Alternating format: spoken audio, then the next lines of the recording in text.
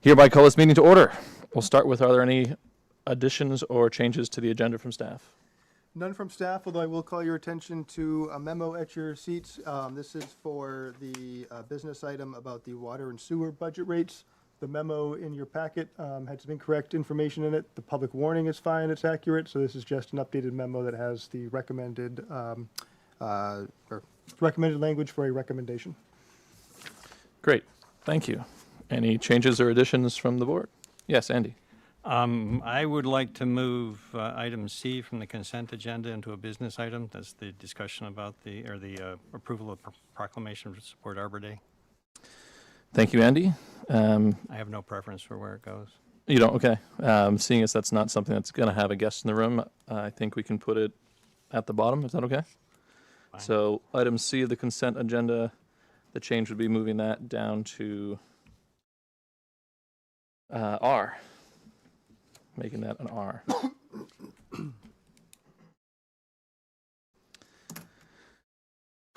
Make a motion that we approve the agenda as amended. Motion's on the floor. Is there a second? Second. Second from Ethan. All those in favor of amending the agenda? Aye. Aye. Motion carries 5-0. Agenda is set. That will bring us to the public to be heard. I'm going to first read some rules of conduct. Please silence your phones. For those of you online, we will both take comments from people in the room as well as online. The microphones online are muted by default until recognized by the chair. This is the result of some bad actors in prior meetings and is an attempt to prevent this from occurring in the future. Also, please note online that the chat feature is disabled as well as the reactions. So if you need to speak, please raise your hand and we will call on you as such. For everyone during public to be heard, this is an opportunity for the public to comment on items that are in the consent agenda or raise issues that are not included as today's business items. Please be civil, please be brief. As a general rule, any comments longer than a few minutes represent a need to have a deeper conversation either by email, setting up a meeting, or being added to a future agenda. Please refrain from side conversations. Please be respectful of staff and those speaking. Please direct your comments to the chair. And when called upon by the chair and coming up to speak, please join us at the microphone table. Please state your name as well as where you reside. I will open it first to the people in the room. Any public comment in the room? Yes, please come forward.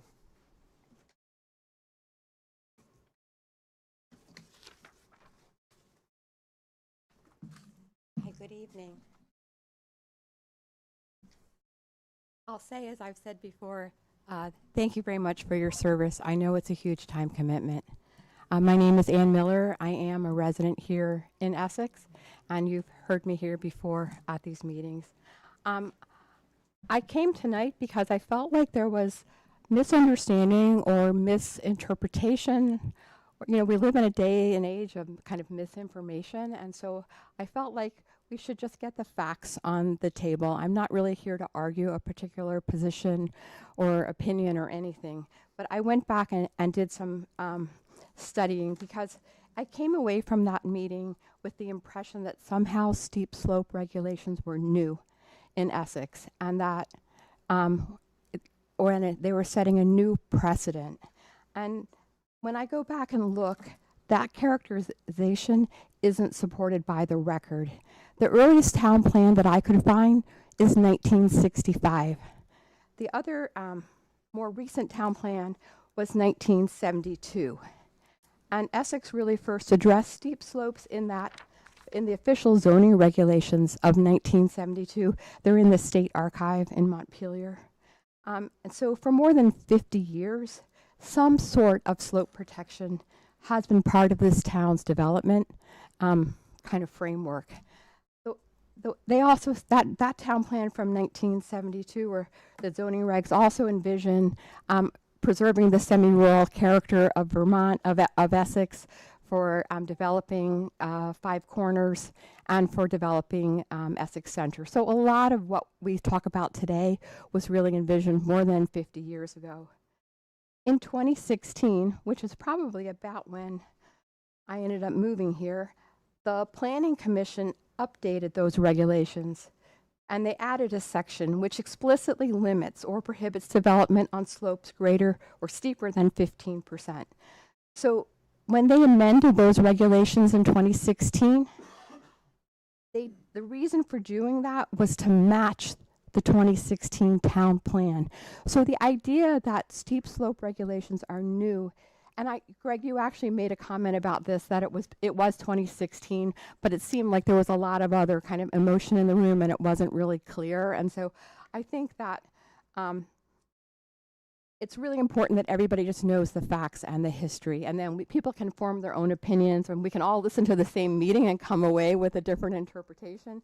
But really the main point of it is that the zoning at that time in 2016 was catching up to the plan. It wasn't creating anything new. And then in 2018, the Chittenden County Regional Planning Commission, it incorporated Essex existing steep slope rules into its official Act 250 review guidelines. So they listed those as known constraints, and they cited our town plan and zoning regulations by name in 2018. And so the state basically recognized this as settled Essex policy more than 8 years ago. And so when people talk about it being new, perhaps it's new to them, or it's newly enforced, or somehow seems new, right? And so I just want to say that these rules have been on the books for a decade. There's a map of steep slopes that's on our website that has been there for at least that long. And so I think that for all of us, it's just really important to know our history and keep the facts front and center. And then I know that all of you are here to support the long-term priorities of our community, and that we can't be thinking about the needs of an individual, business, homeowner, landowner. We need to be focused on the needs of the community. So I just wanted to bring the facts and the history to the table, and thank you again for your service. Thank you very much. Any further public comment in the room? I'll turn to online. Is there any? Lorraine. Yes. Lorraine? Oh, thank you, Chair. Lorraine Zaloom, 74 Center Can you Road. pause for 1 second? Can we just turn up Yep. the volume a bit?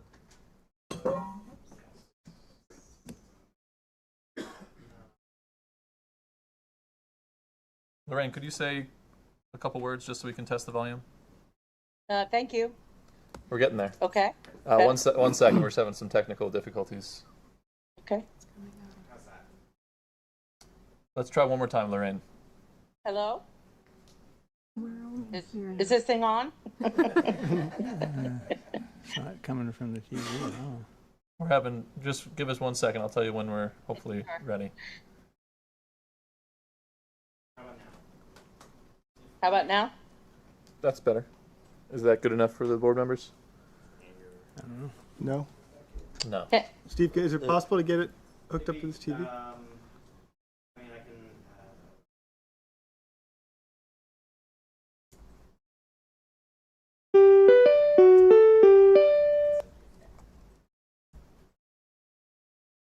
Lorraine. Yeah. Is there any way to get it off of the TV? It's not on the TV, I think, is the problem. So it's just the speaker back there. Lorraine, can you test? Hello?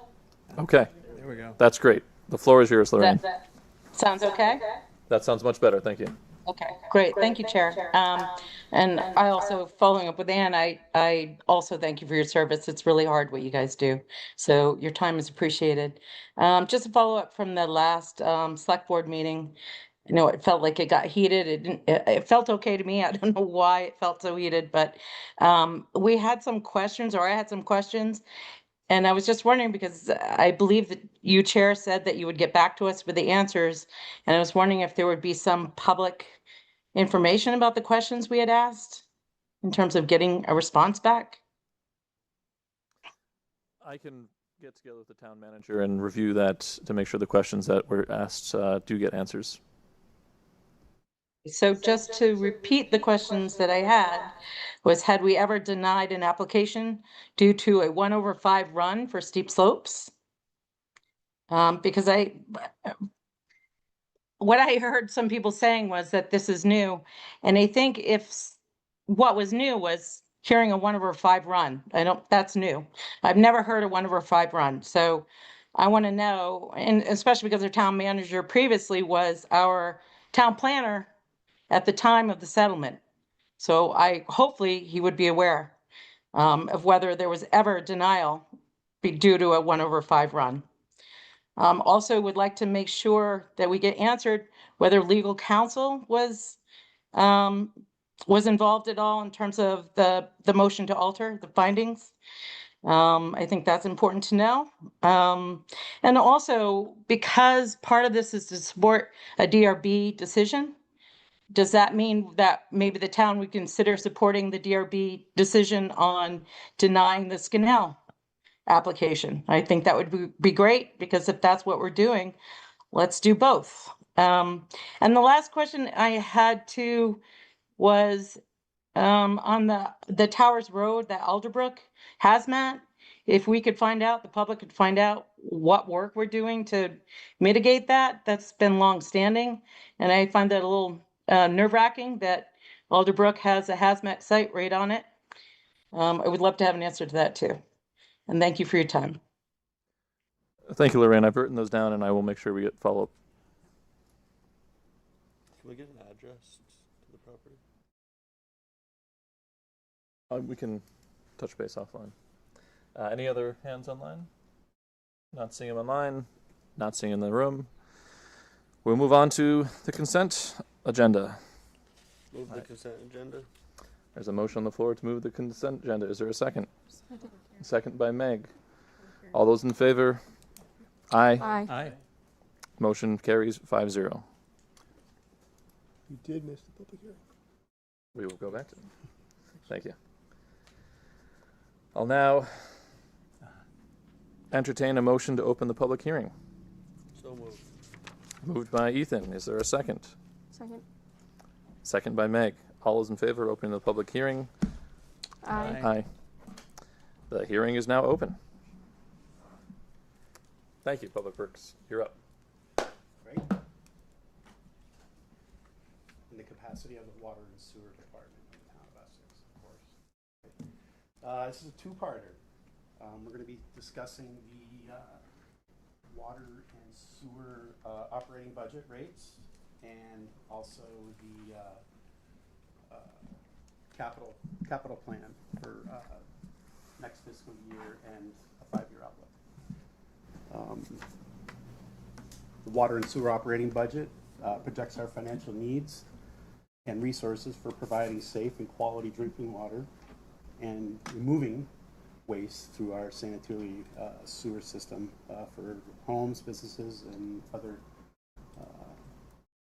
establishments throughout the community. This year, the total proposed FY, we'll go backwards.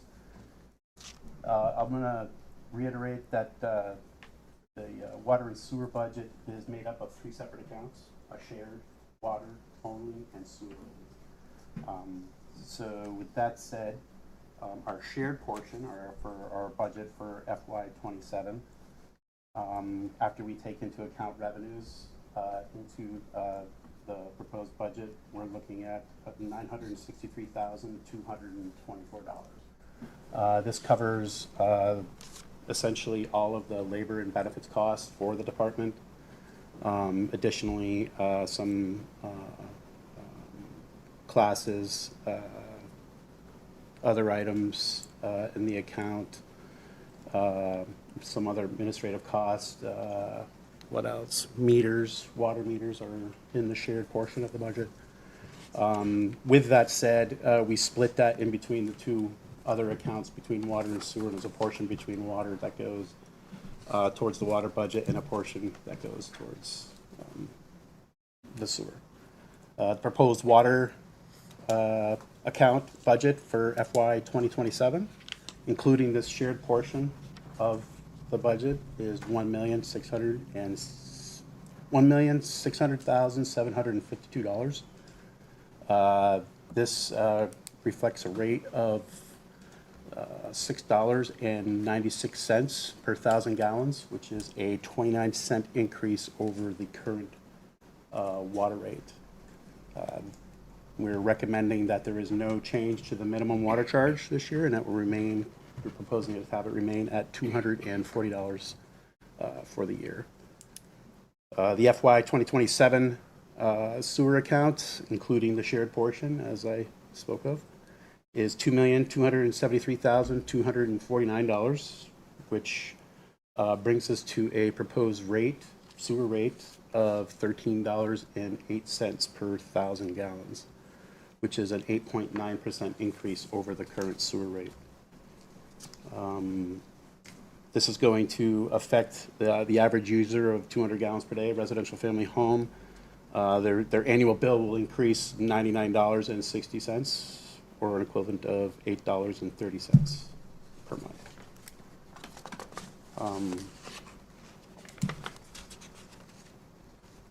I don't know if we want to continue on with questions or go through the budget as the attachment. I think it's in page 4 of the packet. We can. Let's pause here for questions. I see a hand. Yeah, I just have one question. The minimum charge, how is that split between the water and sewer accounts? Out of that $240? It's water only. So there is no minimum sewer charge that if somebody doesn't use more than the minimum? That's correct. The town gets no money for the sewer department from that person? They would be billed based off of their usage. Based off so it would only be the usage charge, so, okay. So if they use 1,000 gallons, that. Sorry, Kendall. You're not in your mic at all. Focus on so you can. They would pay the $13, that would be their minimum charge based on how many 1,000 gallons they use, right? Correct. Okay, thank you. Any other board member comments? Questions? Great. We'll save public comment for the end. Why don't we go to the second part? Capital for the FY 2027 water and sewer capital budget. That has been placed in the packet on pages beginning on page 20. Follow along. The water and sewer department proposes spending $1,068,770 between the water and sewer utility projects and equipment purchases for FY 27. All projects planned for FY 2027 will be supported by the current available fund balance of $3,264,196 currently. As the town water and sewer system does age out, continued investment in both is necessary to maintain the quality of our current services to our community through both systems. The department continues to review and assess both systems and prioritize the reconditioning and replacement of assets within both systems. I believe there was a couple of questions at the last select board meeting asking about certain projects or certain developments, water lines specifically in certain developments. This is where those types of projects are funded. We look at the system as a whole and we prioritize the need based off of not only breaks but also what we have noted in our inventory. There are a few new projects this year added to the budget with the ones that were on this current fiscal year. Annie, you want to talk about Warner Ave flow meter and the sludge drying beds? Sure. I'm going to move this over closer to me, so I'm not in your personal space. So we added, so the Town of Essex and City of Essex Junction have a two-party agreement for shared maintenance and operation of shared lines. It's for any shared gravity sewer lines and our pump stations that we share. Well, I guess the city technically owns, like the West Street pump station they own and the Susie Wilson pump station they actually own, but we share those costs. Susie Wilson, we take care of 100% of the costs because most of the flows going into that station are ours, where the West Street pump station is about 70% town, 30% city. That is going to change because what we're working on is adding flow meters to our system so that we can start basing the costs, those shared costs, on flow versus how it is currently set up in the two-party agreement, which is either by ratio of number of connections or a 50-50 split between the town and the city, which is not really equitable between the two communities. We should really be basing it on flow. So there are 4 locations in the town that connect into the city's gravity sewer infrastructure. Alderbrook Pump Station, Susie Wilson Pump Station into the West Street Pump Station off of 15, near where like the jug handle is to get into Pearl Street Park. Warner Ave, which is the development that's off of 15, also in the city, that's right behind Shillingford Crossing, and then also Lang Farm, the connection into Countryside. So Alderbrook is already metered. We just installed a flow meter on the force main that connects Susie to the West Street Pump Station this past fiscal year. The number of Lang Farm connections are relatively small, so they're not as important as not in comparison to the other flows. And so what we're looking to do is install a flow meter at the Warner Ave connection in this next fiscal year. So once we do that, about 99% of the town's flows will be metered entering into the city. So then we can sort of true up those costs, update the two-party agreement, and have those more of a fair share between the two communities. The Lang Farm connection has, I believe, like 36, 32? 36 houses that empty into the gravity system there at that point, which is essentially less than 1% of our total flows into the city. So we're going to continue the same way we're measuring and metering some of our existing gravity flows in the lower end of Susie Wilson area. We use water meters. We take monthly readings of all those water meters and use a calculated inflow and infiltration rate into the system added to that, and that's what we report to the city. Getting all 4 is ideal, but it's diminishing returns on trying to put in a flow meter for 36 houses in Lang Farm. Yeah. This is going to be this is something I tried to work towards since I've been here, was to be able to meter everything real time and have it go through our mission system and up through the cloud, and being able to take a look at flows daily or hourly if need be. So baby steps, but we're finally getting there. So. Yep. The next new project is the new municipal complex utility design, which you guys are all familiar with what we have going on there. And then the third new project is the sludge drying beds. So currently, the Tri-Town, so the City of Essex Junction, the Town of Essex, and the Town of Williston use the drying beds at the Winooski Wastewater Treatment Facility for any of our pump station cleanouts or sludge drying for the wastewater treatment facility. So we have a verbal agreement with the wastewater treatment facility, and while it has, for the most part, worked out, it's not without its share of problems. So we figured that it would be in our best interest between the 3 communities to build sludge drying beds at the wastewater treatment facility. So they are ours. We own and operate them. We're looking at 3 beds, so each community has their own bed that they're responsible for taking care of. And so currently, it is in design, and our plan is to construct the drying beds in fiscal year 27.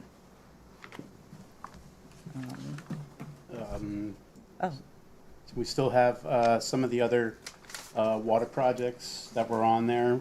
They're continuing to progress. The Sand Hill 15 intersection, that's being driven by the work with the intersection, or the upgrade of the intersection by V-Trans. That's been pushed out again.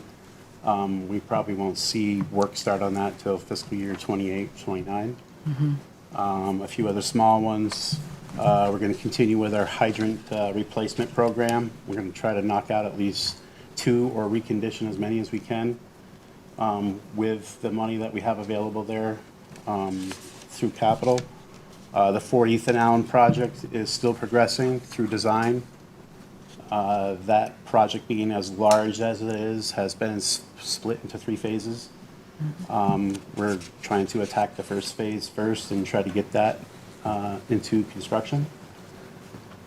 Creek Road will likely start design work as proposed for fiscal year '27, which is just a small line in between Rustic and Wildwood in the Pinewood development.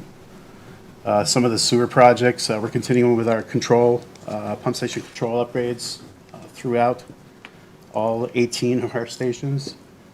The Lang Farm Town Center pump station upgrade project, or the redirect, is still in progress.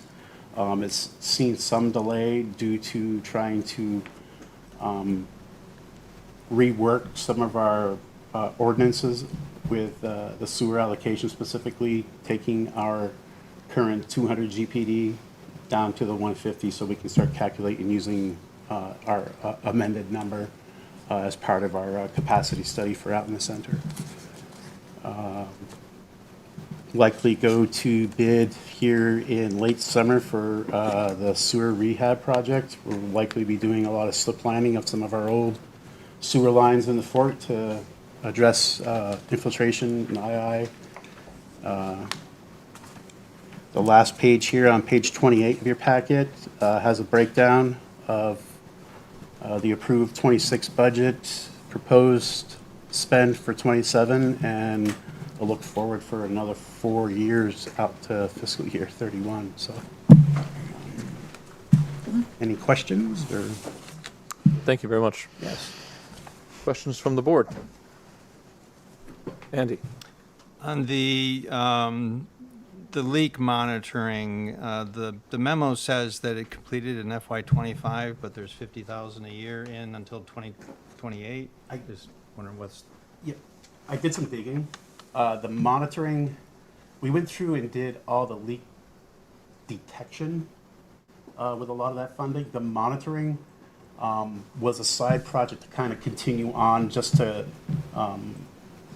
so we don't lose all that work and all that ground we gained looking into the system and looking for leaks. The monitoring was sensors that they would put on a pipe through vaults. They would install a vault down a water line and then put a sensor in, cellular, shoot up to the cloud. Some of that was pretty cost prohibitive. 50,000 wouldn't even cover a vault installation in this day and age. So we've been looking at other methods, means of trying to monitor pressures in our system. It kind of has been on a back burner as of late, just due to workload, but it's something that we're bringing forward. Our current supplier of hydrants, we require Kennedy hydrants throughout the community. They have a product that measures and monitors the pressure in the hydrant or on that particular section of water main in our system. And you don't have to have the hydrant on, which makes it susceptible to freezing in the winter months. So the monitor is down below where it shuts off the valve 6 feet under. So, we're looking at capitalizing on using some of those funds moving forward, and quite possibly dipping into some of the hydrant replacement stuff. We can probably get 2 birds. Okay, so it's not the process or the operational monitoring of, it's the equipment that you need to install in order to move into the Yes. future with whatever plans you have to continue Yeah. monitoring. Okay. Using the finance language that Okay. they're Okay, I was trying to trying teach to me is- figure out why it wasn't an operational cost, but it's the equipment to do the work. Yep, it's creating an asset. But by the way, Kennedy Valve is in my hometown, Elmira, New York. It says right on the Kennedy valves. My brother and I, whenever we travel all around the world, look at all the fire hydrants and look for. We send each other pictures of the Kennedy valves when we find them. There's one in. Of course you do, Andy. There's one in Reykjavik. But yeah, so. Yeah, no, they have a good product, and this is a game changer. It takes something that would have cost pushing 80 to 90,000 per location per node, down to the $15,000 range. So Okay. we can get a lot more done with the funds that we have available. Okay. All right. Thanks. Further questions from the board? Is this when we would comment on the particulars of the funding of it, or should we wait for the discussion for approval? if you want to pose it as a question and you need them to answer, we can do that here, or if you feel it's best to wait until we're voting on it, it's up to you. Okay, I think I'll wait because my questions involve more the board versus the staff. Great. Yes, Ethan? Oh, I just have a quick question for you. But for out into 30, really 29, it kind of starts, but 29, 30, 31, are you leaving total expenditures low and planning for seeing what happens in the next 3 years? Are we thinking that we're only going to spend 230,000 in 31 when we're spending $1 million in 27? I believe what we're doing there is kind of creating some buffer to take into account future new projects, stuff, okay. Construction projects, bond payments for those projects. I know the 40th and Allen Phase 1 water asset replacement is going to be a significant bond payment. So Okay. we're kind of leaving the freeboard there to allow us to kind of fit that stuff in the out years. Without jacking the rate, is that Well, no, well, no it's- sense or no?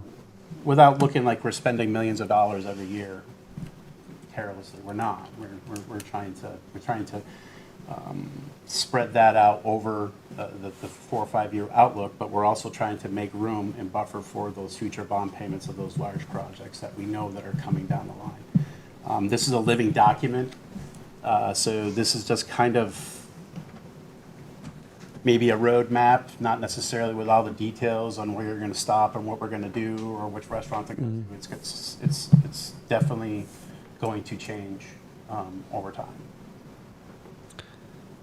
So just to follow that, just so kind of, but I see that I'm not use a quotation mark for fund balance, but I feel that there's still a pretty healthy. There's $1 million. It looks like we carry. But I do notice in those same 3 years that the balance reflection is based off from reduced spending. So my question is the capital being funded enough? Shall we have a bad year where we spend 800,000 that's only budgeted for 500? That brings future year funds to 600,000, and then all you would have left for 31 is 600,000. You plan on spending 230. You could have $400,000 in 31 in funds. So I just wanted to make sure that we were planning on keeping $1 million in our emergency reserve fund minimum. I don't see it here. Well, I would defer to the finance team on that. There's a certain amount that we should be holding in reserve. I don't necessarily know all the mechanics of that type of financing of the water system. I know we have to carry a certain percentage of our general fund budget that is required for us to have in reserve, but I do not know the intricacies of this. That would be a question I would defer to either the management team or the finance on. Okay. What that dollar value is. Has it been discussed and kicked around in-house? Yes. Okay. Thank you. Rick, do you want to weigh in on that? Sure, my understanding is that it's not like your operating budget where GFO, the government funding accounting organization recommends that you keep 10 to 15% unallocated in reserve. You don't have something like that for capital, so we're sort of going on what's in the future, what's coming, what is still that buffer that Aaron mentioned. I think 1 million is certainly a good number. Stuff like this can get eaten up pretty quickly. At the same time, like Aaron said, I think drawing down a little bit, keeping an eye on the horizon, we're still in good shape, but it's more of a art than a science. And if there's anything you want to add there, please do. Sure. So I guess I would just offer, we try to be very conservative. So we're not counting grants or forgiveness that you can sometimes have for the planning loan of state revolving loan funds for water and sewer projects.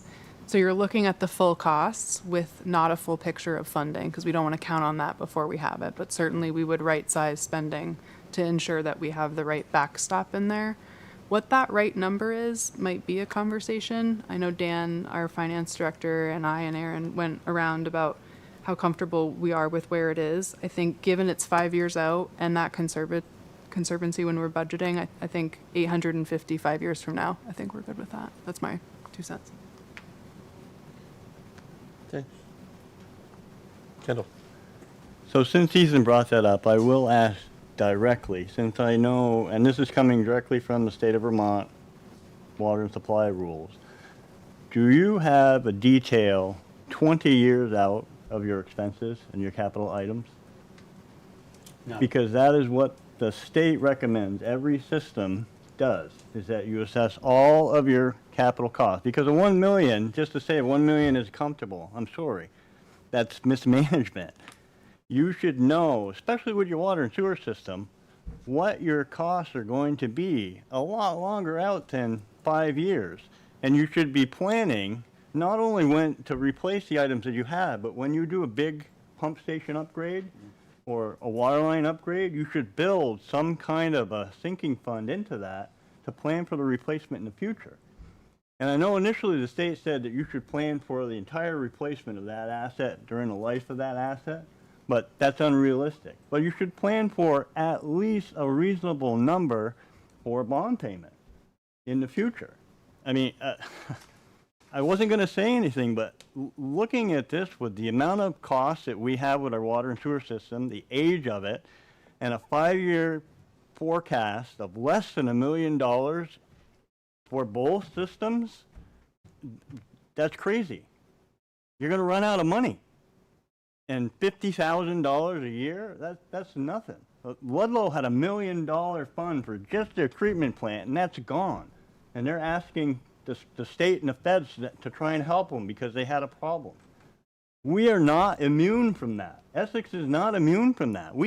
Just in the time I've been on the board, I think we've spent $1 million of unplanned expenses in the water and sewer system. People that are outside of the system on a water supply, they got to pay 30 grand to put a new well in. They have to amortize that on their house payment or come up with the money. It's even more for a mound system. It's 40 to 50 grand, and they got to come up with that money. So to look at your rates and have people think that they're paying a lot for $240 a minimum charge and whatever sewer bill there is, $1,000 a year or whatever for the water and sewer, you're running the system into the ground. You've got to increase your capital. I don't see any way out of it. All you got to do is look at this. Right now you're sitting at 3.2 million. You know you've got a bunch of expenses just in a short term, and you're going to be less than $1 million, and you know you're going to spend some more. And you can't rely, we've proven that, you can't rely on the state giving you 90% grants or 80% grants or even anything. So I'm just very, very concerned that the board really has to look at this with the staff. We need more information. What are some immediate big-term capital items coming up that we need to plan for? That's all. And 5 years to me is just not enough time. Sorry. Kendall, I appreciate it. You raised some good points. Aaron, did you want to respond at all? I mean, somebody's got to be the canary. It's just... The canary. Yeah. Kendall, canary. I hear you. I don't not disagree with you. I think, as Karen said, looking forward, we should be having future conversations on what that percent of our budget is required to keep us running and not necessarily fund all of the infrastructure replacements in throughout the community, Kendall, because I think that might be a wish of any operator or anybody who runs a system, but at least a number, a figure that we can come up with that is going to be a benefit to helping us finance a lot of these projects we know that are going to be coming forward. Yeah. I mean, I would just add to that the town is on the operating general fund. We maintain 15% all the time, which is almost $3 million. And we take that fund balance and we put it into the operating balance. Your opportunity to fund your water and sewer capital is going to come from the money that you have in an interest or other things like that. But most important is the state, they came out with that very specific, because if you don't have that detail of those tables of what your expenses are, how can you really present to a board what that number is? We should have an idea. And he has an idea here because they've come up with all the money. It's just we need to look at it further out, and it needs to be funded, because that's what's missing in here is the funding. You've only got 50,000 a year for a transfer, and then the other SRF funding, which, as Karen said, you're not really sure about. So literally the only hard item number in this is a $50,000 transfer. That's it.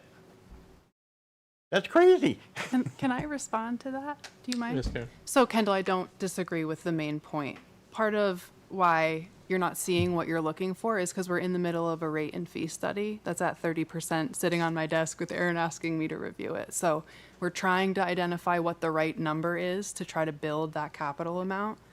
In terms of the $1 million or the 850, I would certainly love more than less. I'll remind everyone that our capital fund is built on $1 million in undesignated. That's all of our roads, all of our buildings, all of our vehicles. That's the risk tolerance the community has put. We can absolutely revisit that. I just want to put in context my comments that 850 5 years from now is kind of the clearest picture we have.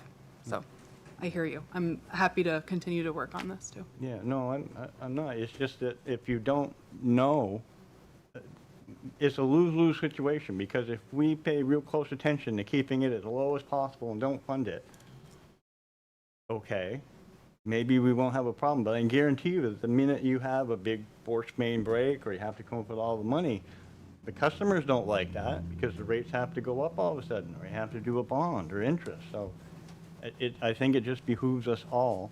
I'm glad to hear that the rate study is going to take into account some of the capital. So that's good. But thank you for indulging me. Thank you, Kendall. I'll now open it to public comment.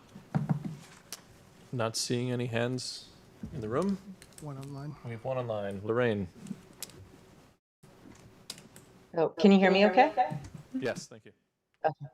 Sorry, it looked like it was muted. Just a couple things. One, I love flow meters. So awesome. Thank you, staff. That's amazing, Aaron and Annie. Fantastic. And also thank you for sharing that you found a much more affordable method for measuring pressure. I think that's fantastic too. I'm certainly working in the industry. I'm just really excited about a lot of the innovations I'm seeing that I think the cost will continue to go down in terms of like leak detections and things like that. So I'm thrilled that we're doing things that measure in real time. I'm thrilled that we're considering things proactively to reduce cost reactively. I think that's just fantastic. And one of the things I was wondering is I noticed driving by Alder Lane, I saw that it looked like we used a corrugated metal again. And I thought there was discussion about trying to steer away from corrugated metal due to some of the water is corrosive. I think we have pretty high acidity in some of our streams. So just wondering about materials. And the other thing I was just wondering if like an almost a 9% rate increase, is that normal or is that expected for each year? Just because I think for most people, I would love to have a 20-year plan, because I think like most people, I like to budget ahead of time. And I think it's really helpful for people, especially on fixed incomes, to not get hit with like a 9% increase, even though it doesn't seem like a lot and it's a good bargain and all that. For some people who really live on the edge, I think that's that it is a lot. And I just want to be careful about how we kind of comment on whether something's a bargain or not when someone is struggling financially. So I'm just wondering curious what an average rate increase and what should we expect in the future? Thanks. Before I turn it to the staff, Lorraine, could you state your name and your place of residence?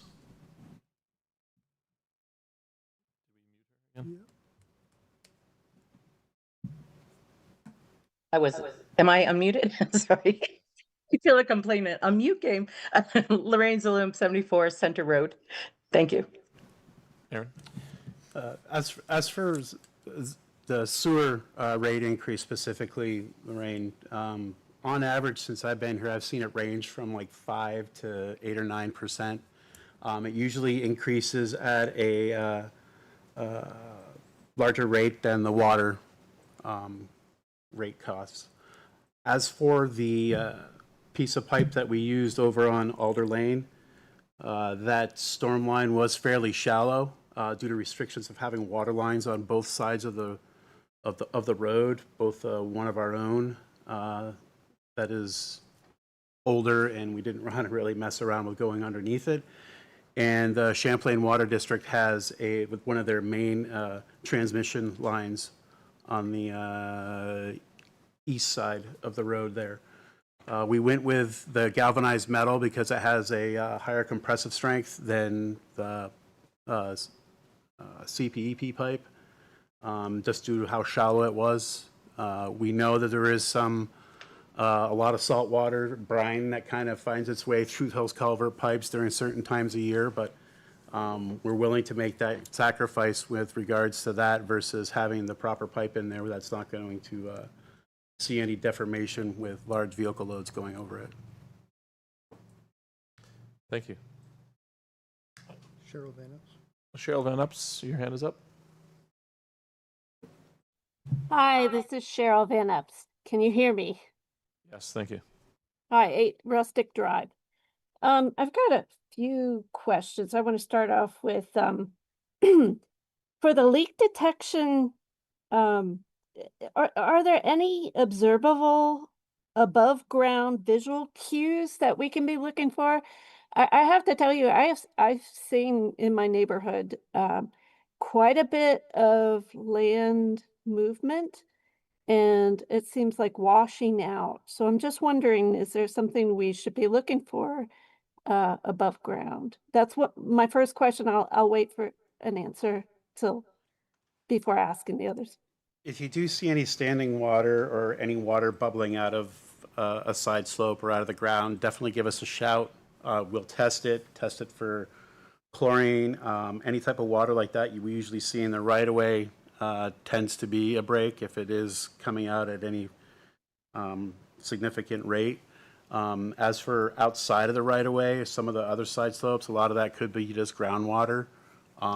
Let us know anyways, and we can take a look, just the proximity of some of our infrastructure in through there, just to verify that it's not a water break. Okay, thank you. Another question I have is the priority of the projects. I did not see a list, and I admit I was just scanning through just before this meeting, a list of your, I guess the forecast, your prioritized projects you're going to be working on for sewer. How do you determine priorities? I understand there's a neighborhood, Pinecrest, Susie Wilson, that is in need of sewer services. Are you going by how long they've been going without? How much money is available? What determines the ranking? Go ahead. We have 3 PEs on staff. I'm a water resources engineer as well. I use my professional opinion. We take a look at specific problems, certain areas that we assess throughout the year, frequency of breaks, other design factors. Cost is also a factor. In a perfect world, I wouldn't have to worry about costs. I could fix everything and make everything right, but that's something that we definitely take into consideration. Specifically to the Painesville question, or the Pinecrest area, that has come before the board, I think, twice since I've been here in 20 years, looking for buy-in from the select board to get that project off and running. It's never really had traction, either with previous boards or with the residents out there in Painesville.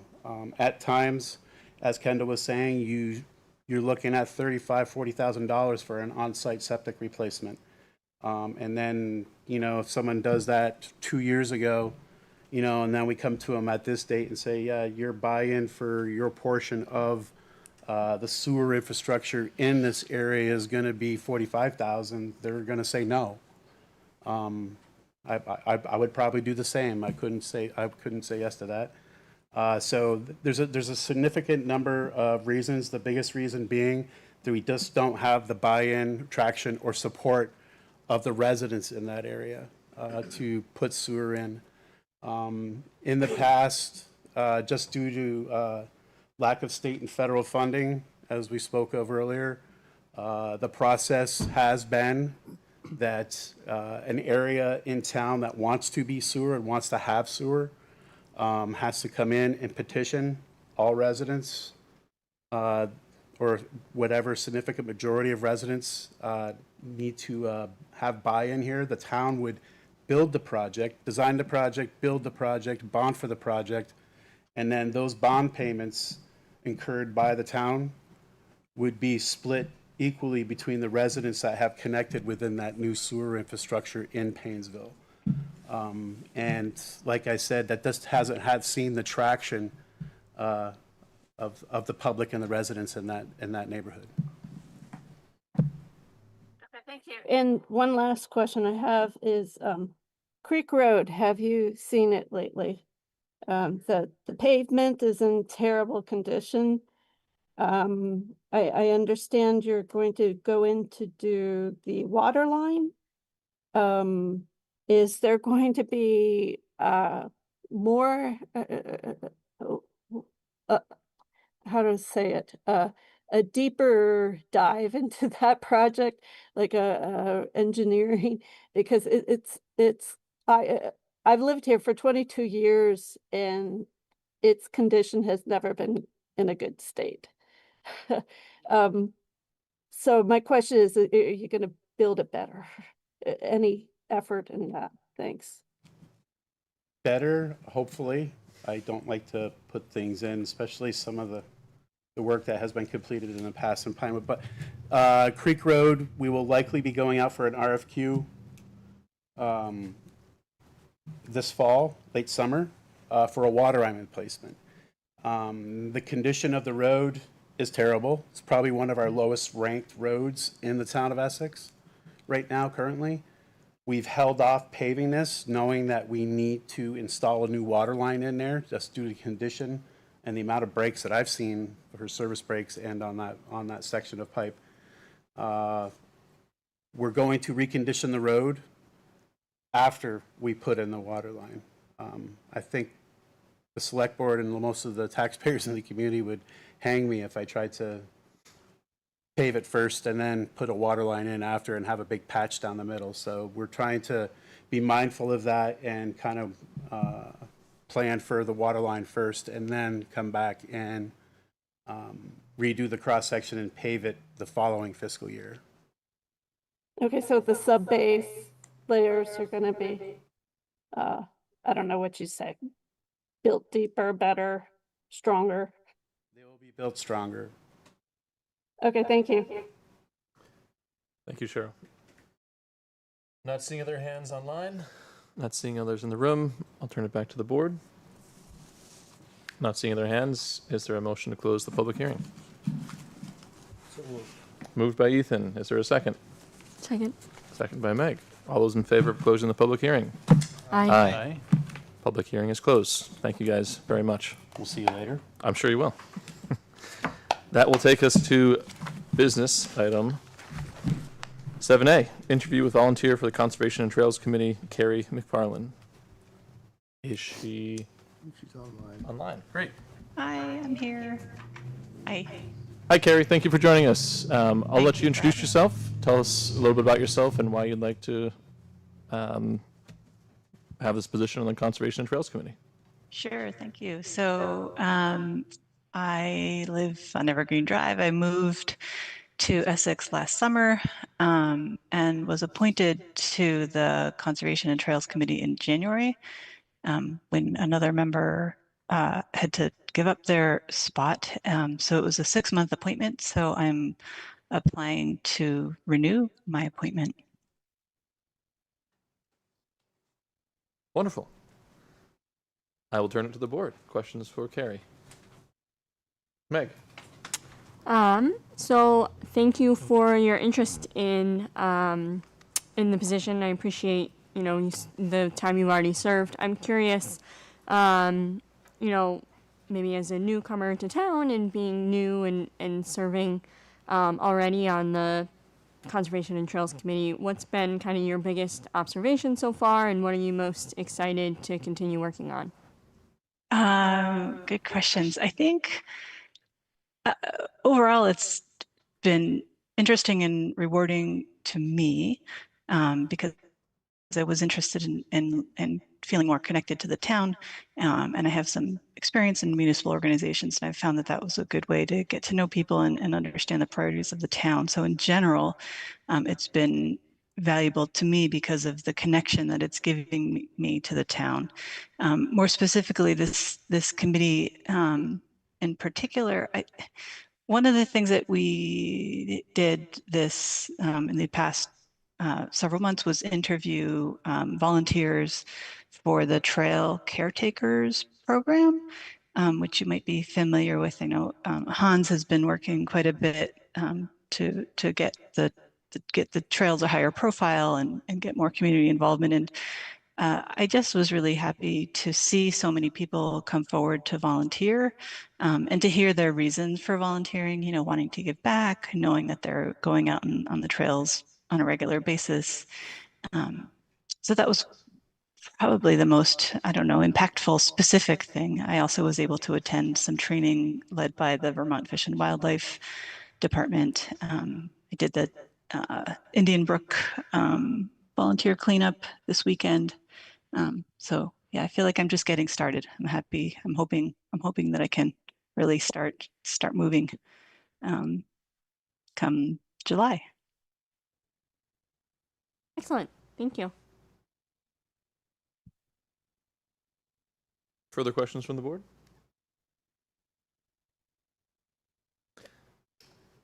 I'll go. Ethan.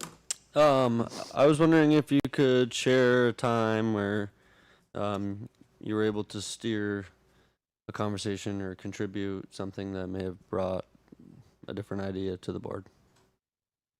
Gosh, I almost feel like you should ask other members. I guess one thing that I did recently, so one of the things that you probably know we do is we review development review board applications. And I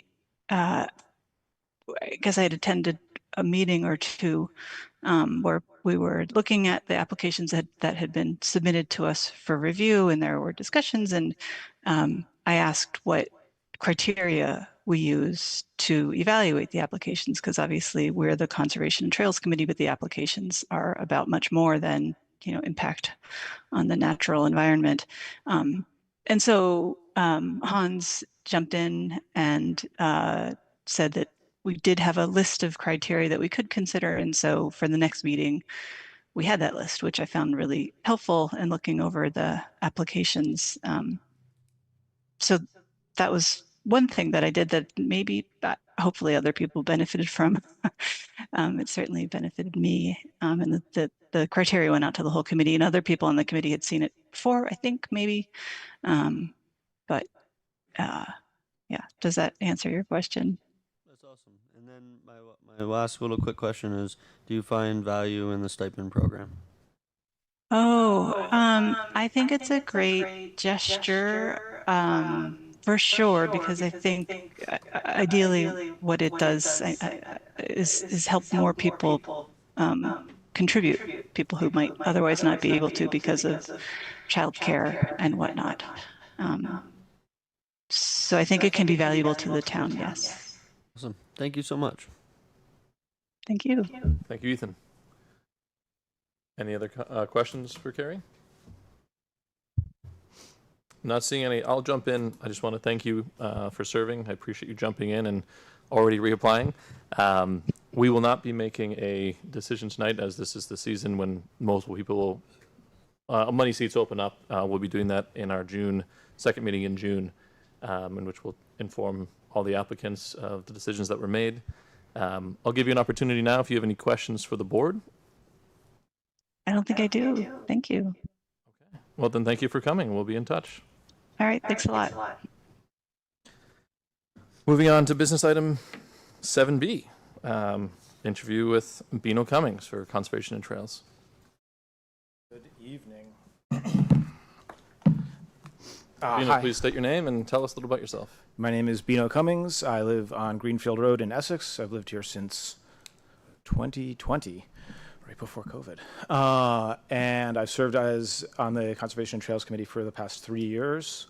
The last year or so, since as long as you've been on the select board, I've been serving as the vice chair for the committee, because I replaced you in that role. Yeah, that's kind of my 2 cents there. Great. Board members, what questions do you have for Bina? I'll jump in. Yes, Meg. First of all, thank you again for serving on the committee. I appreciate it. Again, similar questions. So far, what has maybe been kind of your biggest challenge, and what have you found the most rewarding? Biggest challenge, government moves slowly, has been at times frustrating, but understandable. Lots and lots of moving parts and opinions to consider. Most rewarding, community.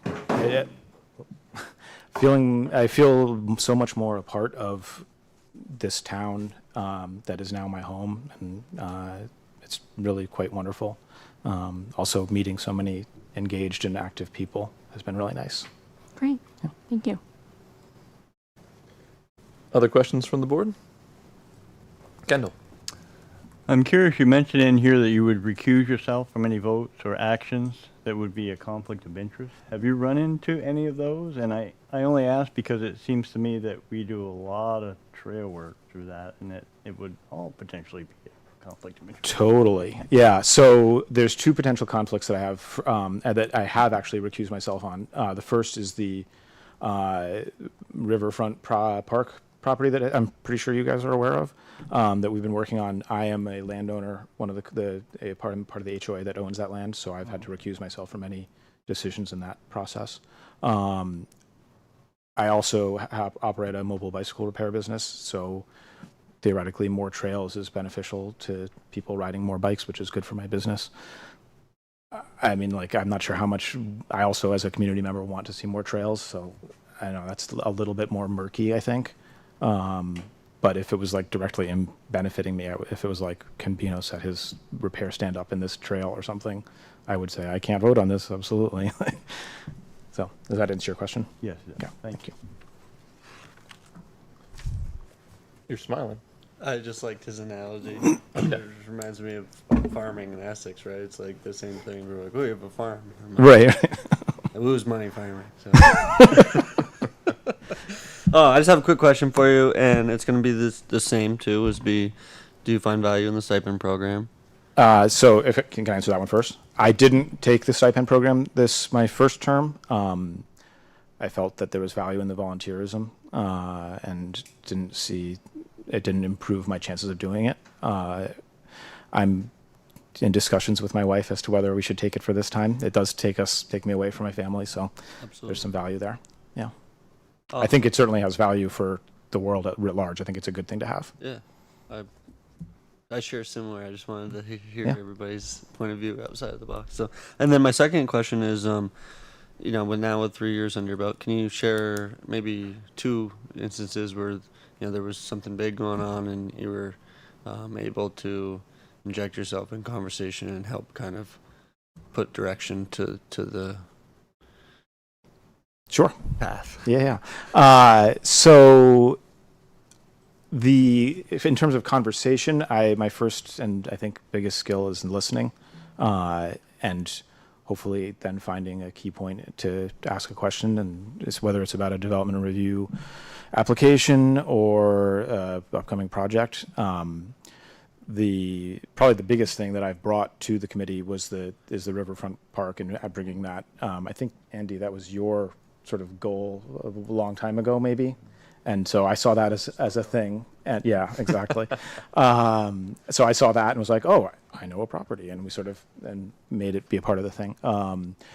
So that was pretty cool. And it's been cool to see that continue to grow and evolve. And then there's a sort of a hands-on element. So we do Arbor Day celebration. And because of my life in the spring is very busy, for this recent one was up over at the spot over at the other end of 289, digging a hole at 7 o'clock at night for a tree, which was fun. People thought I was a little crazy walking by, but I told them what we were celebrating, and that was fun. So the hands-on kind of stuff is great for me. I like to do that stuff too. Awesome. Does that answer your question? Yeah, that's awesome. Thank you for Cool. sharing. Yeah, of course.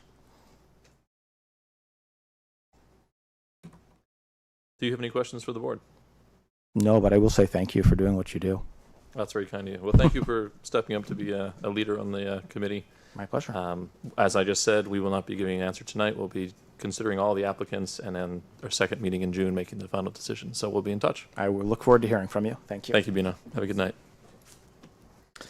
Moving on to business item 7C, interview with Joshua Knox for the Planning Commission. Good evening. Good evening.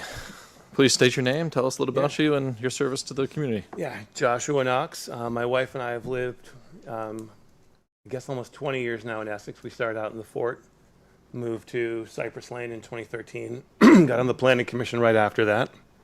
We've got 2 children now, which definitely changes how I view planning. The original reason I started doing it was just sort of like, this is kind of a fun thing.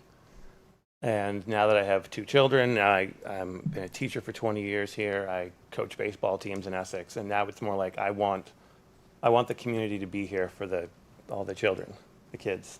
A lot of kids in my high school level teaching, they want to come back to Essex, or they want to come back to Chittenden County. They want to come back after college, and they really struggle to.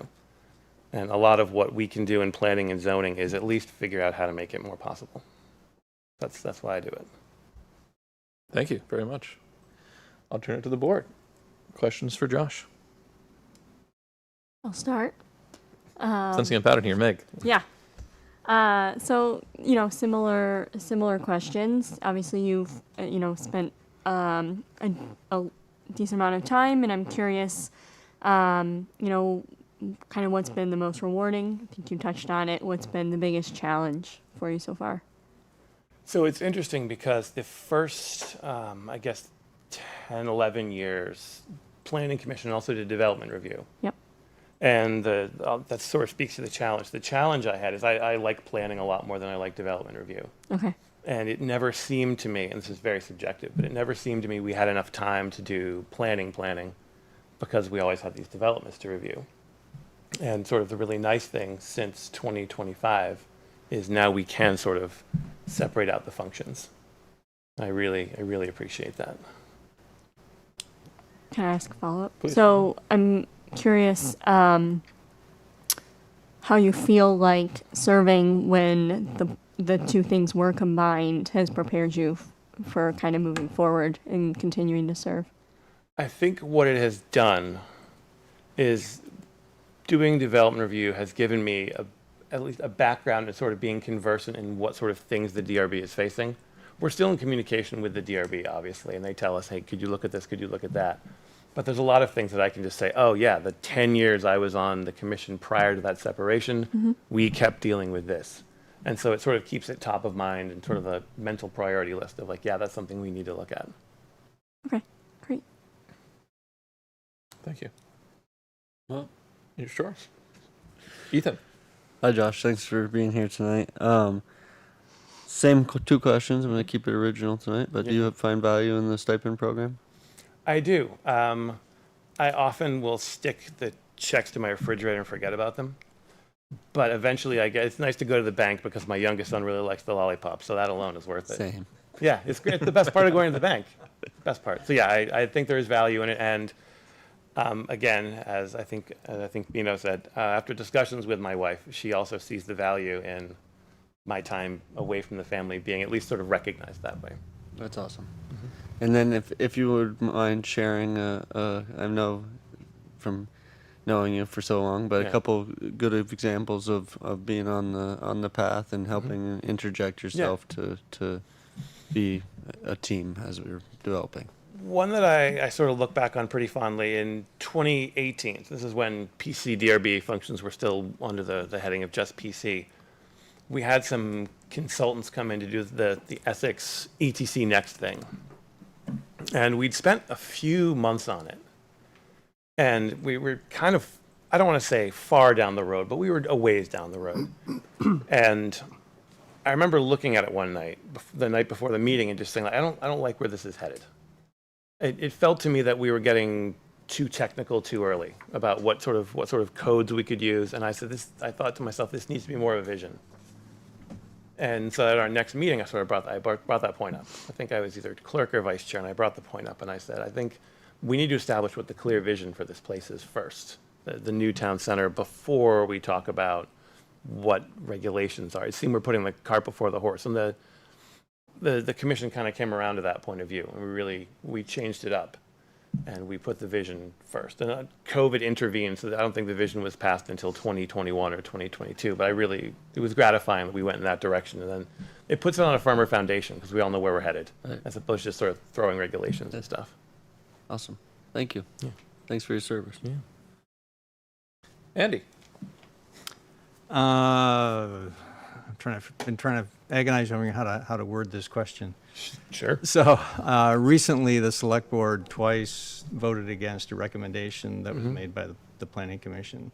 Is there something? I know the two boards have very different functionalities and responsibilities, but is there something between the two boards that could, I don't know, facilitate or help with communication? Is there anything broken there, I guess, is my question. I'm not trying to say that something should have been done differently. Right, no, I understand. I'm just asking, is there a interaction with the select board that could improve? I don't think that was an example of brokenness. I think that was an example of different opinions, to be honest. I remember when I was in front of the board, I want to say it was in December, to sort of talk about, as chair, to talk about what the board was doing, what the commission was doing. I viewed, and we're talking about, of course, Act 1B. Tier 1B. Tier 1B. I viewed it as a tool to bring about the vision of the town plan. I thought it would expedite the things that were already allowed to happen, you know? It wasn't going to make anything legal that was currently illegal. It wasn't going to change zoning. It was going to hurry things up.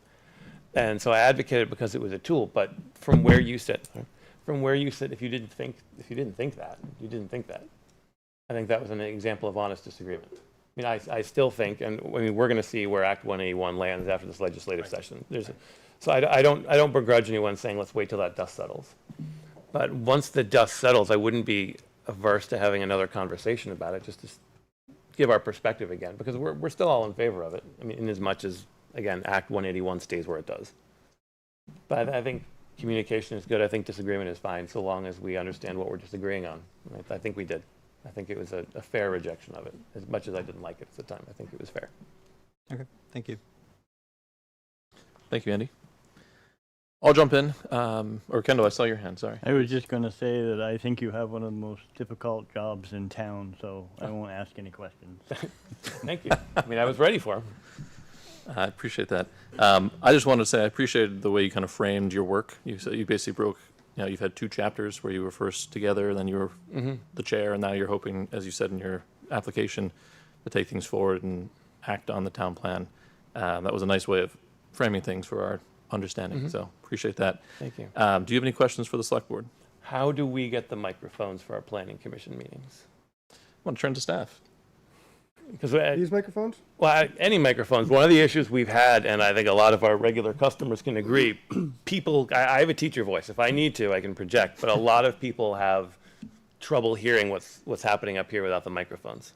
I think if Town Meeting TV is here, these are the microphones that you would use, and we set aside some money, and the select board set aside some money in fund balance this past year to try to make some HVAC improvements, including microphones. Not HVAC. Not HVAC. AV, excuse me. AV. One of those acronyms. HVAC is fine too.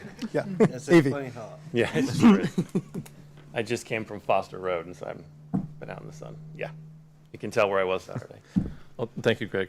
Any further questions besides technology? That'll be it. Great. Well, as you heard, we will make our decisions the second meeting in June, so we'll get back to you after that. Thank you for applying and all your service. All right, thank you. Moving on to business item 7D, interview with Georgia Levine for the Planning Commission. Chair and Vice Chair. Welcome, Georgia. If you could state your name and tell us a little about yourself and why you choose to serve. Can everybody hear me? Okay. I'm Georgia Levine. I am the Vice Chair of the Planning Commission. I've been in Essex for about 13 years. Like Josh, I have 2 kids. Seems like time flies. It feels like I was just here, but I've been on it for 3 years. So this is reappointment. I was on the advisory committee for the Keystone Trail and Active Transportation Project, which was really fun. I was appointed liaison to the Housing Commission, which I have yet to start, but so that's going to be interesting. We're trying to improve communication between those 2 commissions, which I think will be really good. You were all talking about communication, and I think that's something where we're going to really work on that in the next year. And I've been one of the people who's trying to push in that direction with the other commissions as well. Yeah, I really enjoy being on the Planning Commission. I hope to continue for 3 more years if possible. Okay, thank you, Georgia. Board members, what questions do we have for Georgia? Meg? Okay. Again, thank you. We appreciate it. Same questions. I'm curious, you've spent a good number of time. What's been the most rewarding part of the time you've served, and what's been maybe the biggest challenge so far? So the biggest challenge, the first year I was on the commission, we also did development review. And like Josh, I was drawn to this because of planning. Development review was a challenge, but I feel like it's made me appreciate much more what the DRB does. And I feel like it was a blessing that I know what the process is. So that is really helpful when it comes to making regulations. The women's prison was also a huge challenge. We worked on that for a year. And it was really hard to try to be fair, be open-minded, but as you all know, we're in a community and everyone has opinions, and my neighbors had opinions and my friends had opinions, and so trying to really focus on the town plan and what was best for the town. I think we did that, but I think that was, for me at least, that was a challenge for sure. And then what was the other part of your question? On the flip side, what's been the most rewarding so far? The most rewarding has been seeing, especially the last year, we've gotten to really focus on regulations, to really drill down on things where the town, steep slopes, you all know that, but really focusing and on those regulations and trying to make them fit. It's a puzzle. It's really hard, but I think it's really challenging. And I was on a working group for buffers in the RPDI with a member of the Trails Committee, and it was really nice to work with people and to try to build regulations that we feel like would improve the town. So, yeah. Thank you. Thank you. Ethan? Hi, Georgia. Hey. I was just wondering if you could tell me if you have any value in the stipend program. 100%, yes. Awesome. Yeah, It wasn't one of the, today. Yeah, it wasn't one of the reasons I wanted to do this, but it is one of the reasons I'm reapplying. Yes. I would give a little context. I know a couple left, but every couple of years, there's always like a question of like, Yeah. is it worth it? Yeah. And to me, I always think if I can take testimony. Yeah. No. My idea tonight was I'm going to ask everybody. Even for those, it was great. The best example I had tonight was somebody that didn't use it at first, but was like, Yes. it's actually great, and my time is valuable because all of our time is valuable. 100%. Yes. With young kids, we all know Yes. how struggling that can be. Yeah. And then I was wondering if you could share with us kind of the same aspect of, being a part of the team and helping interject yourself to bring a different side of the conversation to light. So I was thinking about this. I'm not by any means the only person on the Planning Commission who was pushing for this, but I do think I have been effective in trying to push for more or not just communication, but working with other committees. So for instance, we're doing regulations concerning the RPDI, and so we're bringing in input from the Economic Development Committee, from the Conservation and Trails Committee, maybe even from the Energy Committee. And I think I would like to continue to push us in that direction. And I do think I've been one of the people who's been pushing for that. Awesome. Yeah. Thank you. Yep. Thanks. And thanks for serving. Yeah. Thank you. Andy? So you probably heard me ask the question to Josh. But Yep.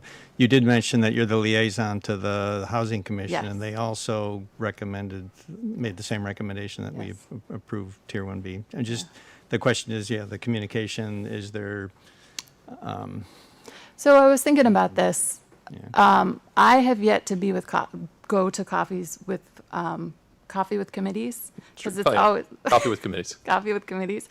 I'm not sure if Josh has been, but I do think that is helpful. And I usually work on the day that it's being held, but I hear that it maybe will be held on Sundays sometimes. Yep, we're going to flip-flop. So I think that could be helpful, perhaps, to improve, because I think that's a good way to improve communication.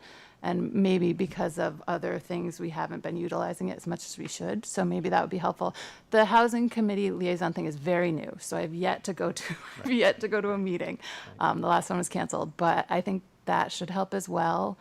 Yeah, I agree with Josh, though. I don't think it was fully a communication issue. I think it was just a difference in opinion. Thank you. Yeah. Kendall.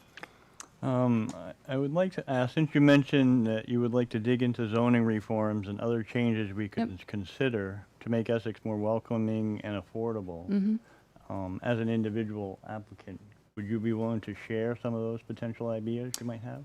Well, so what's happening right now is a lot of these are coming from the state. And so, the state, it feels like every couple of years there was the Home Act and now there's 181. And so it's a little bit tricky. I would say, you can do things at a municipal level. I mean, we can choose. There are certain things we can choose. The state will offer, like, for instance, making applications easier to do at administrative level. So not everything has to go to the DRB. We could choose to make that decision as a town to do that, just to ease a little bit, make it a little easier. I mean, tier 1B would be an example of that. And I think we did, put it forward, and there was a difference of opinion there. We talked in the past about, minimum housing size.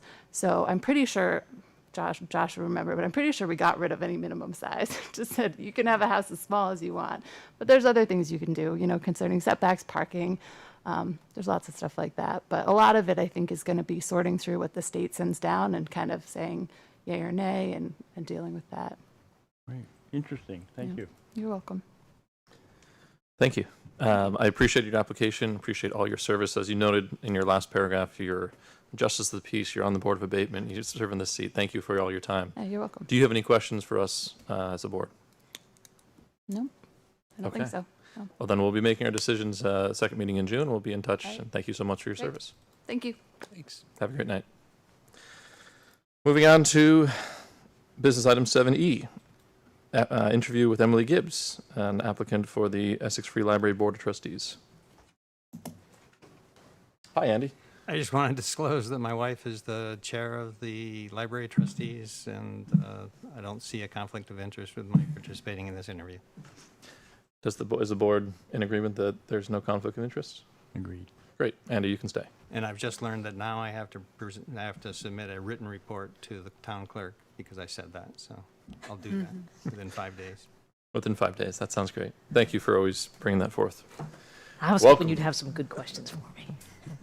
Welcome, Emily. Please state your name and tell us a little about yourself and why you're applying for this. Absolutely. My name's Emily Gibbs. I live at 19 Heatherbush in Essex, and I have since 2019. My husband and my 2 young boys live there. I've got a 5.5-year-old and a 9-month-old. And I have served on the library board the last 3 years. I can't believe that it's been that long. It seems like I was just here. And yeah, I enjoy it, and hit me with those same questions again. Or mix them up, because that would be fun. May I go first? There we go. So, again, thank you for serving. You've spent some time. I'm curious what's been the biggest challenge so far, and what's been the most rewarding part. Sure. We'll do challenge first, and then we'll do the fun one. There haven't really been that many challenges. I think the biggest one is that I have a young baby at home, and so meetings haven't been. I haven't attended an in-person meeting since before August. Just because it's right at bedtime and all that with the little one. So thank goodness for virtual meetings, because I've been able to attend all of them but one. And so that's been my biggest challenge is this. I enjoy being in person. That's why I'm here tonight. And I think I will start going to them in person now that the little one's older. So that's been my biggest challenge. Rewarding, it's been great the last 3 years getting to know more people in town because I was new to Essex, and just making the town of Essex feel smaller. I came from a small town, Starksboro, and grew up in a small town, and so Essex has seemed gigantic. But making the connections with folks on the board and from there has helped the town feel smaller, and I've been more involved with everything going on with the government of Essex and so on because of it. So that's been super rewarding. Oddly, I like wordsmithing and editing policies and procedures, and so that's been cool being a part of some of the smaller work groups that work on that on our board. So yeah, those have been some of the most rewarding things, getting to know the folks. Thank you. Thank you. Welcome. Ethan. Thank you, Emily, for being here tonight. Can you share a little bit about the value in the stipend program? Yeah, I haven't really looked into that. Oh. And I need to. Did you know about it before? I knew about it, and I just kind of was like, I'm doing this as a volunteer. I'm not going to Okay. bother, / didn't take the time to. But I'm going to relook at it based on everyone else's answers here tonight. One of the things that I laugh about the most with being on the select board for so long now, but everybody always asks me, like, does that pay a lot? And I'm like, yeah, it pays a ton, $1,500 a year. And they're like, I'm like, are you joking? And I'm like, obviously I'm joking, but I'm going to take it. So do yourself a favor and get signed up for that, yeah. And then my second question is, if you could kind of just share something that you were able to bring to the board in a different outlook and help guide that process. We've done a bunch of stuff, and I feel like I've been pretty involved with smaller working groups and such, not just weighing in at meetings. But one of the bigger things most recently is that in those meetings I learned that the gardens have kind of fallen by the wayside, and I know that there was some trying to figure out whose budget it fell under and all that sort of thing, and getting them cleaned up in the spring, not this year, but last year. This year had more of a plan. But anyway, I was thinking, and my husband was finishing the Master Gardener program, and so I was like, hey, you should make the library gardens your volunteer project there, honey. And so he recently has worked with another volunteer Master Gardener and Caitlin to come up with a plan for the gardens at the library. And so it's pretty exciting that will hopefully, or it has been approved as a site, and that, there will be an educational gardening program, the gardens there at the library, and, lots of free labor. And so it hopefully won't hit the budget as much, save y'all a lot of money. Awesome. Thank you. Yeah. Thanks for serving. Sure. Absolutely. My pleasure. Andy. You asked for an exciting new question. Yes. So what does the word community mean to you? Oh.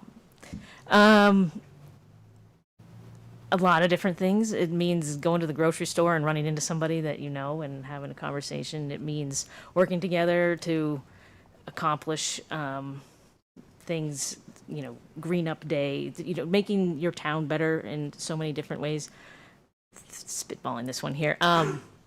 It means, it means coming together in bigger events, floods and so on, and just smiling and waving to people as you pass by them, and knowing your neighbors. Like, I feel like I've really gotten to know neighbors in Pinewood and feel very lucky to have landed in that neighborhood. My son just yesterday got invited over to a neighbor's house for dinner because he was hanging out in their yard telling them how they should set up their garden this summer.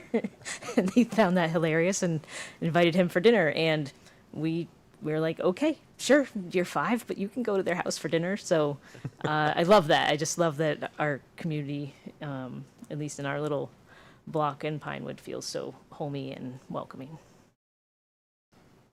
Thank you. You're welcome. Thank you. Well done coming up with a new question. Not seeing any board members, I'll jump in real quick. In your application, you mentioned that you were reappointed, you wanted to continue working on policies. I'm curious, what policies are you really passionate about? None in particular, to be honest. I'm open to just helping the library be as best as they can and update things. Some of them don't need a lot of updating, but some of them haven't been in a little while. And it seems like there's always things that should be considered and accounted for. Sometimes it's just a couple wordsmith things and keeping up with things that are politically correct and that sort of thing. Great. Yeah. Kendall. I would ask if you would be willing to share what is the most exciting thing that the commission is doing at the moment that might come up in the future. The library board. Yeah. The most exciting thing. I don't know. I think the gardening thing is kind of exciting because that could bring some new programming to the library. Upcoming thing. Alan in the back is awesome, and he's probably going to talk about how he helped with the harm reduction packs, which I think has been really helpful to the community and important. And I was a part of that with him. He's great. I don't have much more than that. I missed the April meeting, to be honest. I had a work event, and so I was just reading the notes, and it was a very short meeting, so there wasn't a whole lot of exciting upcoming things. Thank you. Mm-hmm. Thank you, board members. Next meeting's day after tomorrow. Yes, it is. I just remembered that. Those third Wednesdays of the month sneak up on me sometimes. Do you have any questions for us? I do not. Nope. Well, we really appreciate you serving. Appreciate you coming in person tonight. Thank you so much. Absolutely. As you've heard, we'll be making our decisions in June, and we'll be letting you know after our second meeting in June. So stay tuned, and thank you so much for reapplying. All right. Thank you all for your time, and I'll look forward to hearing from you. Have a great night. Thank you. Thank you. That will bring us to the final interview of the night with Alan Ramsey for the Library Board of Trustees. Please come forward.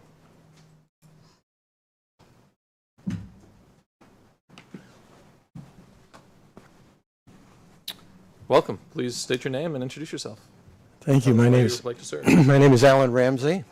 I've been a resident of Lost Nation Road in Essex for just a little over 44 years.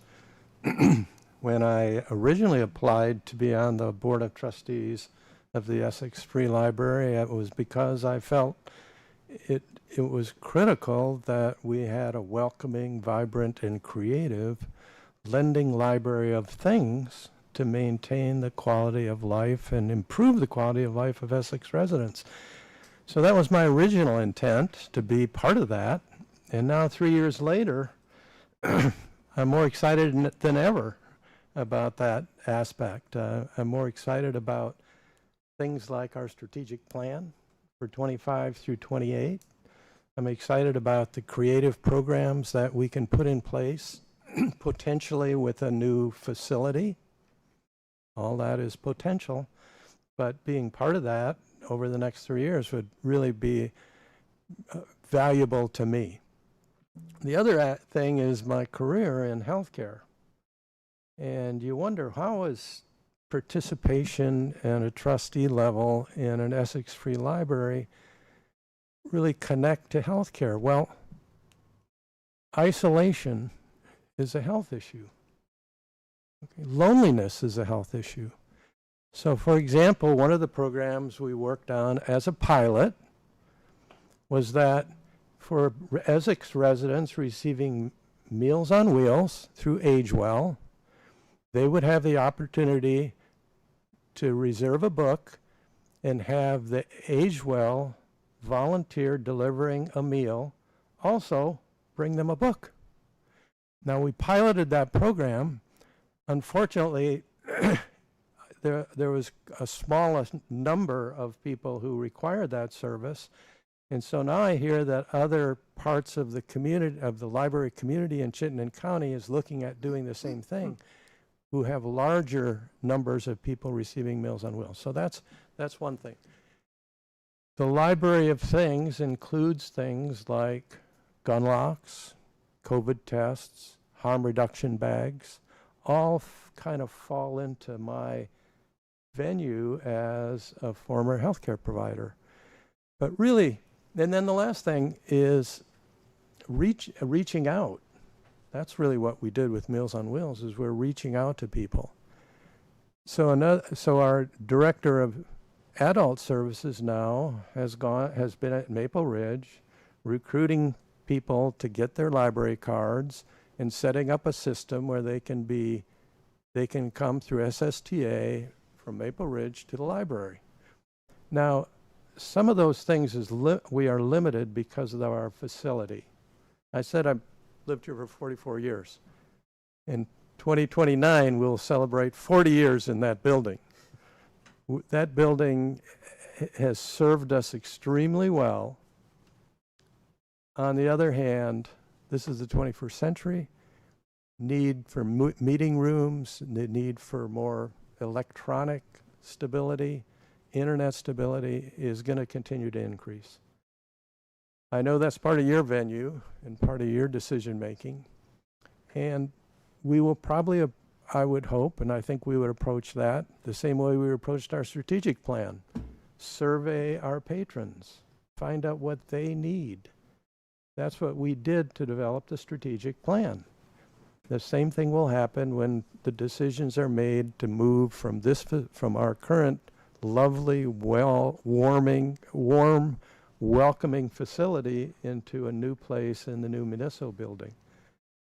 We will find out how Essex residents feel about that. I'm sure you will. So that's my point. I'd be happy to serve again. It's been a learning curve. You asked Emily about policies. We have 11 policies that we upgrade every year.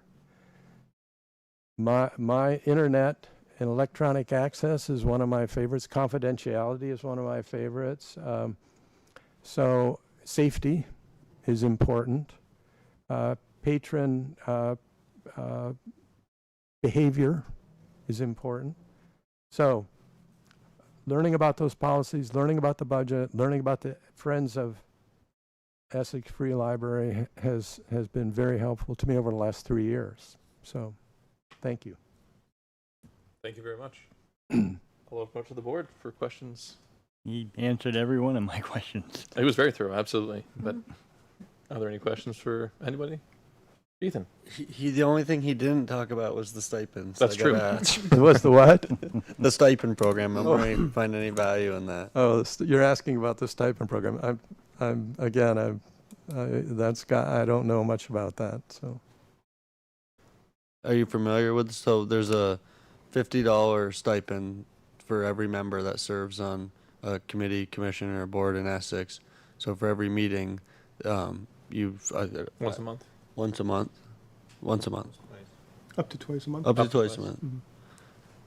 This is good. This is a refresher. But I think there's a simple form that's filled out through the manager's office or the clerk's. We can process it to the manager's office. Process to the manager's office, and then you would just get every meeting that you attended. You would get a $50 stipend. Oh, it goes thank you. for things to, any costs that maybe occurred or anything that. It's a valuable thing in my opinion, but I'm just curious, do you have any opinion on it? I know you're just learning about it, but I would feel that more comfortable that stipend going to the Friends of Essex Free Library. Don't get me started on fundraising. I've been in that situation in other community boards through my life. I feel very strongly about fundraising. There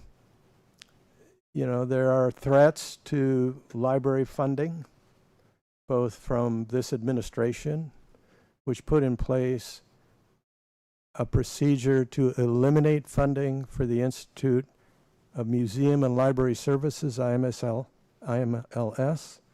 Thankfully, the courts stopped that, so we did not lose that $500 a year that we would get through that grant program.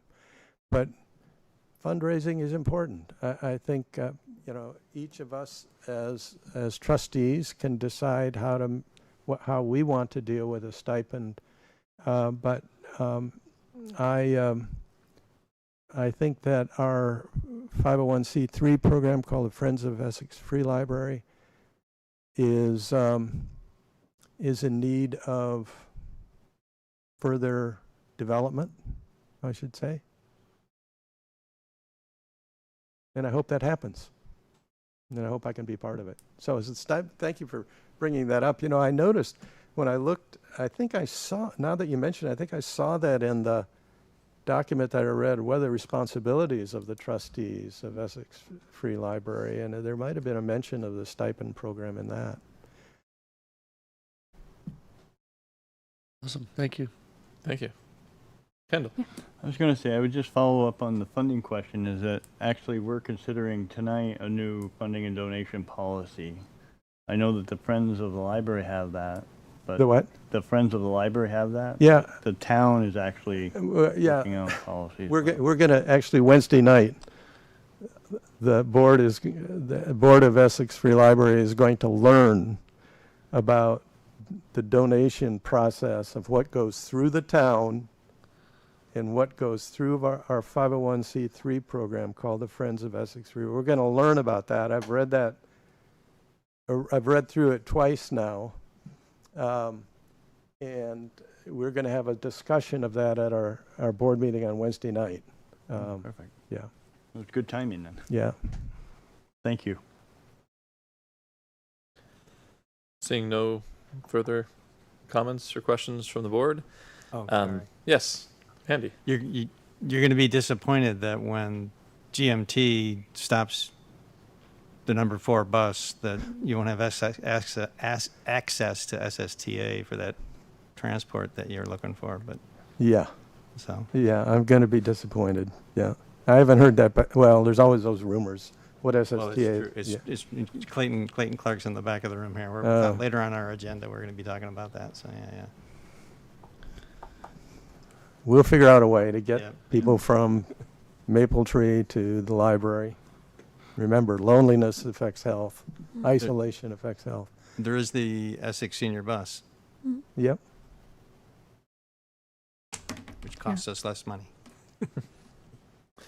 Meg, I saw your hand. Yeah, I just want to say I appreciate your service on the board, and yeah, you super thorough. I feel like you answered my general questions that I asked, so thank you. You're welcome. Thank you so much. I really was looking forward to you because you have a unique perspective as you described it for the service. Do you have any questions for us on Yes. the board? Great.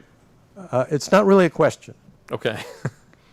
but we have one of our significant fundraising events coming up on June 5th and 6th. It's our plant and book sale. I would hope that you all can come and participate. It'll be at the Memorial Auditorium and the Essex Free Library, particularly on June. We're collecting books, sorting them, the same with plants. So that's number one, just a promotional comment. Can't resist. And I hope everybody in the back heard me.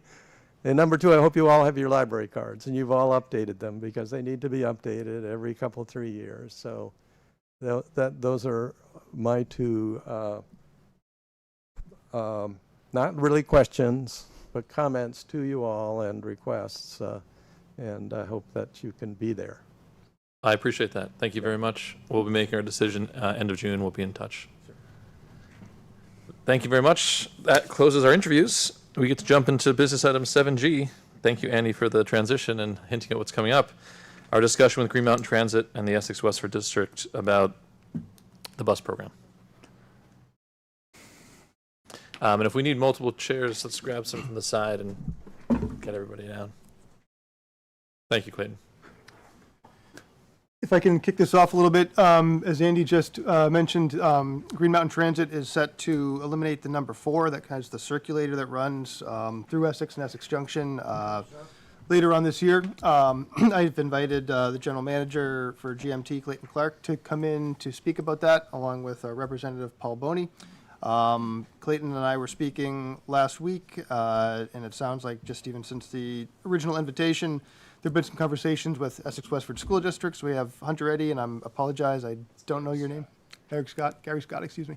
They're trying to work with GMT about potential solutions, so just kind of wanted to get everybody in the room, give the select board a chance to hear from the organization what the scenario looks like and what the options might be for GMT, Essex Westford School District, and the town as well. Thank you, Greg. I'll turn it over to Clayton. I may not talk. Thank you, Karen. So yes, just quick recap, and thank you so much, Greg, for the read ahead that explained. So I'm Clayton Clark, General Manager for Green Mountain Transit, and at the April board meeting, GMT made the very difficult decision to end service of the number 4, but left open our ability to retain the service if we could find a cost neutral to GMT way to continue to do the service. And so last week we met with the school district, and I'll let them characterize how that went. But we felt it was very positive. Heard about the different sort of priorities that they would have. We are going to be putting a proposal together for them to consider, and right now we are researching since the April board meeting where the number 4 was potentially eliminated. We have heard that there may be some additional federal funds for us to draw down, and so we've asked FTA about that. And so that is an item that we're waiting for before we can get back to the school, because my hope is that we would be able to take whatever contribution that the school provides and then amplify that with a federal drawdown. We've at GMT have used all of our own federal matching funds, but we think that there may be some other available within the state that we could try to access. And so in thinking about the service, what we know is that in order for us to maintain the same 10 runs a day, that we would need to develop about $112,000 worth of new revenue, and that could be from both the local match and the federal expenses. And $112,000 is what our savings would be for eliminating the service. That takes into consideration the loss in revenue, the $40,000 or so that you all provide for that service, as well as Essex Junction's contribution, which is around $20,000 for the local match of the route. One of the things that we know that we're going to have to discuss is that if we come up with a plan that has a reduction in service, that we'll need to come back to this body and talk to you about how you're going to feel about making a $40,000 contribution for 10 runs if it's not 10 runs, and whether you would want to make a similar reduced amount or similar reduction, which of course then would create another gap for us. The other thing that we will have to figure out, which we can work through, Greg, over the summer, is that if the route is eliminated, what we want to do with the ADA service that SSTA operates for us, and whether we would want to grandfather that service for a set period of time to give those folks extra time to adjust. So what I can say is that it's still a very fluid situation. I still feel very much like there's a great opportunity that we're going to have the number 4 in some format operating in August, but I think that there's also a chance it may not be.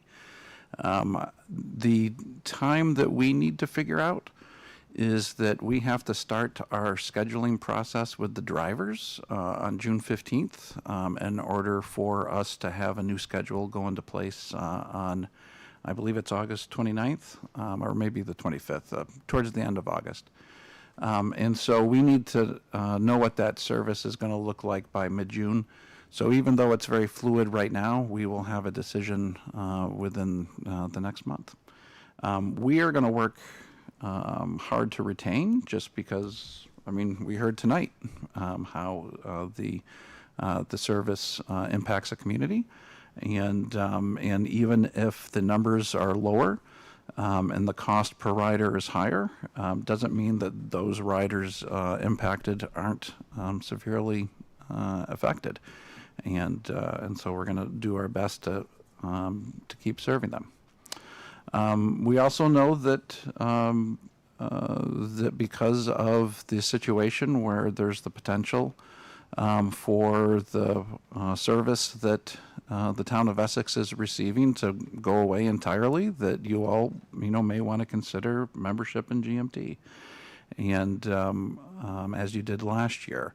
And so just as a reminder that the way the system works is that if you wanted to depart at the beginning of fiscal year 28, we would need to get your vote during fiscal year 26, so this current fiscal year. And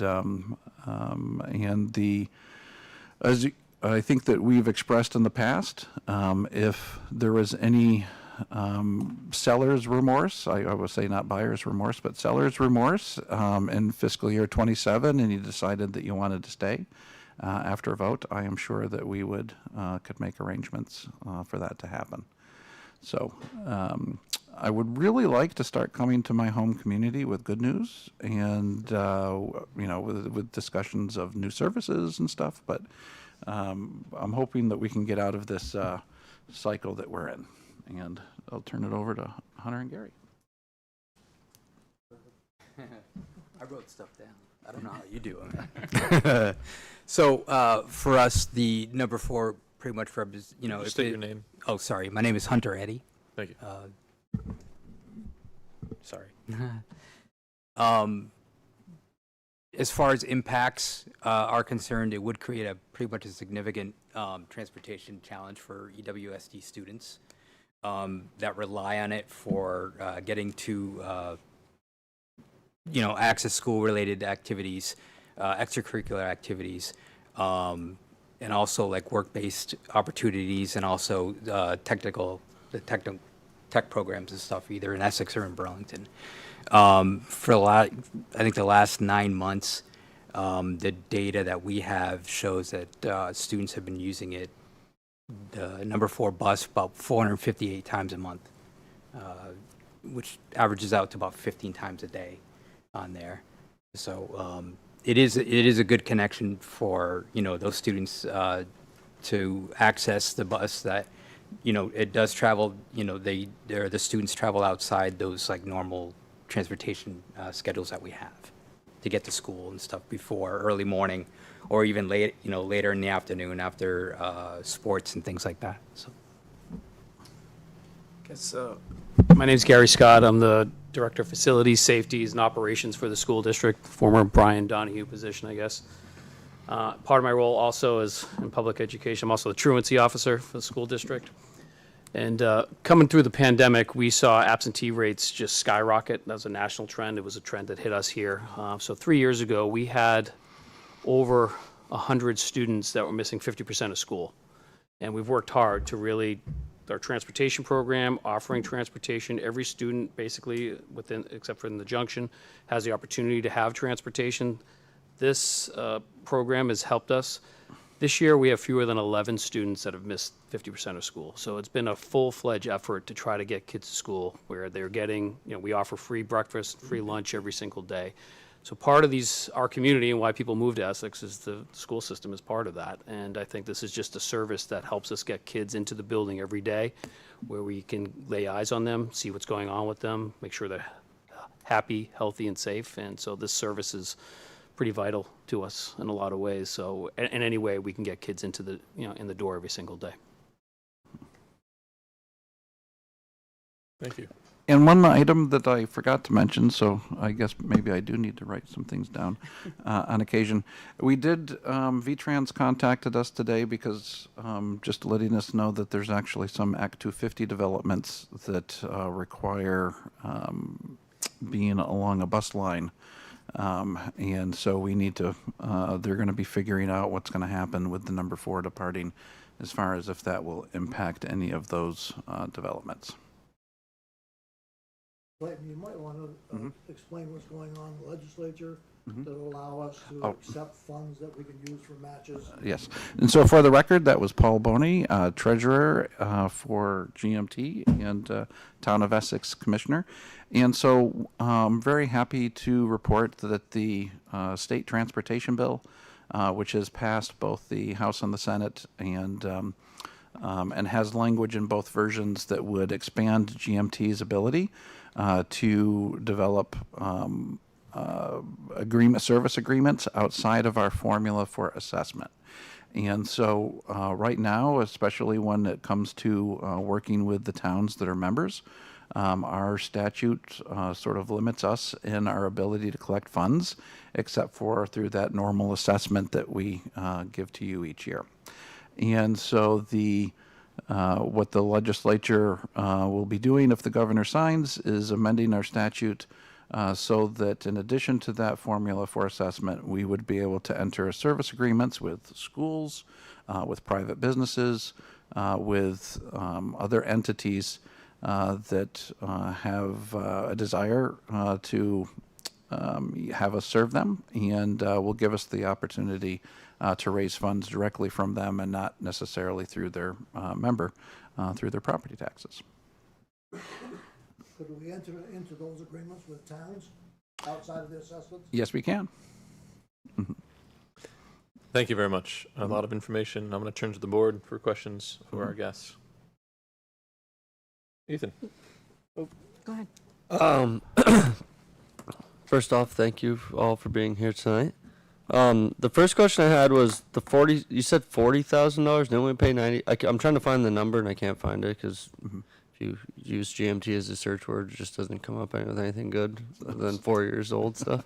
Sorry. But wasn't it $96,000 that we paid for an assessment last year? Yes, but the fixed route is about 40 of that 1,000, and the ADA service is the remaining 50 and change. But we lose them both. So you lose all your money. Yes, yes. And so I should be right that we would lose more than just the fixed route, but I was thinking of the 40,000 in terms of the money that we're raising for the fixed route. So you're correct. We would lose the full 93,000. Okay, 93. Okay. Yeah. I was thinking it was in the 90 number. I was wanting to be sure. And it may be 96. Let's just agree that it's in the 90s. 95. It's Okay. 94.9. Oh, there we go. It was, but we Awesome. we This is great. averaged out. We've talked about this so much that we're good. Yeah. I'm not sure if my question was forwarded earlier in the week, but do we have a number that it cost us per school season per bus through Green Mountain Transit? Did we get that question forwarded? I'm sorry. No. So, just from a little, in the know, right? Following what happened in Fairfax over the last couple of years, I've only seen it to be about $100,000 a year to run a bus. I don't know if that number's exponentially gone up since then. Per route, are you talking? Per route, per bus, per route. It's about 87,000. 87,000. Maybe more. Let's use 100 for a safe number, right? So my question is, would the school district be comfortable having an additional bus that would only serve that route as a weird route? I know it would be abnormal to not focus on an area, but we could run a school bus. Would it suffice to run a bus 2 times in the morning, 2 times in the afternoon, like it's kind of done now? I mean, the challenges that we run into now is finding driver is finding drivers. Yeah. Exactly, like consistent, repeatable. Mm-hmm. That's still an issue for us around that. For that reason and stuff. So because just me and Clayton have been we've had this conversation many times, and we're very hugging, loving neighbors of each other, and this is beyond that. So the concern that I have is, we're running up on this deadline again for the 3rd year this has been happening to withdraw. Otherwise, we're going to, potentially they may not assess us if we lose all of our service, but there's nothing saying that they don't have to, right? If we're in we could pay an assessment, not receive any service. So the question that I have is, if that is the way the future looks, and I know we can't predict the future, but would we be making a safe assumption to explore the option of adding our own bus service, and in the terms of being a town resident or a school district resident, because there's a tri-school district here, maybe that assessment could be absorbed transportation-wise from the communities, or done away with entirely and absorbed by the school district. I don't know what the preferred method is. I know that we don't have you know, GMT in Westford, right? So they don't have $30,000 sitting in their operating budget for transportation. I know the city pays, but they're going to continue to keep a bus. So it's kind of like we're the odd duck out, and we're kind of the one footing the bill. But our ridership numbers outside of school season are maybe a couple people a day. I think that's what we looked at the numbers, and it was like, yes, it's very important for school season. 100%, we've seen the numbers there, but it's the other 4.5 months that the ridership kind of just flatlines. So I don't know what the answer is. That's why I was happy to have us all here tonight. But I just wanted to throw out some of those ideas, and if we're looking down those paths. We are, right? Like if this goes away, we're going to have to explore opportunities to figure out how we get kids to school no matter what. There's other means, like his team, that's all time function of trying to get kids on buses and manipulate them through here and there. And, we have some kids that are on a bus for 75 minutes to get to school. So it's complicated to say like, oh, just take a bus and run it through that loop. We have kids on a bus twice a day for almost an hour to get them to and from school, so 2 hours. So it's very complicated in order to make that happen. That's the challenge. And I would also like to mention that membership is not the only way to get service from GMT. And so tomorrow morning the GMT board meets. We meet at 7:30 a.m., which is a horrible time, just so that everybody is aware. For the record. For the record. And so we're going to be looking at the service agreement with Colchester tomorrow, and it's going to be a 10-year service agreement, and which lays out what we'll provide and how we will bill them. And so, membership is not, that's not the only pathway to service. And especially, we've said that we're not going to charge you an assessment if we stop providing the service, but to use the phrase, if I get hit by a bus, and whoever replaces me, they may have a different perspective, and the law is pretty unfair in my mind in terms of we don't have to provide service to collect an assessment. And so, but with a service agreement like we have with Colchester, it's much more, we will provide this and then you will provide that. And it's, simple. Yep. So I had a question. I just wanted to understand, in the notes it said ideally a contribution from EWSD would allow you to obtain federal grants to cover 80% of the cost of running the number 4. So is coverage from the school district, or like sponsorship from the school district, a requirement of obtaining those grants? We would just need additional local match revenue. Okay. And all of our local match is already tied up. And so we would then use whatever funds they were able to provide to attempt to draw down additional funds. And the question will be whether it's at the 50% local match or 80%, whether it's a 50-50 local split or a 20-80 local split. And obviously I'm hoping it's 20-80, because then, whatever you all provide, we could multiply by 5, and that's, what the total will be. I have a feeling that it's probably more likely to be, 1-to-1. And so, and those would be funds that would be transferred to GMT that are not being used by the state right now in other areas.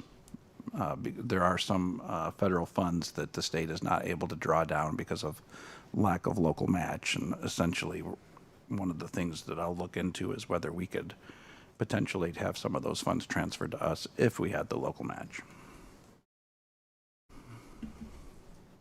Okay. Can I ask a quick clarifying question? So you would need the contribution from the town and additional from the school district? And so to get the additional match, the money that the town is already providing us is already against a match. And so we're already using it to draw down additional funds.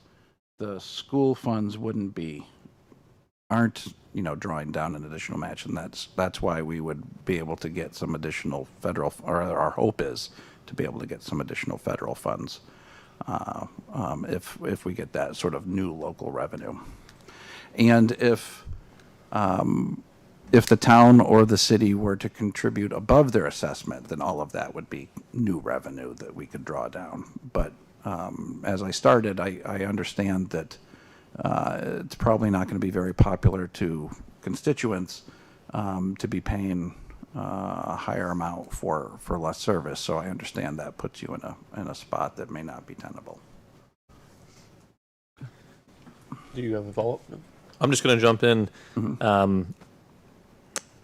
Paul, I know that you're our representative, and I'm curious, as our representative on this important board, what is your recommendation here? And you think about this backwards and forwards. I'm just curious about getting your perspective. Yeah, this is a very difficult position for a representative to be in, because as you know, I have a fiduciary responsibility to Green Mountain Transit. So there's $112,000 that we could better our financial picture if we dropped out. So that's a little dilemma that I have. But I've been thinking that there seems to be a willingness on the Westwood School Board to get involved. And so it seems though there's a way out of this. So if I had to recommend what you do as a board, I mean, that's a tough one as well, because I think you have your best opportunity to submit your resignation, because you have a year to redeem. And the time crunch is coming right now. I mean, there's a lot of things going on that have to be solved within a month. So if you were to withdraw, that would be understandable. And certainly we would love to have you back if we can solve this conundrum in the meantime. Thank you. And thank you for serving on the board. Back to this board. Andy. In a scenario where we do what was just suggested, where we drop out and then there's a verbal discussion about not assessing us, or not collecting our assessment, if we were at some point, if this gets resolved and we decided to jump back in, I assume that then there has to be a discussion about how much of that assessment, right? I think that the hope would be that there would never be a gap in service, so that we wouldn't have to worry about that. And as far as changing notice, I think that just another board vote sometime in fiscal year 27 saying that we've changed our mind would be adequate.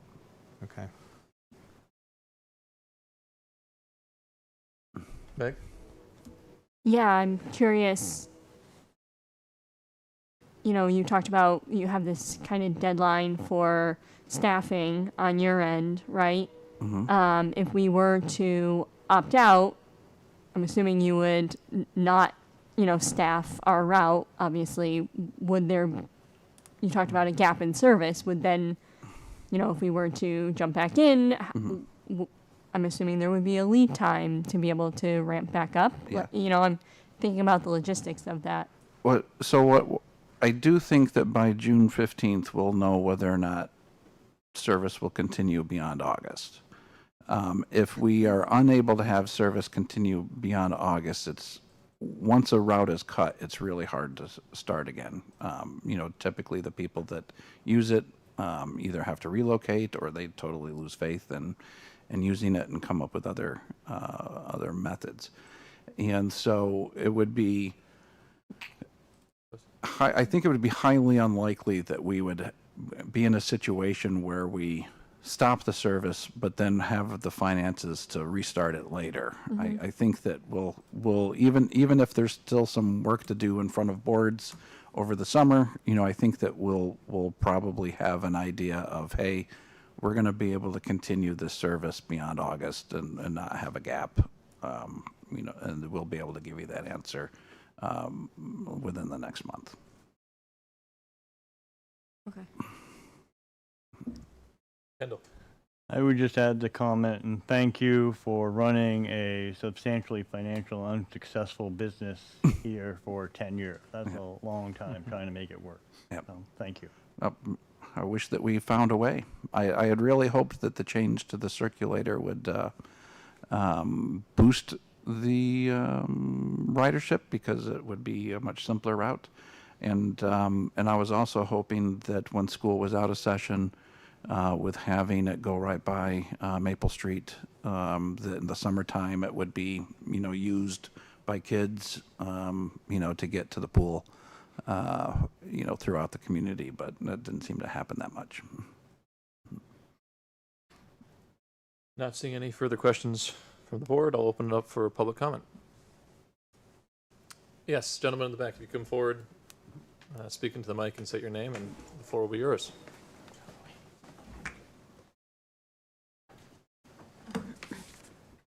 Hi, my name is Kevin Heffernan. I'm a resident here for, well, probably longer than most of you people are old. The one thing that hasn't been brought up, I live on Sand Hill Road, so that route goes directly by me. There's hardly anybody on the bus, so why don't they use a minibus? It's gonna cost a lot of money to run that big bus when you've only got a few people that get on it, even with the kids in school that are getting on and using that bus. There's no justification for a large bus. I just don't understand why you don't shrink the bus. That's gonna save so much money in diesel, especially at, what, $6 a gallon now? I mean, that's gonna be a huge cost, and maintenance on the bus. That's gonna be more on a bigger bus than a smaller bus. I'm not in the meeting for this, but to have to listen to this, nobody brought up the fact of nobody's using the bus, or very few, then why are we using a big bus? A mini school bus, and that's something for the board to consider, because if you drop it off, I don't know why the school doesn't take a mini bus, because that's about all they need. It's just my opinion, that's all I got. Thank you. Appreciate that. Thank you for the comments. Clayton, do you want to respond about the size of the bus? Sure. And so one of the things, there's multiple things at work. First, that bus, as it is currently scheduled, will do that loop and then take the number 2 in. So it's, the number 2 is our second most popular route, and so therefore we need the full-size bus for that. One of the reasons why GMT uses the full-size city buses across our span is that we are allowed a certain number of buses by the FTA, and so like we wouldn't be able to have a separate fleet of smaller vehicles because we're only allowed, and it counts as one bus, whether it holds 28 or 14. And since we need buses that could essentially operate in any of the urban routes, especially if we have a breakdown, we need to be able to have, that bus go into any route and have it work. And so that's why we typically have the one size. Lastly, the economics of smaller buses is actually very different than larger buses, because our larger buses will last a minimum of 12 years. We have some large buses that are going on 18 years old. And so those buses cost roughly twice as much as the smaller buses that only last 6 years.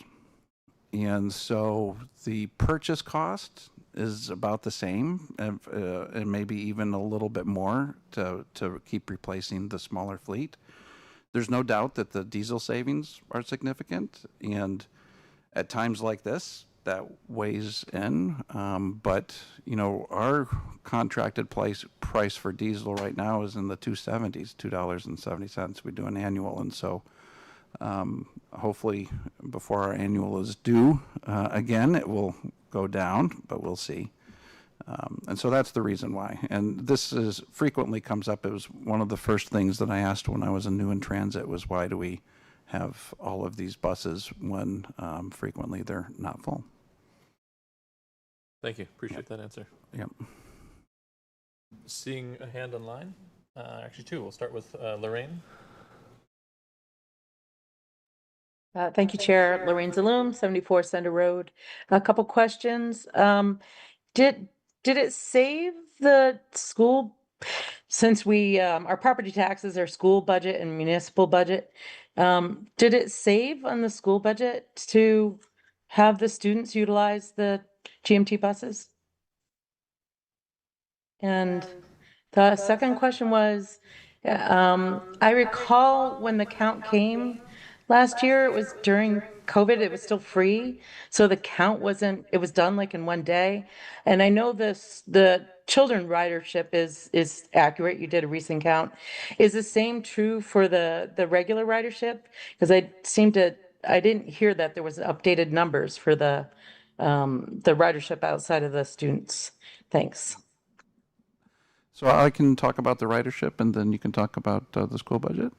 So for the ridership, since we returned to fare service in May of 2024, we have much better information on ridership, simply because everybody that's coming on the bus is using a payment source or is having their ride paid for by another entity, and so then that gets recorded at the fare box. And so the numbers that we are using are perhaps better than some of the data that we were looking at when we were talking to the public in 2024 before we returned to fare service. So if I understand the question, we pay a minimal fee that they charge us for riders, but the students don't pay, so they get to ride for free. But that's sort of, we've built a budget based on that for several years. So we would kind of look at, the new question would be like, what would happen if we lost the service and how we would have to adjust with that. So we're sort of in transition of that thought of where, how we would budget for it and what we'd have to do to pick up and really find a strong understanding of who's being affected by that. So we haven't planned out that because this conversation's been ongoing and our budget is already determined for this year, but we'd flex money to do that. I don't know if that completely answers the question, but I think that's sort of the line. But as far as the savings, I don't think it's showing a savings in any way. Thank you. Appreciate that. Cheryl Van Epps. Hi, Cheryl Van Epps, 8 Rustic Drive. I was a big time user of the bus. When I was medically restricted from driving, I suffered a brain injury and had double vision for a period of time. I shouldn't have been walking, shouldn't have been driving. I needed to get my prescriptions, groceries, going to doctor's appointments and such. So this was an absolute necessity for me to have transportation. I want to say that I was not provided the SSTA services, and that was because my doctor didn't know about like a social worker who could have put me with the paperwork to get that service. There may be a population there that who could use busing services that just aren't getting it, and let's say with SSTA. Okay, so I just wanted to say that. Also, I'm from a 1-car family and I don't have access to a car now. So now I can walk, I can drive too. But I need connectivity and I don't have it. When it comes to voting at EMS, I would have to walk, I think I didn't map it out, something like 2 hours to walk to get there and back is crazy. So I really feel for folks who need this service and who are maybe potentially losing it. I'm wondering, is there any way to make donations to help folks who may need to pay more for this service, if that's the route it goes? How much would fares increase for them? And I'll take your answers off. Thank you. Okay. And I'll do my best to answer them. And so our fares pay overall just about 9% of the cost of our service. And so fares really are not, a prime revenue area for us. As far as donations go, I suspect that if this route were to be ended, that a lot of folks who currently use the fixed route would end up needing to use SSTA, and so certainly they're a nonprofit organization that is able to accept donations, and so if there was a need, so if folks wanted to make a donation to help a particular person that was using SSTA service, they would be able to do so. And so I'm sorry that the other questions are kind of eluding me at the moment, but there is no doubt that the people that use the bus service, on average tend to be more vulnerable than the at-large population, either because they have a disability that may be completely invisible to other people, but makes it not good for them to drive.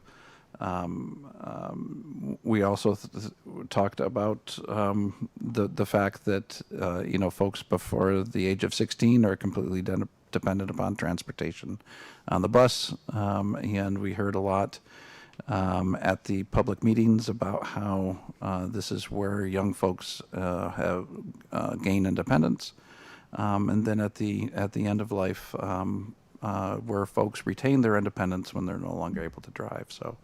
So certainly the comments here, just remind me that our service is used heavily by folks who need a little extra help. Thank you very much. Not seeing any other hands in the room or online, I will bring it back to the board. Ethan. I know there's no action to be taken tonight, but should we think about making a withdrawal at some point? Clayton offered some information to us by the 15th. We have a meeting on the 15th. We have a meeting on the 1st and the 15th of next month, so reserve a slot in there to have an update. Would you be able to give us an update by the 15th, on the 15th? Sounds good. Then we can kind of... You said you'd have an answer by the 15th, or is that your meeting is on the 15th? We'd have a meeting by then, and I just realized that's Monday the 15th of Correct. June. I'm going to be in New York, but I can join virtually. Yeah. Okay. Even if you don't, you don't have to come get lectured by us again. If you just had an answer of I can make yay or sure that nay, we can kind of... I would make sure that Greg knows, what it is in advance. And if there's clarity before the 15th, we will let you know immediately. Yeah, we're first and 15th next month. So that was kind of my only takeaway from today is our representative and our fellow resident giving us some good advice. And I think we don't know what we don't know. And the only thing we can do is continue to keep our eyes and diligence moving forward. I'd say I'm more optimistic today than I was a week or two ago. For what it's worth. Thank you, Paul. Sun shining. Ken, was that hand up, or is that... Yeah, but I mean, I'm prepared to make a motion. This was not advised for... It does say that we may choose. So I'm just worried about the timeline because we have 1 or 2 meetings in June to get that in before the deadline. And you have to have the resolution for public comment and everything. So the comment that he made for SSTA is what changed my mind. I don't see any downside in having a withdrawal and working on the other things with the unknowns. Then that's taken care of, and they've already said we could go back in. So that's my opinion. No, I appreciate that, and I think this is a very important topic to discuss. Andy. There's been a lot of comment both here and in the public about supporting our town plan. And our town plan explicitly says that we will support GMT by name. It actually says the town will support GMT. I'm not trying to argue that we should stay because of that, but I think it's a consideration that given how seriously folks have asked us to take the town plan, it says explicitly Essex Town will support GMT. So just a thing to consider. Valid point. Ethan?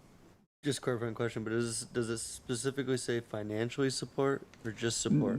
That's a question that could be discussed, right? What does support mean, right? So we can pat him on the back and tell him he's doing a good job all we want, right? I appreciate you raising that. That's a valid point. Turning to the staff, in reviewing the agenda, I saw that there's no action being taken tonight, and we have time with the two meetings to fall within the timeline, correct?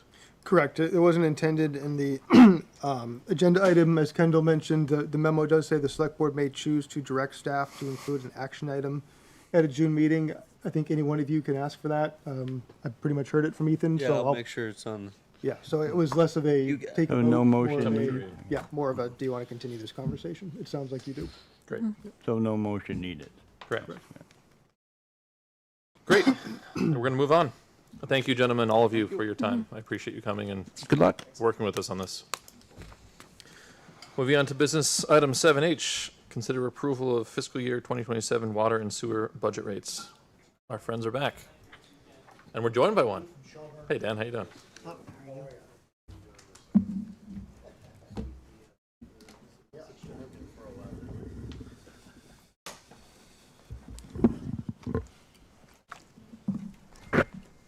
Do you want to come up?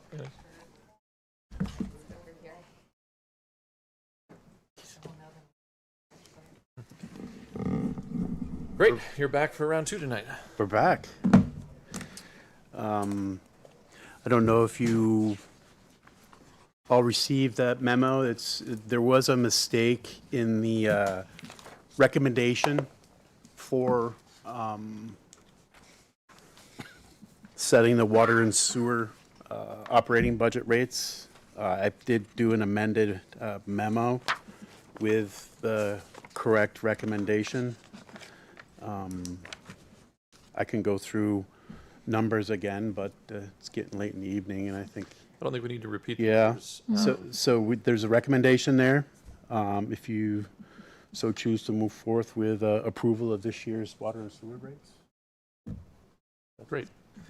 I'll turn it back to the board. We have our staff here. Kendall, you had mentioned you wanted to raise issues. I pretty much said my piece early. So it's more about the capital rather than... I will say that I will probably not vote for this, simply for the reason that they have removed all of the capital planning in this budget. There is no capital put towards it to cover that pump station work.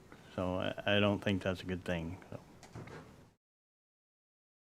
Just a clarifying question. Are these two separate Yes, they are. things? Yeah. So this is just the rate increase, correct? Correct. Okay. Not hearing or seeing any other questions or comments from the board, I'll turn it to the public. Andy, I see Yeah, you're... I thought we already had a public hearing. We had a public hearing. Business items, do we still have to take public comment? Okay. None in the room, none online. Back to the board. Kendall, or, yes. Sorry. Do Andy. you wanted to make the motion? Go ahead.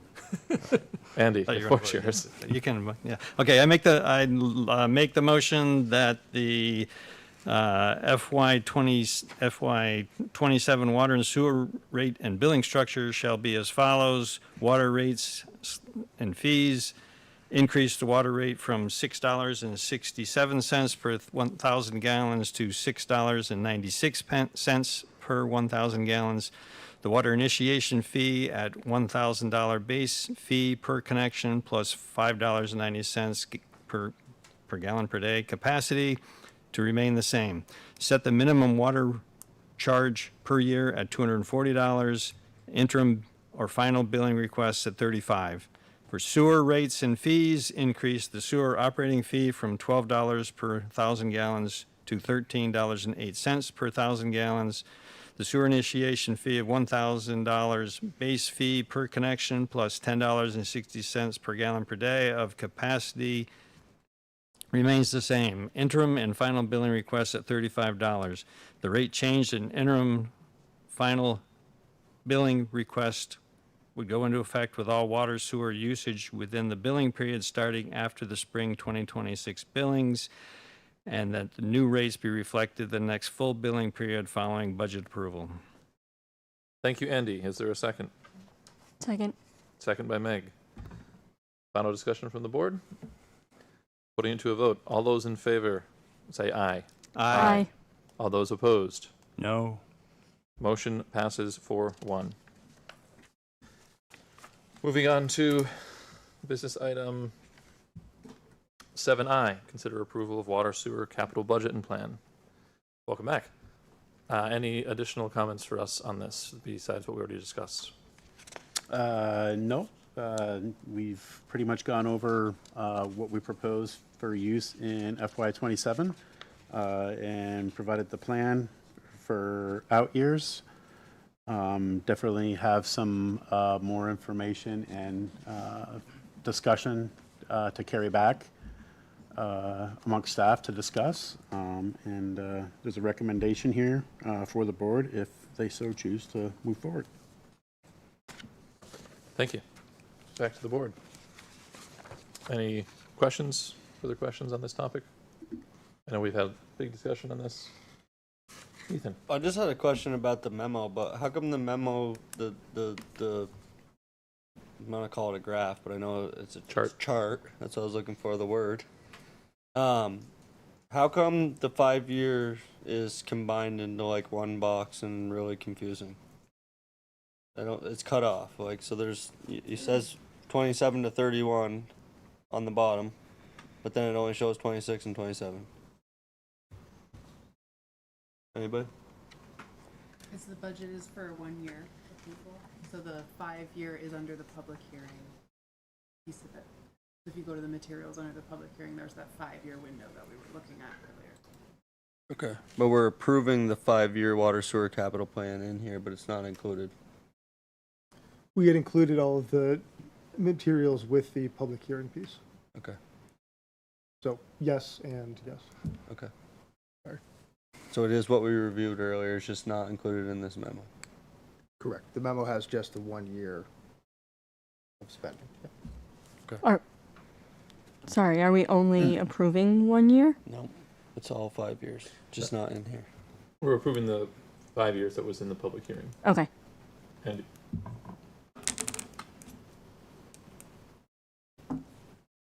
I think I'm hearing two different things here on the table, so I just want to make sure that I understand what my understanding is that we approve a 5 year plan, but the expenditures are approved for 1 year.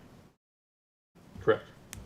Sorry, I think I was getting caught up on the fact that the 5 years, 5 columns are not included in this memo, but they were included in the hearing for the 5 year plan.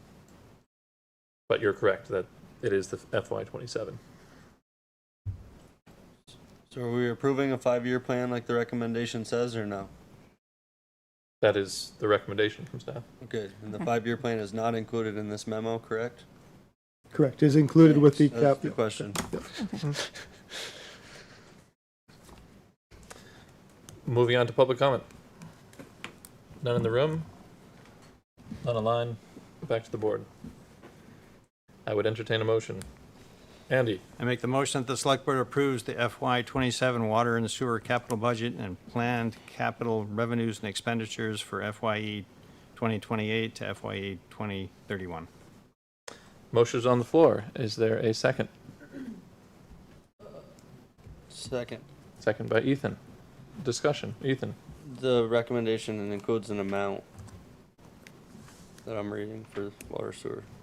Would you like to amend the motion to include the exact amount? Question. Discussion, right? I don't know if it needs Is the exact amount needed, or is the motion that's on the floor appropriate without the amount? I think it's fine as is. Okay. The materials reflect the number.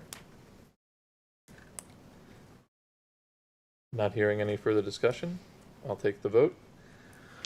All those in favor, say aye. Aye. All those opposed? No. Motion carries 3-2.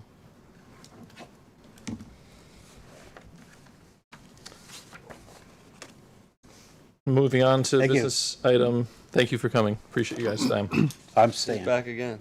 Oh, you're back? Sorry. Moving on for business item 7J.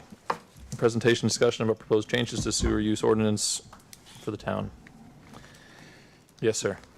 So as you're all aware, we've been going through the motions and the process of updating our water and sewer ordinances, starting off with sewer allocation ordinance. That was brought to you back in April, I believe. Yeah. And this is kind of the second component of that. This is the next ordinance that has been affected by some of those changes, the sewer use ordinance.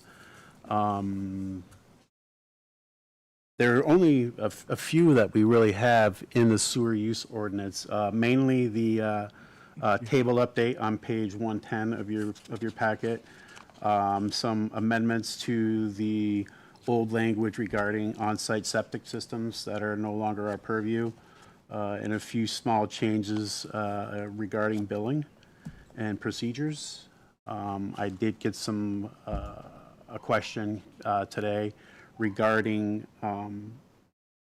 what venue that abatements are received by the town for water and sewer billing. Dennis was looking on his phone here during the meeting, and we found that the Board of Abatement may be the correct venue for that. We can make those changes moving forward within our ordinance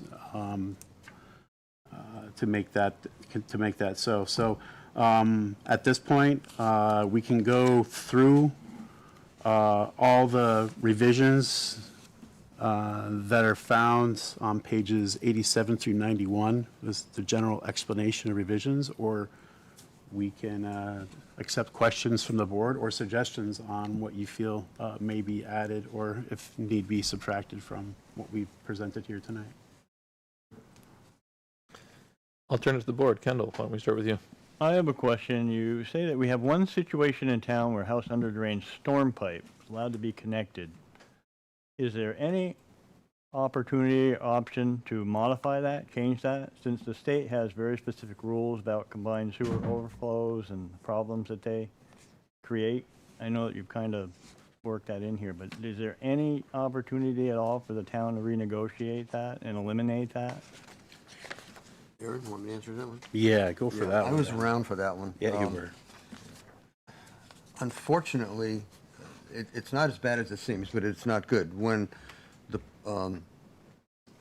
development took place, somewhere along the line, there was a mix-up with elevations. And after the development got built, it was actually in the middle of being built, there was a complaint about some odors. And so we looked at that, and it was reversed. They were actually dumping, the piping is set up that they're dumping their septic into the stormwater and their stormwater pipes. And obviously, we could not allow that. A lot of work was done to look at elevations to the system, and we found that the really only connection was the underdrain for the house. And that underdrain was an elevation, you just could not get it into the stormwater system. There was no way to get it there. Water's not going to flow uphill. You know that. So it's kind of like we had no choice at that point in time. And the decision was made then that the only real solution was the best solution was to make sure that the sanitary got into the sanitary system. And that was possible to do because of elevation change. And so and I don't remember back then if the town helped or if the owner did it, but that situation was corrected. The underdrain was also allowed to stay in, and part of the logic was that it was not like we were allowing a river to flow into our sewer system. It was the underdrain around the building, and most of the neighborhood has underdrains anyway, and they're in a location where it's not a wet area. There wasn't expected to be a lot of water going in. The owner, this goes back a long way now, did not want to end up with a situation where in the future they could not sell their house. And so at that time we consulted with the town attorney, and there was agreement set up with them to allow that to occur, and that was actually filed in the town records. It's the only one that I'm aware of in the town that's like that. The damage to the system in terms of the amount of water that's going in or that is, to me, relatively insignificant. And it was a decision that was made at the time with full awareness of everyone that that's what was going to happen. I think the only way you could do it to switch it now would be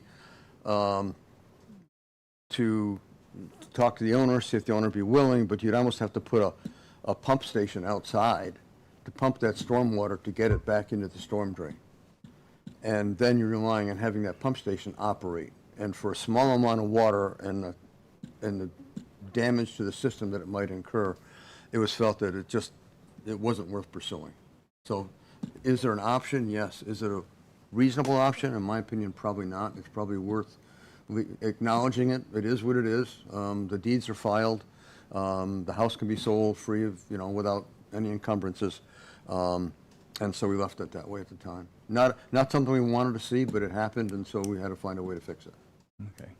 Do you have an inspection program where you look for connected sump pumps and things like that in basements to the sanitary sewer system? Yeah, we looked quite a bit when we were installing a lot of the meters during our meter replacement program.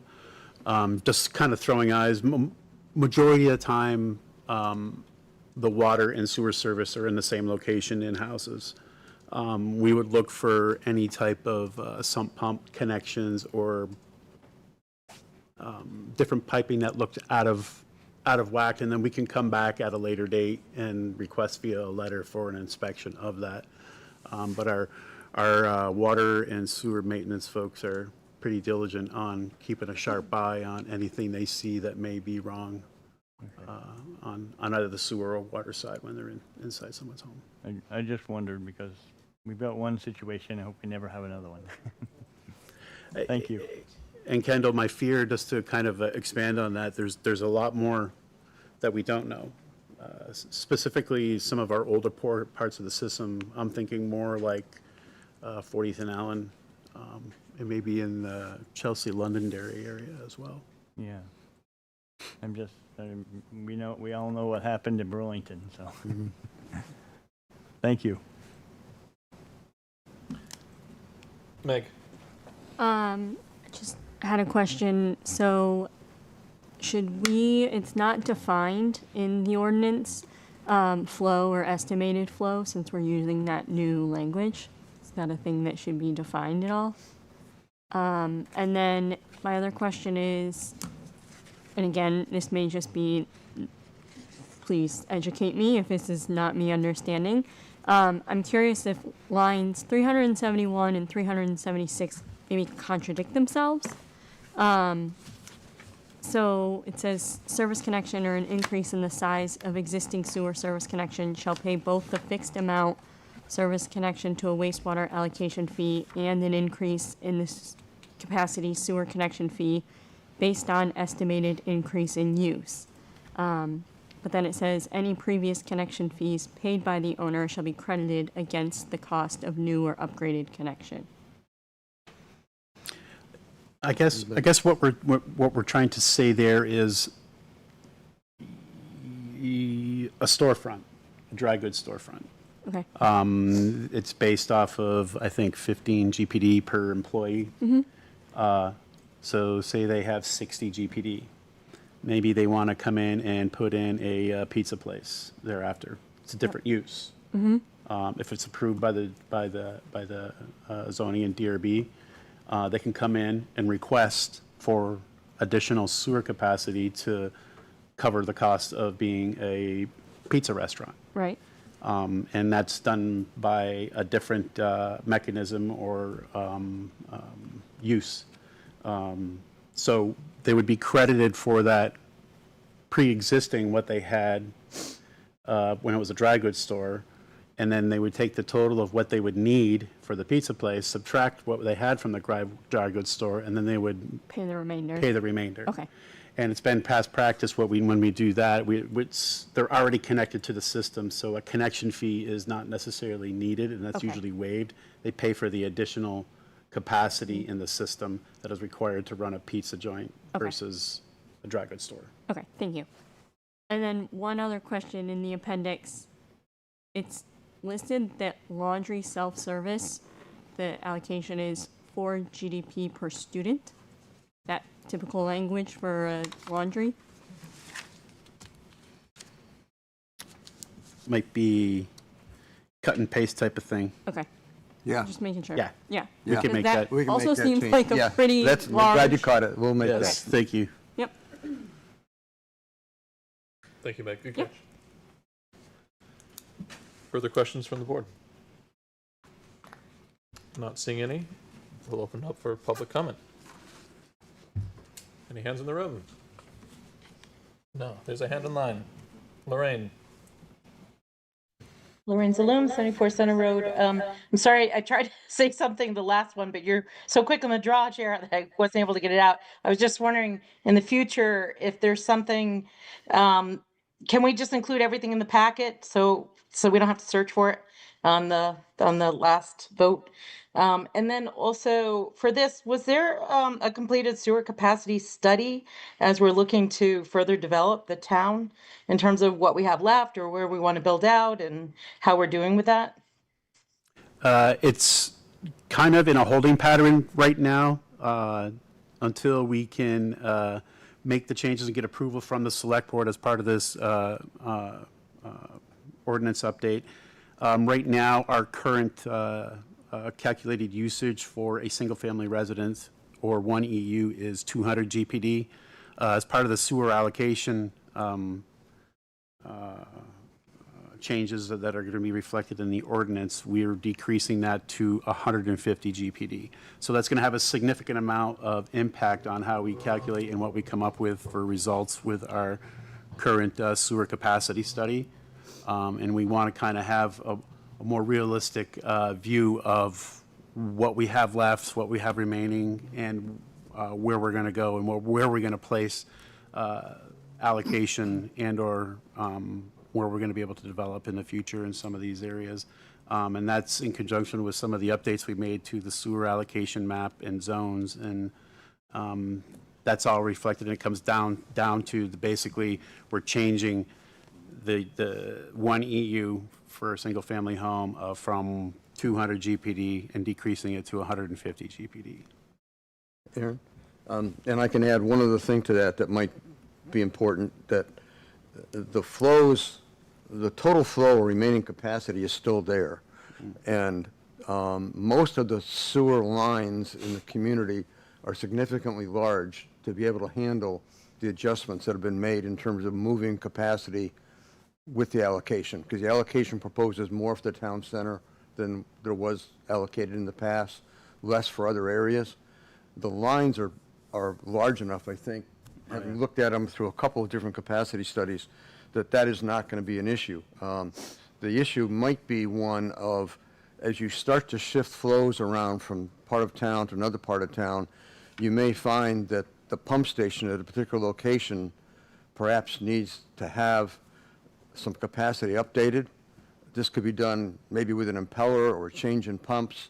And that's one of the things that the engineer, Hamlin Engineering, is working on the study now, but he really can't give that information in terms of what's the impact on each part of the system until the documents are basically finished and the numbers are settled and the board's good with adopting the ordinances at the numbers we're talking about. So they've kind of held off finishing that package. But it will be done, because that needs to be known for future planning and for zoning and development and everything else in terms of the capacity issues. Thank you. There's another hand. There's 2 more hands in line. We'll start with Cheryl. Your hand was up next. Hi, this is Cheryl Van at 8 Rustic Drive.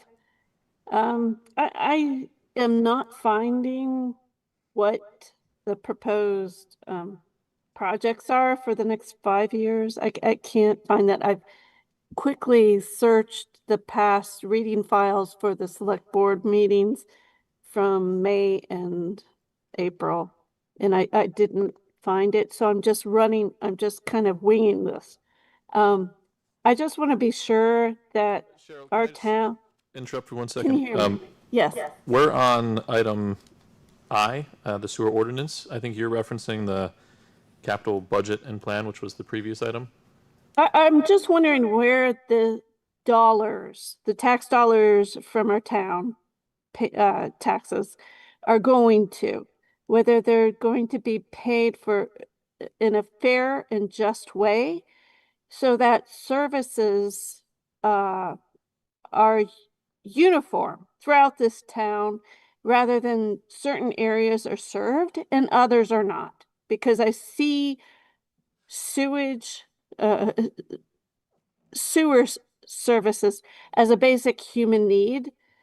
So I'm just wondering on this allocation, what are our what choices are being made and how they're being determined? I just want to be solid on that.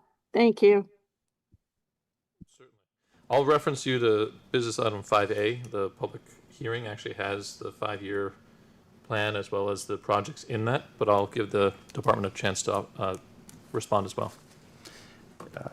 The current project descriptions that we do have in tonight's packet reflect our best assessment in-house with my engineering staff to address our infrastructure, both the maintenance, significant maintenance items, and some of the asset replacements that are required just due to age of the system.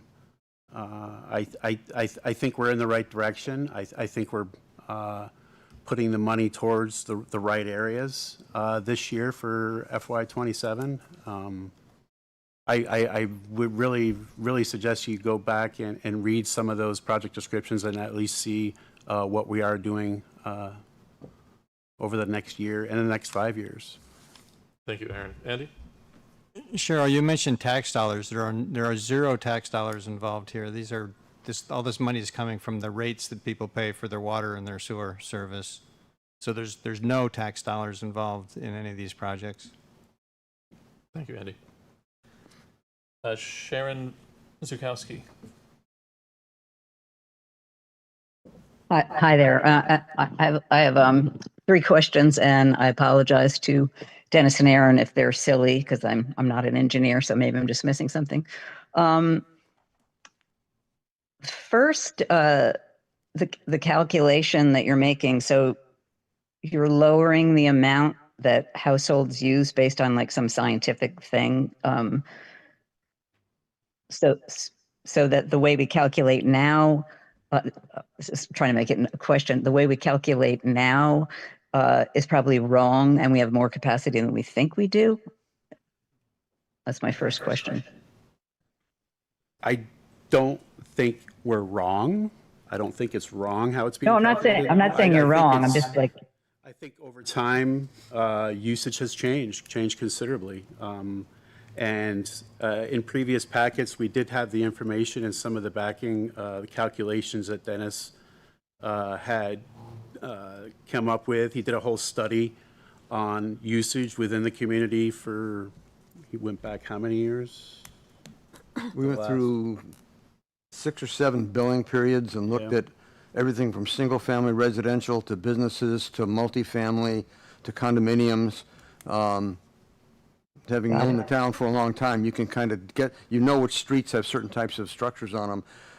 The data's a little hard to get at, but it was looked at, and the real truth of the matter is that it's not just Essex, but throughout New England.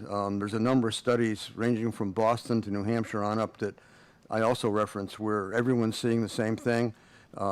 On the water side, and I know the board's heard this before, but Champlain Water District, you've seen all the construction that's taken place in Chittenden County, and yet the water use in Champlain Water District has gone down. And it's gone down in wet years and gone down in dry years. And part of that is this whole business of our population's aging, low-flow fixtures, you name it.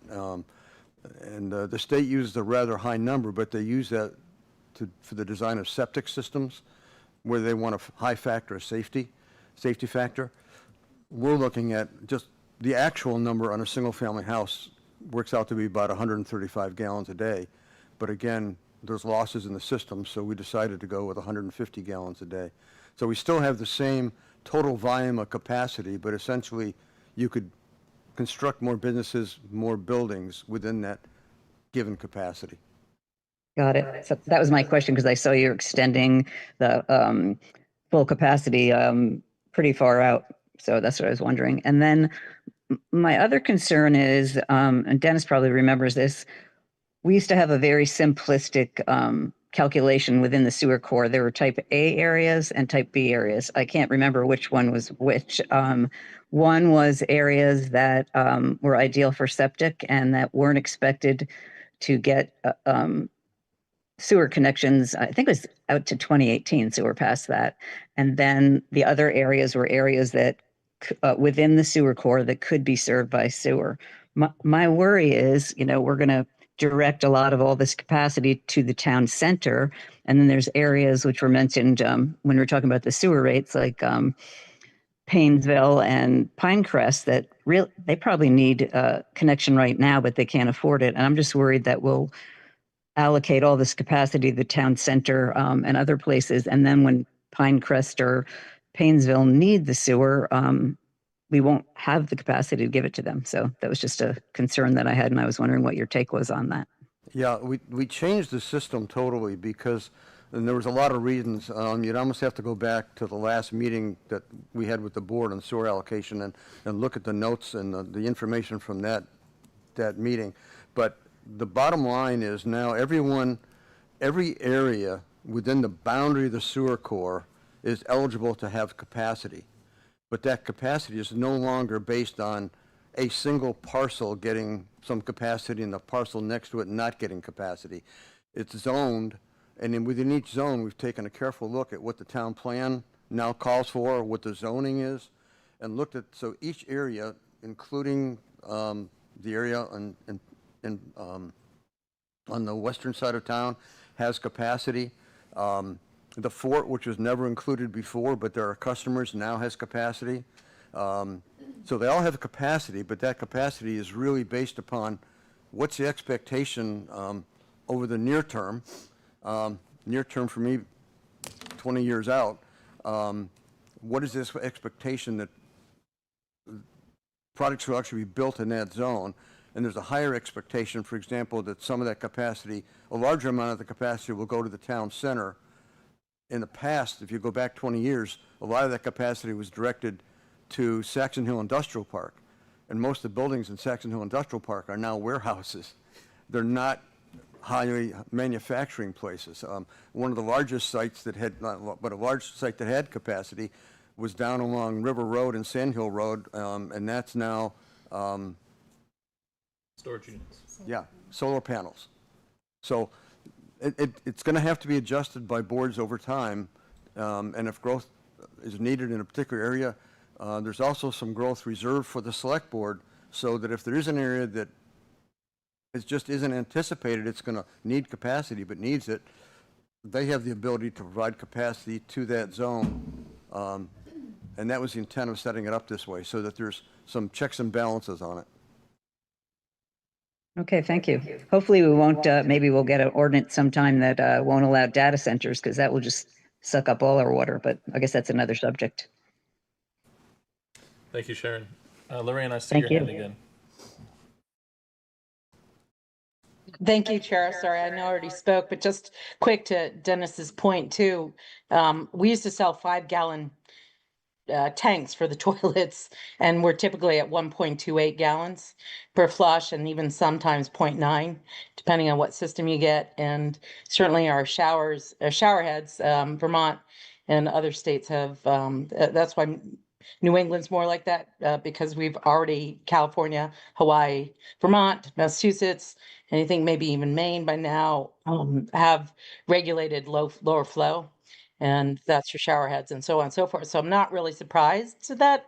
That's the findings. And also seeing maybe in the future too, that maybe gray water systems might be handled in a different way so that we can recycle some of that as opposed to going through the capacity. So I'm sure there'll be changes, as there always are. Thanks. Thank you very much. No other hands online, no other hands in the room. Back to the board. Andy. I have a question about minimum water charge, now that we've already approved that. It's based on 200 gallons per day. And so if somebody averages 189, they pay the 240. But if we move it to 150, are they paying the 240 and then the difference up to 189? So their bills are going to go up? It's going to be a new world. So we, at the same time as we're doing all this, we have the rate and fee study that Karen needs to review, of course. And then we're going to get it in front of you guys, and hopefully we'll have a new way of going about addressing homeowners or connections that don't see the same usage as others, AKA minimum charge. One of the things that I sat here and I was listening to the earlier discussion on rates, and then it struck me that one of the issues that the board will probably, if we go forward with this, and I hope we do, when we get all these 3 documents approved, there is going to be a switch in terms of connection fees, not just the low rate, but connection fees. So the question really, and I haven't even talked to Aaron about this, we haven't talked about it, I just thought of it tonight. You're going to have to decide, I think, at what point you want this to go in place, because you're going to have to revisit not the rates for what people are paying for water usage, but you're going to have to revisit the issue of connection fees and minimums, because they're going to be different once these get adopted. Right. So Aaron may be back at you in a couple of months, Yep. or you may decide we want this, but we're going to postpone it till November. I don't know. That's a decision you guys will have to make. And Dennis doesn't know that he's going to be in a meeting here probably next month with our consultant to discuss some of the connection fees and allocation of both water and sewers. So the adoption and the rate changes are kind of got to be looked at hand in hand, so we don't end up with a system of changes and rates that don't apply to those changes. So why did we approve rates tonight then? That's, I guess, where I'm... Because this hasn't been approved yet, so you got to act on it. And we gotta catch the next billing cycle? Yes.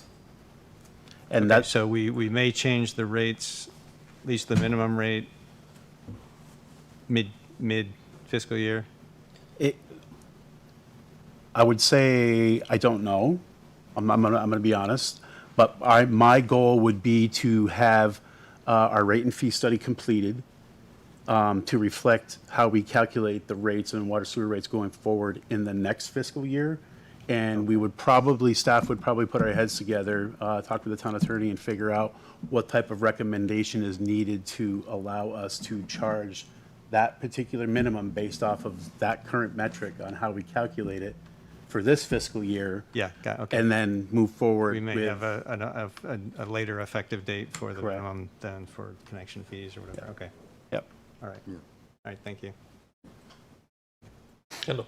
I wanted to revisit line 812C, where it says the select board shall adopt a surcharge system for handling toxic or other abnormal waste at such time as the need develops. Is that what the Tri-Town is working on with Williston and the city? We do have language. Where's that currently at, Annie? Yeah, it's something that we should probably kick back up to the top of our radar. But yeah, and then I've been a strong proponent for charging people with strong waste. Yeah. We have a quality issue with our waste, not so much a flow issue, meeting capacity of the plant. You know that a lot of the beer companies out there, they do have high impacts on that. So I really think a rule, regulation, and or guidance regarding high-strength waste shouldn't be by individual communities in the Tri-Town. It should be at the Tri-Town, and then we can enforce the same regulation. I think that's what we were trying to work through. Yeah. I think you sat in some of those meetings too, Kendall, so I think that's definitely something that we could reference in here to reference the Tri-Town on that, or... I just think you're changing it, that this is a good point, because it says it was passed in 97, so that's a long time to go without, at such time as the need developed. That probably developed a long time ago, so. I know Aaron's written a policy on It's used when those kind of, when the beer garden comes in, or when when there's a high-strength waste, the language that's in the ordinance already allows us to do that, and I just haven't put my hands on it, but We I have a know, po- we I have know a it's there. policy It's about a in page and a place. half policy of what they have to do to pre-treat to get it to the waste that, So I might respectfully suggest if there is that policy, that you change it from developed at such time as that reference the policy. Okay. Just a suggestion. Yep. And then down below that on 817, once again, my favorite thing, says disposition of excess revenues, that you'll apply any operating revenues accrued from users in a given year for determination of the following year rates, which I assume means you would reduce the rates the following year by that surplus.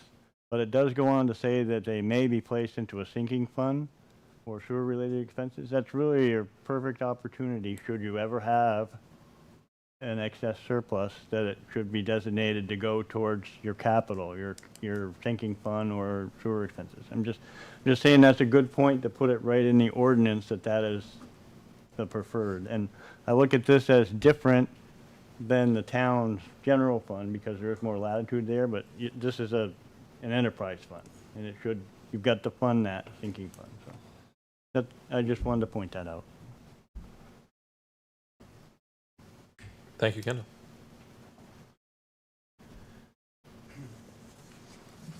Hearing no motions on the floor, and this was only advised for discussion and presentation, we'll move on to business item K, 7K.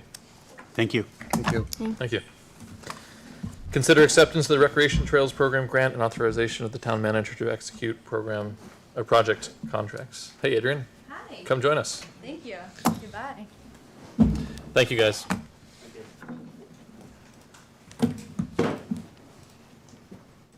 Welcome. Please introduce Thank yourself you. and Yeah. give us an overview. My name is Adrian Martin, and I'm the Recreation Director here for the Town of Essex. And I am first here to speak with you about a Recreation Trails Program grant. So the last, I guess thinking of what the board may have heard from us last, specifically regarding this project, was in the fall of 2025 when we were considering applying for a Recreation Trails Program grant through the state of Vermont. At that time, we were requesting authorization to use matching funds for the grant.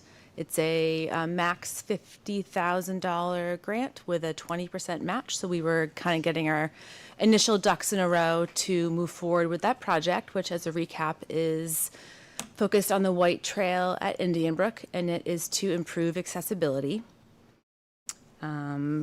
Where we're at today, all said and done, we're looking at rerouting 2,341 feet of trail. That starts at the boat launch parking lot and will go just about into you get towards the campsites, which is, 2,341 feet. This project accomplishes several goals. Not only do we have the opportunity to align some of our accessibility and equity within the town to ensure recreation opportunities available for as many as we can serve. But this project will also improve the sustainability of the trail there, and also, to add to the accessibility piece, allow it to be accessible year-round. Certainly right now we have a lot of steep slopes with water and erosion and runoff into the reservoir. So this new improved trail will improve the surface, improve erosion, sustainability, protecting our natural areas. We're here today because we're hoping that you will approve us accepting this $50,000 grant we were awarded. We found out a couple months ago that we've been selected, and certainly very exciting, and here, I guess, to see if you have any questions as it relates to where we're at in the project, and ultimately hope that you will accept the award and authorize the town manager to help us execute next steps. Thank you so much, and congrats on the award. Thank you. We're excited to talk about this, and I appreciate all that you and the staff have done for this project. Over to the board. Kendall. The only question I have is that the grant requires certain processes to be completed that would not otherwise be necessary for a locally funded project. To go from the 40 to the 50,000, do you have a rough idea what those additional costs were? A couple thousand maybe, or? Yeah, I mean, I think this is that was specifically talking about some, we had some permitting and assessment work that had to be done on top of, this is federal dollars here. Yeah. So there were some pretty specific, certainly we would accrue costs related to our, our municipal and local requirements, but there was some, being that it's federal funding, that we had to kind of go above, and knowing that we, the budget, up to $50,000, we were able to really fully look at the scope of the area that we're working with and ensure that we're able to fully improve the accessibility and the sustainability. So that went into it, working with a trail designer to look at the length of the area, what the budget is, and that sort of led into where the costs landed. Okay. I just wanted to make sure you were comfortable that you were getting a significant more work for that extra cost versus just permit costs. Yeah, no, we are Thank you. definitely. Andy? I've mentioned this to a few people, and everybody's excited about it, but the question I always get is, what's the surface going to be? Crushed stone.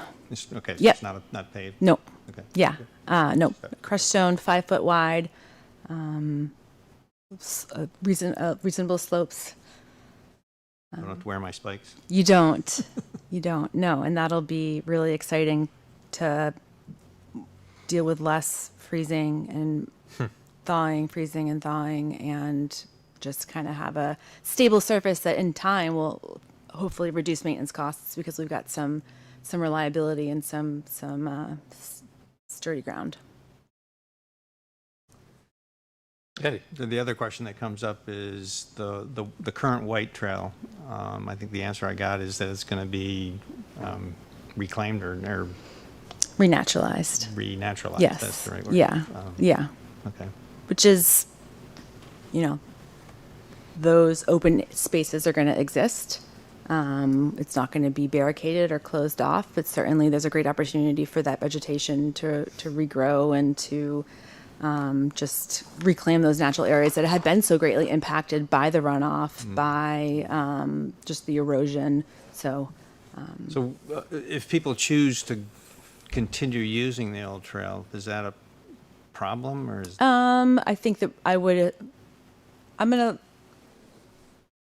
probably not pun intended, cross that bridge when we get to it, but I think certainly we will encourage, as the white trail is established, I think we'll probably educate users as to, as we begin this process, what's happening to the trail, and afterwards, once it's all done, that, really encourage people to stay on the trail, and this is why. And I think it'll take some time to get that message out there. And I recognize that there are some really nice viewpoints and some water access, but it's the entire trail is not rerouted, just some sections of it.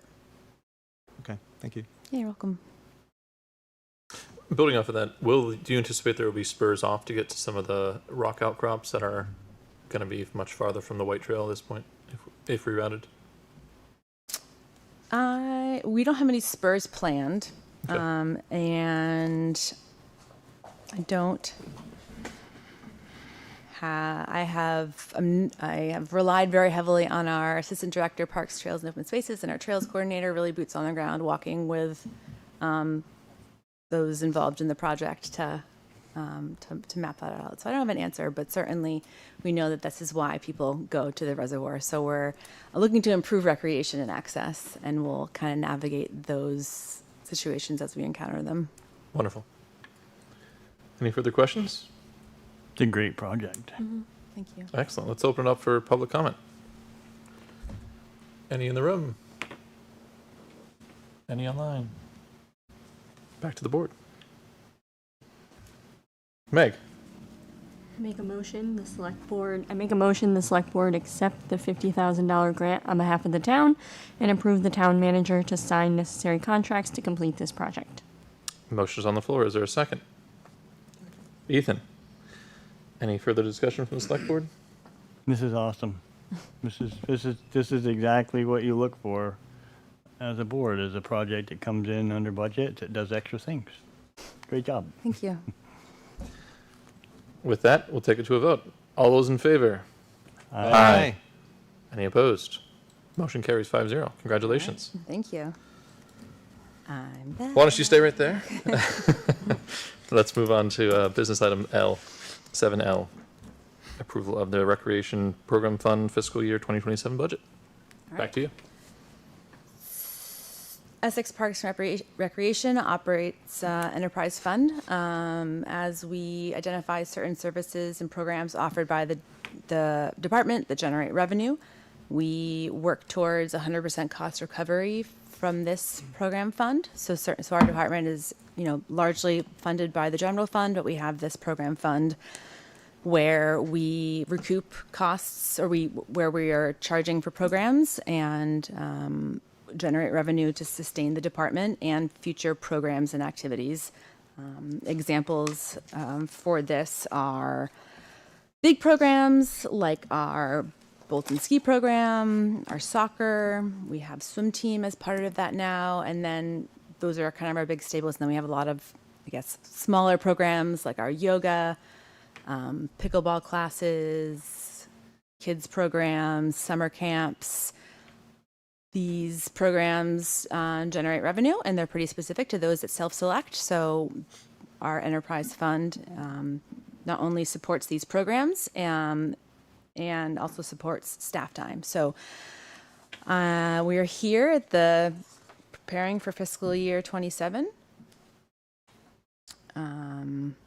We anticipated that the program fund for fiscal year 27 will have an approximately $17,000 shortfall. But good news, I would say fiscal year 26 was projected to have a $54,000 shortfall, but we're still kind of finalizing the end of the fiscal year, but it's going to be quite less than that, $18,000 shortfall or so. So while we were hoping we would be at zero and not need to use our reserve funds that are generated from our program fund balance from previous fiscal years, we are able to keep ourselves, make ourselves whole from balancing the costs to run the program and the program fund. Any questions? Is there anything that I can elaborate on? To the board. Ethan. Just quick, because I think everything else is great, but I only see one ski. Only one ski? Yeah. Oh, Bolton ski. Yeah. Yeah, just one Bolton ski. Where's the other ski? Probably fell off the chairlift. Oh, man. You probably want to go track it down. I have to look for the pinning number. Yes. Thank you. Thank you for chaperoning the program. I'm just curious, was there, because I thought, for just, me being a nosy resident, I thought that there was that did really good. So the winter program at Smugs. Yeah, it did. It did great. Yep. Yeah. I mean, it doesn't have its own specific line item yet. Maybe it grows so big that it does, but that falls under program registration fees. So yeah, I mean, registration fees. Okay. we certainly surpassed our expectations, which I attribute to our great team. And with this fiscal year 26, we had added a full-time position of the recreation program specialist, which is mostly funded through this program fund. So that was a program that she developed, and many other programs. We certainly exceeded our expectations, and I'm quite proud. I'm really excited to continue moving forward, and it feels good to do better than we thought we would. Meg. Ethan asked kind of the question, or you commented on that, I guess. I was going to just ask, a 2/3 reduction in your shortfall is great. And it shows that positive trajectory. It looks like it was mostly just program registration increases. What do you feel like has been successful to help to get there? Mm-hmm.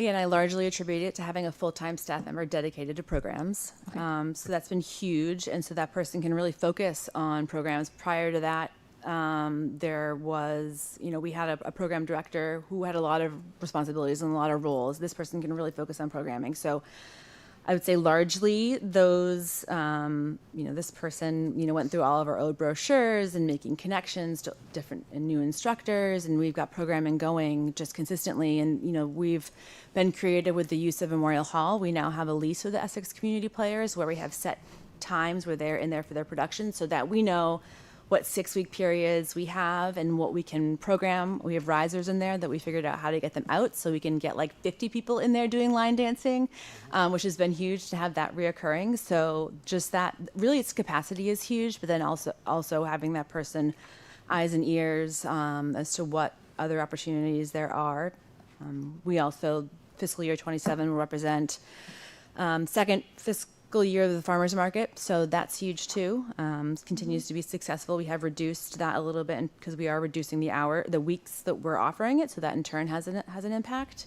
But largely just a team that's really excited and passionate about their work and kicking butt, in my humble opinion. No, it's great. You guys do a lot of great work, so thank you. Kendall? I just have a general curiosity question. Do you have a target for your fund balance? We would like to 10% every year. Okay. Or you mean fund balance or Yeah, for each year? The total amount that you keep in the fund balance, if you ever got to, I'm just It's a good question. I'm allowing myself to think a little about that more as we continue to progress in the direction we want to go in. I don't have a number. Okay. I would love to strike a balance to have stability and security. So if we are to, for whatever reason, be in a state where we can't run programming, that happened, 5 years ago, I would like to get us to a place of stability and growth. And, ideally we are able to grow in a way that we can bring on more programmers and do more. That would be the goal. No, I'm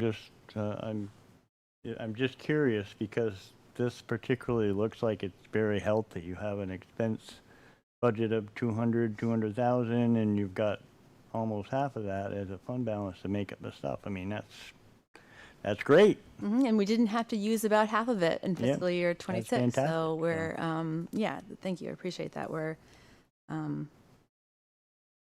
making it happen. That seems to be my theme tonight. Mm-hmm. Thank you. You're welcome. Thank you. To public comment. Any hands in the room? Seeing none. Seeing none online. Back to the board. Ethan's hand. Make the motion the select board adopt the future year 27 Parks and Recreation Program Fund budget. Thank you for the motion. Is there a second? I saw Kendall's hand. Further discussion from the board? All those in favor? Aye. Any opposed? Motion carries 5-0. Congratulations. Thank you very much. That brings us to Dan. 7M, consider approval to initiate tax sale procedures. All right, good evening again. So every May 1st, it's our policy to take a look at our delinquent tax numbers, especially those that are over $10,000 and 1 year old, focusing on items that are 1 year old or more because of recent changes in state law that we can go after with tax sale procedures. So within the memo, I've kind of outlined our changes from last year in terms of our over 1 year delinquencies, having those being reduced from 205,000 to about 115,000, as we were able to successfully collect on 3 larger properties in the city especially. There is more information about our total overall delinquencies, which still remain at $600,000, which includes this fiscal year, after having collected our taxes through the March 15th due date. We do continually, on a monthly basis, send out delinquent tax notices. We regularly communicate or try to reach out to people. So presenting this as a kind of May 1st start that we do this, any of this stuff is kind of a little bit of a lie because it's a process that we do all year and kind of internally. I would say in terms of trying to get involved into a deeper tax sale procedure, would be a little tougher for us to do immediately, right away, for this time frame. My staff is about to have a departure for a family leave. And you know, we've had some fluctuations in our staff in the last few months, with Shirley retiring and our accountant kind of taking her position, and we've hired a new payroll person. So my recommendation is that we continue with kind of our internal processes of trying to set up as many tax agreements as we can, continuing to send out our notifications, reaching out to people, waiting for possibilities from probate or other court activity. We do have liens outstanding on the remaining city properties, on a separate sewer connection that I've outlined in here discreetly, and just kind of looking to continue those procedures and maybe push off the formal, more legal related tax sale procedures until later this summer, but continuing the work behind it to try and reduce the amounts that are outstanding. Thank you. Board members, any questions for Dan? Meg? Just for clarification, for me, when you reference city properties, can you clarify where the Sure. town is owed money? Yeah. Yeah, so some of our delinquencies go back to when Okay. city and town were merged. Yep. And we had, at this point last year, we had about 6 properties like this with over $100,000 that were owed. We've been fortunate through the liens that we enforced last year, and since those properties had real estate transactions happen, you know, we were in line to collect what we were owed. Okay. So we still have 3 properties in that situation that total about $11,000, which we do have liens for. Yep. One is a regular payer, so that balance is getting reduced. The other 2, we might have to wait for a real estate transaction. Okay. Yeah.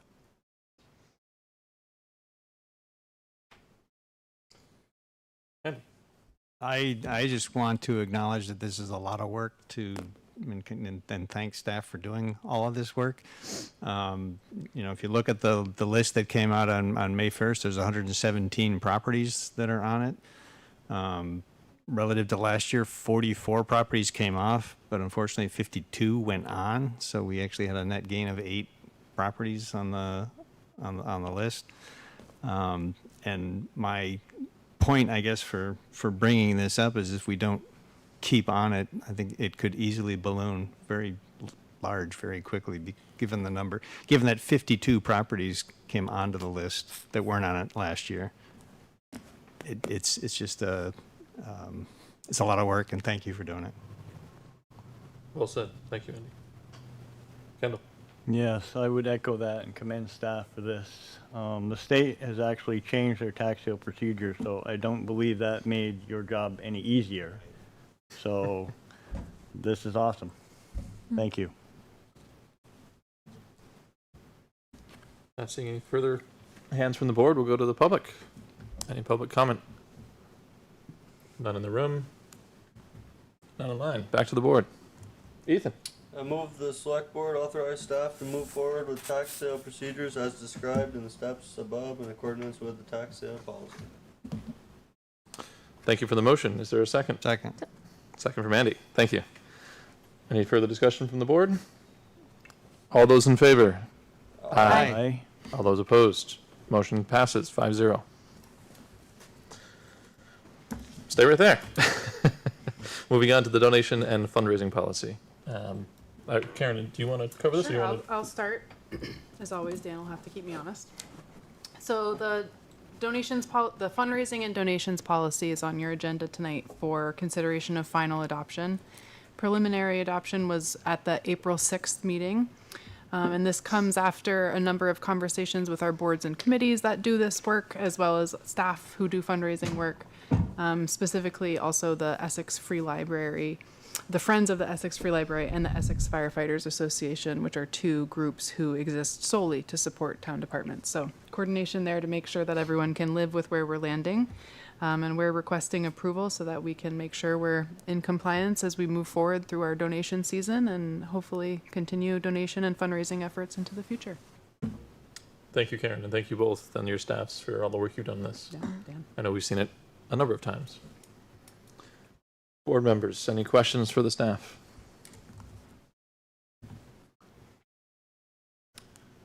Not seeing any.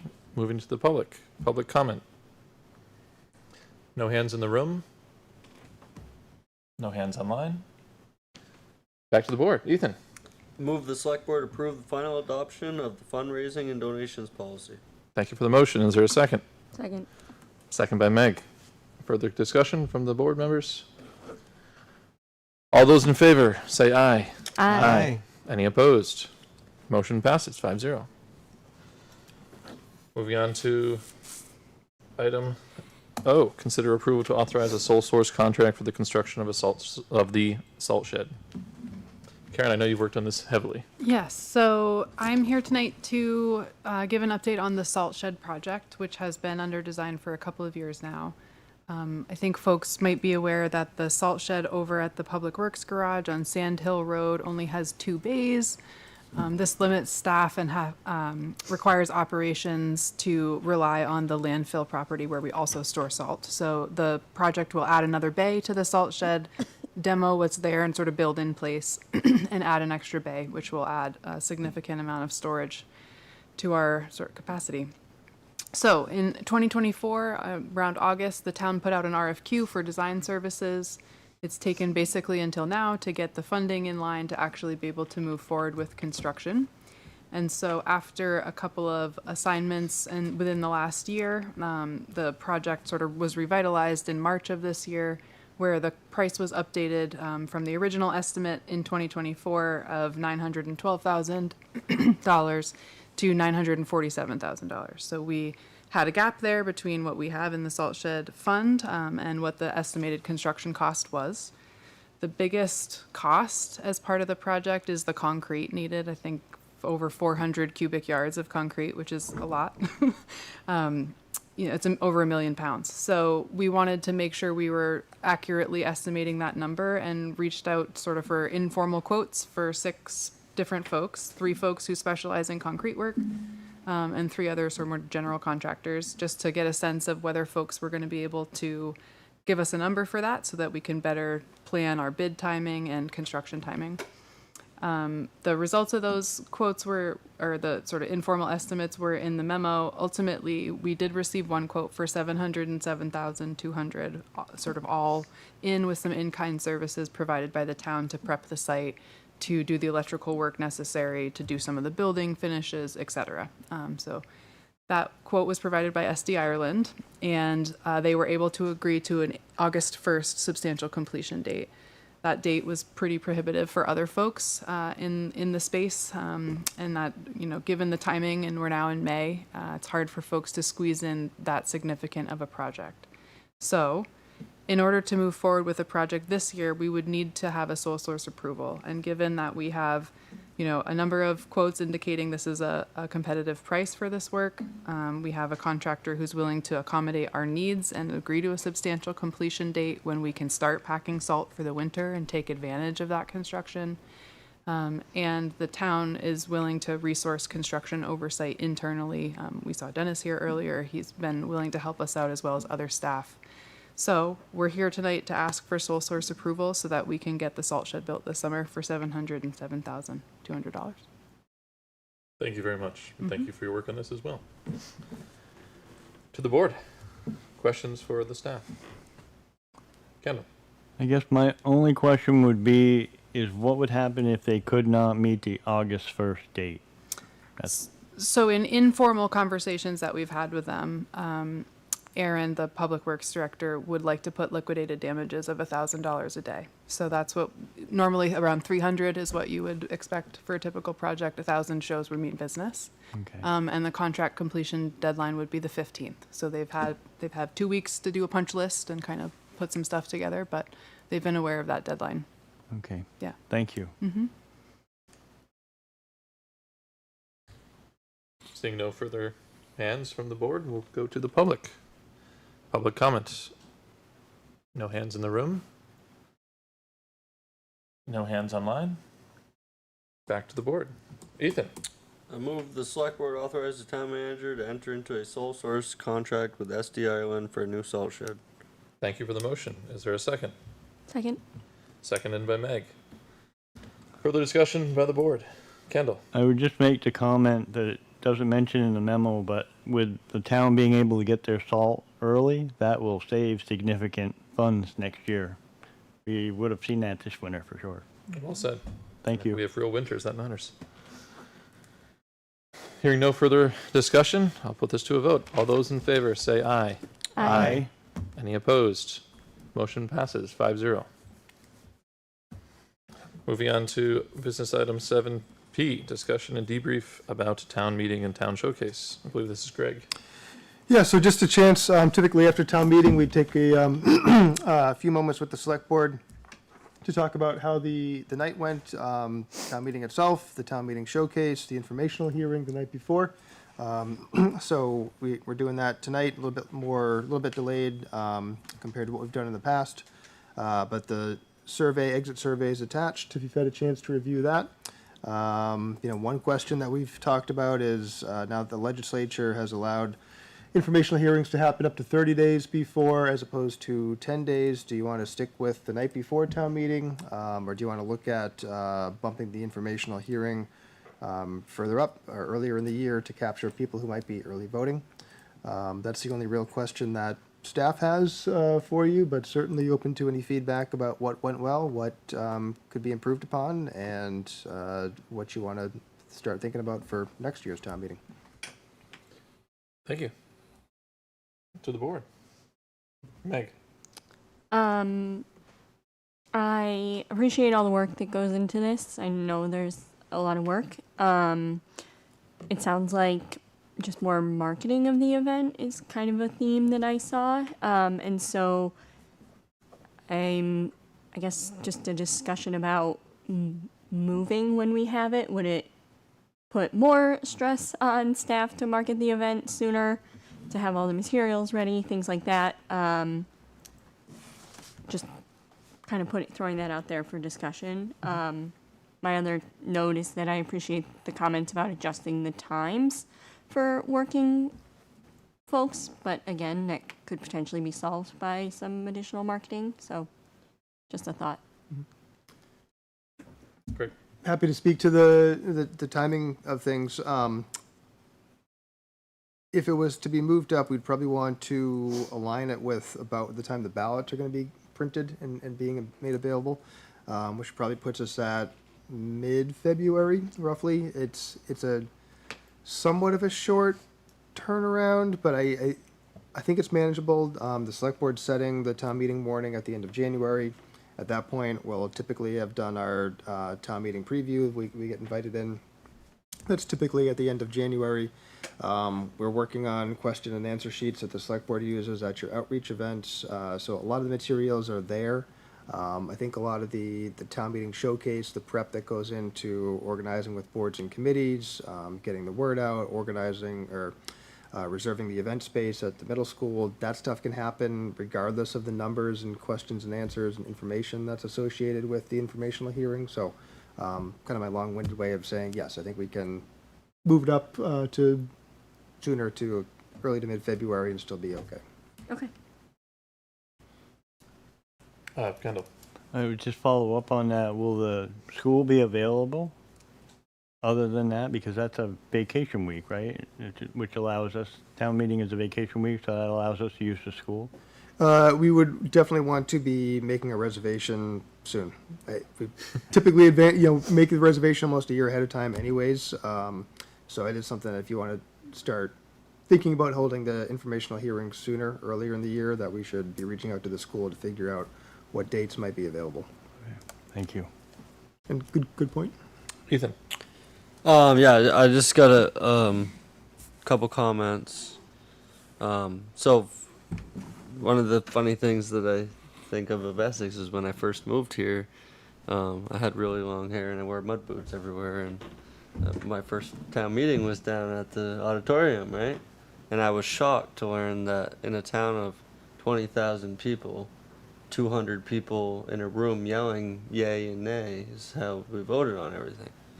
So we've done the experience and we've done over at the school, and what I've come to learn is that the people who want to be involved are going to be involved, and then a lot of people, and this is kind of something that isn't directly related to this, but in the same grand scheme, a lot of people just wait for a little book to come in the mail, and then they read through it and they ask any questions that they have about, you know, the whole preview of the year. So I think what I recommend is that we're already doing the preview, right, with Town Meeting TV, and then we're doing a whole select board meeting following that, where we do a preview, and then we're doing the day before Australian ballot voting, which is, you know, so I think the many opportunities that we have, and yes, there's some cost in the showcase, but I think the showcase is valuable, and I don't, personally, I don't want to touch any of it. I think we've worked really hard the last few years to get something standardized, and the soup at the school has been first 2 years, other than auditorium, right? This is the first time we've been in the same place for multiple years. 3 years? I think this was 3 years. 3 years. So this is our first home since our old home. So I'd hate to, I feel like it's gaining traction. I hate to change anything yet, but I'm just one person. I just wanted to share a little bit of that history of like 100 people responding to the survey is amazing. Because if you look at 10,000 people, the amount of people that voted, yeah, we got like 15% this year, which is great, but normally it's about 10% votes in Essex. So if you can get 10% of a response of those who voted, you're kind of getting your accurate poll numbers. But Thank you, Ethan. Andy? We used to do a paper survey. I remember. And we'd get, the first year we got 30 of them. The second year we got maybe 10, and the year after that we got 2. And it was pretty, but this was tremendous. Yeah, the one comment that, or not one comment, I got a bunch of comments, I guess. We only asked for comments for people to ask them why they voted no. We didn't ask why anybody voted yes. And so it all sounded negative. Everything passed. Everything passed, but all the comments were negative, and I don't know, if it makes sense to ask why people voted yes too, so that we can pat ourselves on the back once in a while when we get a good comment.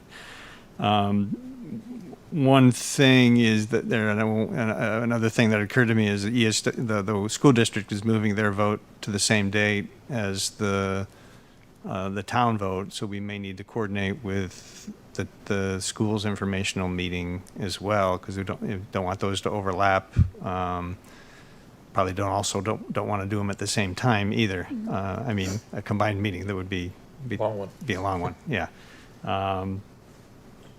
Another thing is reading through some of the comments. There were comments in there about people not understanding or saying we aren't being transparent. But that book has, by statute, we have to put our audit in there. It's in the book, but we never mention it during the presentation.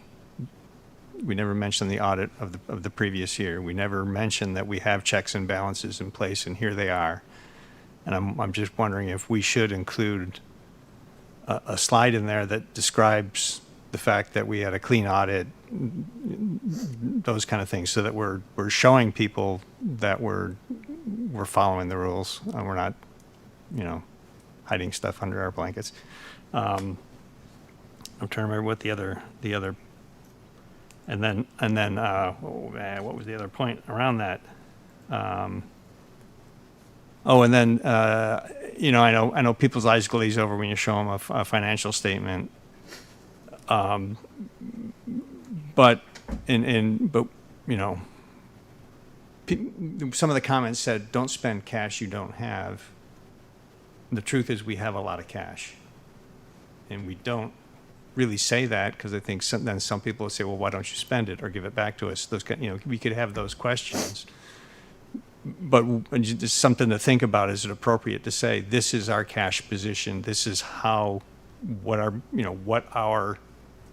financial situation is. We're in good shape because of all these controls we have, or whatever. It could, yes, it could raise a lot of questions about why are you sitting on all that cash? You know, we make a lot of interest on it, and that shouldn't be our main goal, to make interest on because I've heard the comment, you're making interest on my money. You know, give me the money back, let me earn interest on it. So anyway, just I'd like to think about sharing our controls and more financial stuff. Just a consideration, something to think about. And I think that might be. In the past, we've had, the moderator has done more to, I think, to explain or tell people to ask questions if they don't understand the process. I think that may have been more in line with when we were actually changing the budget from the floor, and so maybe that's not as relevant as it used to be. I'm more explanation of how the process, how the meeting flows, might be helpful. It may or may not. It may just be a waste of time. I don't know. It's just something to consider. The other thing is, I remember staff members talking more during the annual meeting, but that may be, again, because people are asking specific questions about changing things and what the impacts are. But I'm wondering if there are points where staff should be asked to comment on things. We shouldn't avoid exposing our staff to the public. Maybe, I don't know. I think those are the things I wanted to bring up. Thanks. Thanks, Andy. I really appreciate that, and I enjoyed your comments ahead of the meeting, so I could think about them as well. I'll just add my 2 cents. I really loved the graphs that were included in this, so we can actually see, and I also thought about, especially if you look at, the ways we're getting the word out. If you look at that bar graph on the first page of the, additional information, the town did half of those ways of communication. So it's, we hit all these different categories, from Facebook to Front Porch Forum to the reporter to on the website to, public meetings and forums and select board members and so on and so forth. I don't think anyone put it on Twitter, but, there's a lot of things. That was one of the lowest ones that got any votes. So I think I commend the staff for all that they have done. I also think the second, the other graph that was interesting to me was looking at the changing of the date possibly. And, maybe a third said we should do it when the ballots are dropped, but more than half said it either doesn't matter to me or keep it on town meeting day. So with that in mind, I think numbers, I always try to determine things based on data. I agree with Ethan. I think that 3 years into the process, I think we should definitely keep doing a survey. I think we should take note, and if we can tweak things by putting a slide about the audit, or think about how the school budget's going to affect us, and how we can, maybe it is validating the budget by showing them that we also have, this much in the reserve funds and things like that. I love ideas like that for strategies to how we can prepare for the day. But I would not really push the staff to change the date at this point in time. But I think if we get additional surveys that say should be earlier, that's when we should move. Andy? Yeah, I agree with that too, that we already are doing an informational meeting as a select board meeting, essentially, right? We're going through the entire presentation 3 weeks before. And so I think I agree that moving the date would actually reduce the amount of communication we're doing, because I think that we would only do it once rather than twice. Yeah. And I believe, correct me if I'm wrong, when Kendall did the presentation this past spring, it was on the day or a day before the ballots were dropped. Is that correct? With Town Meeting TV? Or not with Town Meeting at the Town Meeting, when at the we did Select it, Board meeting? like the preview in the select board meeting prior to. It was around that time. I forget the exact. It was at least 2 weeks before, timing. so it was, Yeah, it was close. So I agree. I think we're all saying similar things here. We'll throw it to the public comment unless I see Kendall before we do. Well, I was just going to throw out that when they asked about the town annual report, I was struck by the number of people all the way down through myself included, it did not get the town report until after the town meeting. So just a note there. That's good feedback. I know that the local post office has been having delays and days they're delivering and stuff. Maybe in the coming year we can think about really trying to get that out even earlier. New mail trucks, fix that. Those are ridiculous. There's something out of like the movie Cars or something. Despicable Me, where they There you go. the minions. Silent. Yeah. Moving on Yeah. to public comment on the response to town meeting. Anyone in the room? No hands. Anyone online? No hands. Andy? Sorry, one last thing. There was Please. mixed reviews on whether people could be heard or not. What do you mean by heard? Like physically Whether, here. whether Oh. they were close enough to their microphones or not. And so it's some people said I could hear everybody, and then others said they couldn't hear anybody. So it's a mixed. And I don't know. I have one bad ear. Maybe others do too. So it's hard to. We need to teach people how to use the microphones, I think. Yeah. Got to eat it at that venue. I think that's something we could work with the moderator on. Instructions. So I play ukulele in a band, and we play out. And so there was one time where we were playing on some grass, and I took my shoes off, and I eat the microphone. I get right on it when I'm singing. But because I took my shoes off, I was getting an electrical shock through the through the microphone. And I was like, "What's going on here?" And I finally figured out it's because I was Grounded. grounded. Yeah. Oh, wow, that's interesting. Yeah. That's why I use wireless. When we Just a point of recollection, but I remember John asking 37 people to speak into the microphone. Yeah. Sharon Zukowski has her hand up. Oh, Sharon, thank you. I just have a suggestion because I think part of the problem of not hearing people is being polite, because I noticed that Sharon Kelly does it. She's always polite. So she turns her head to face the person she's talking to, meaning you're not talking into the mic. So you have to almost be a little bit rude when you talk and like lean into your microphone or carry it with you. Anyway, just a suggestion. Thank you, Sharon. Kendall.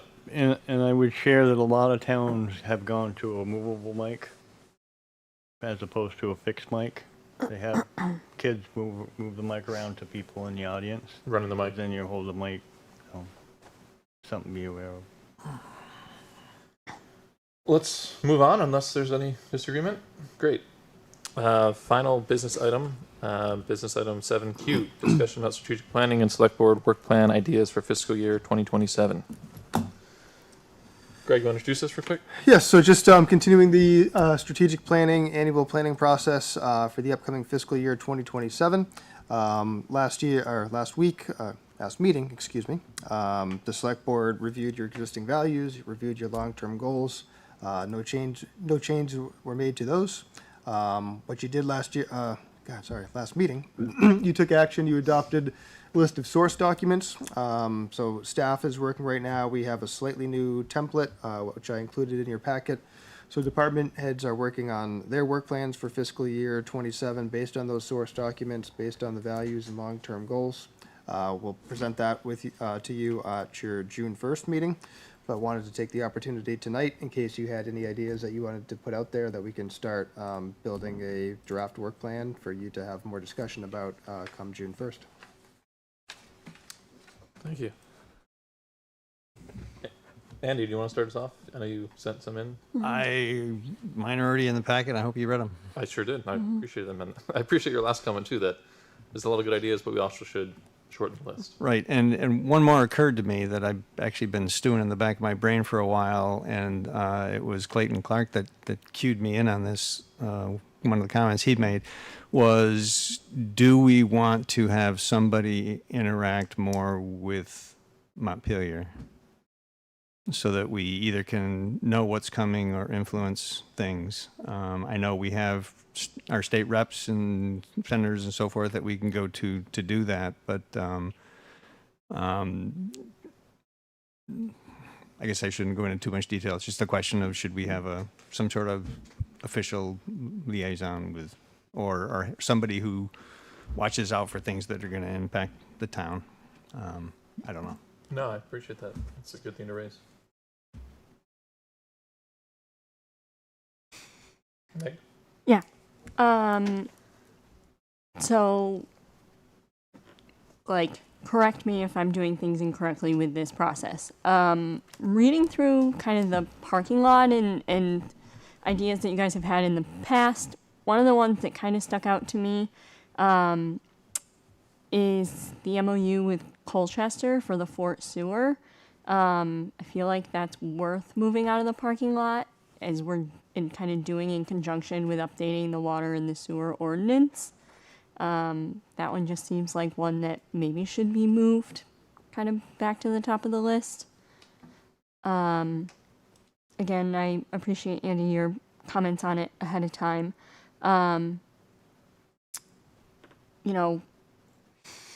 Thoughts about the senior van backup and then potentially other transportation options if the number 4 does end up removed.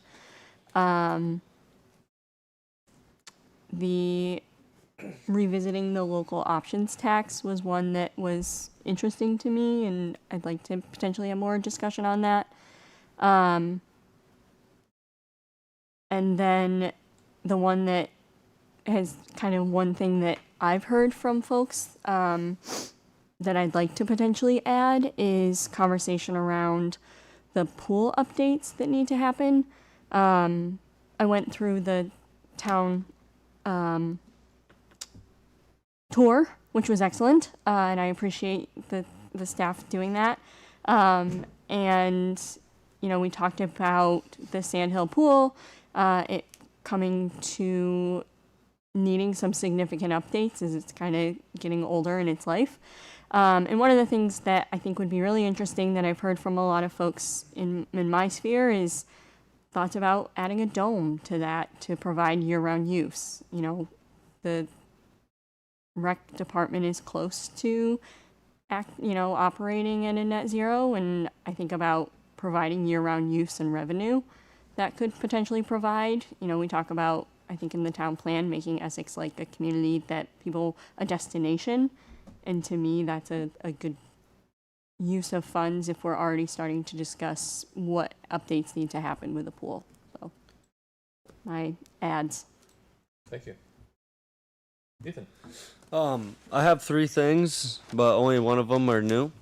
I would like to change item 9 on the 26 work plan and eliminate the word explore. I would like that to become creation of community gardens. It's pretty clear in our town plan by the size of the word how many people were in favor of it, and then again from 94 responses, over 50% were in favor. I understand that the staff's memo on the topic, and if you look back on the minutes, was that capacity was kind of limited. That was for this year's growing season, so I'd like to make it a high priority to be completed this year for next year's growing season. And then the second thing is on the parking lot, and it is more important than ever, and it continues to be more important every day that goes by in Essex, and that is an agricultural feasibility study for supporting the population in Essex. This is something I brought to the board 2 or 3 years ago, and we got put in the parking lot, but it basically is, do you have enough land in your town to feed your residents? And short answer, without having a study to back it up, is I don't believe so. Prove me wrong. So let's get that on a list and get some study and going behind it. And then my third and final goal that I have this year is to make it a priority from the select board to direct the planning commission to have agricultural overlays in Essex. And this is something that we can be kind of the statue and the leader to regional planning to create agricultural overlays. And this is something that the state's looking at as a whole right now. There's been a lot of talk about it with all the acts that's going on. So think those are my three things. Two of them are already on. One's on the list. One's in the parking lot. One's new. So I'm not flooding you with a bunch of ideas. I'd like to take something out of the parking lot. Thank you. I got a boot on my tire with that one. Okay. I appreciate your suggestions. Kendall? I'm just going to reemphasize what Andy said and Meg said, that we really need, I think staff and the Economic Development Committee should really work hard on that lot for a November vote to settle the issue really one way or the other. There are a lot of towns in the Quay that are looking at lots exactly for infrastructure and primarily now for water and sewer infrastructure, because a lot of towns they can find the money for their roads and pave the roads, and you can move a road out a couple years or 10 years if you have to, but you can't pipes and sewer lines. So a lot of places are looking at putting the lot fees to water and sewer infrastructure. So I'm very interested in finding out what the town feels about that. So, Was there anything else? that was pretty much it. Great. I think that's enough. I have two that haven't been mentioned. One that I know is already in development. That's getting the dog ordinances finalized and redone. I know that we've been talking about this for a long time. We've shed light on it, and I'd like to really ensure and give staff credit for them accomplishing that, because I know it's important to the town. I'd also like to, and this is something, Kendall, you and I have talked about, and this can be start at a low priority or even in the parking lot if need be, but because I do agree with Andy, if you're trying to do everything, you're doing nothing. So I know we have prioritization, I know we have different things, but I look forward to the conversation with this board about how we can take up the ones that are already done. Maybe there's ones that are on there that are not really a priority anymore. We can put them in a parking lot so we don't lose them. But my other idea is, to put onto the pen and paper the development plan to plow all of Essex's sidewalks. I know that we do 50% now or whatever it is. I know we're talking about improving trails and different things like that. I think it'd be well worth our time to at least put it as a goal that we can incrementally achieve over time. I saw a couple of hands coming up for round two. Is there, Meg? Yeah, there's one other one. It is a parking lot item.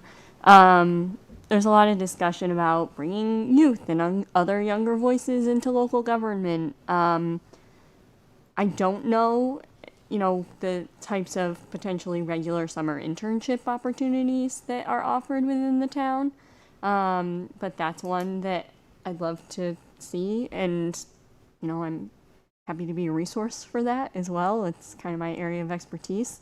Same with, internship co-op for high school students, for college students, whatever that looks like. So. Quick comment to that. Thank you for that. You like that, because that was one of my ideas a couple years ago. But I know it's in the parking lot, but Greg has done an amazing, and town staff has done an amazing job. They have some interns. Good. Okay. So it's been happening for 6 months, 8 months. Oh, we had an intern in the fall. She wrapped up in December. Community Development had an intern last spring, I think it was. Public Works interns. Public Works has a connection with Center for Technology. They've had interns over the years. A lot of our summer help is our local high school kids, whether that's on Parks and Recs maintenance or at the Indian Brook or doing programs, but always open to new ideas of how we can do more. Yeah. Co-op. And just, sorry, to reiterate, I recognize, I'm new, I'm asking about 12 things on this list, and with a recognition that there is a need to prioritize to make sure that we can actually move some things forward too. Kendall? I guess I would add just one other thing that I do think is important to continue looking at, and that's identifying the cost benefits of the internal versus contracted operations, like mowing and plowing. I think there are a lot of opportunities town-wide for that. And Excellent. It does mention that could be one of the areas that might be a focus, so it's not outside of the realm of possibility. Is that still in there, Kendall? Yep, it's way down 23. 23, okay. I only see 18. Is that parking lot? Yeah. That got put in the parking lot? Yeah. Because we've been doing that. Yeah. We've seen it No. also on other plans. They've taken that wording, so. All right, that's why a lot of it got moved. Let's move on to public comment real quick. Any hands in the room? Ken, please come forward.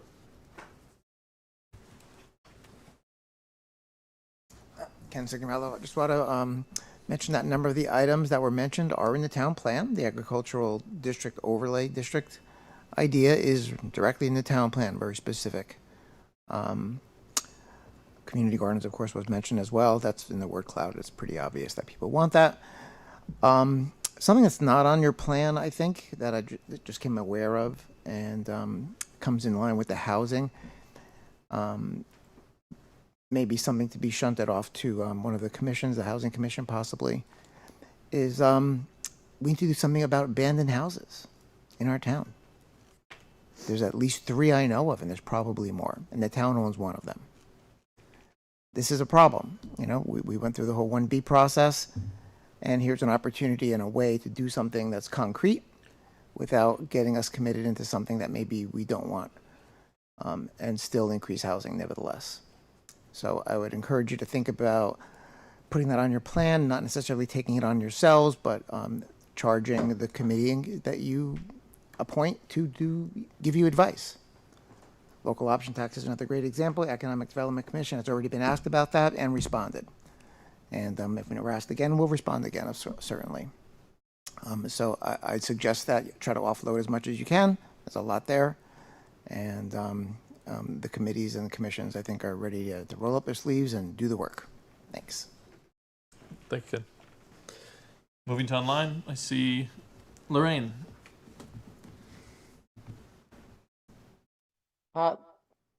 Sorry, am I on? Can you hear me?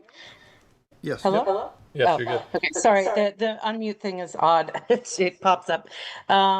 Just a couple questions. On one of the questions for the town meeting for the mailer for the budget, I didn't see a question in the survey that included how many people would like an opt out or opt in or whatever on that, because that could save money on mailings, because a number of us probably, look online or whatever, or we can pick up a copy later. Also, Meg, thanks for bringing up the idea about the pool again. I know we had visited that a while ago. I know they're also doing it in another municipality. It seems to be successful. No idea what it would cost now, but the other thought in terms of the land that we have, and certainly the direction of the current rec department director, I would love to see us look at a cost of also building out that pool house, because you can bring in revenue from rentals and children's parties, and you could also in the winter you could have a night a week that you could rent out the pool to. There's certainly other ways to bring in more revenue. And then in terms of, thank you, Ethan, for bringing up in terms of feeding ourselves. It certainly is becoming more and more important as we're in this era, climate change era. Certainly successfully, and having lived in New Jersey a long time, are we working with the Planning Commission to also look at ways to increase or to ensure that like apartment builds and places like that would have a place to grow? Certainly urban farming is quite successful in many places with abandoned lots and so on and so forth, but I would love to see a piece of that at least looked at by the Planning Commission, to be able to increase our agricultural land area, because that certainly, there's no reason we can't do some urban farming as well. Thanks. Thank you very much. Cheryl Van Epps.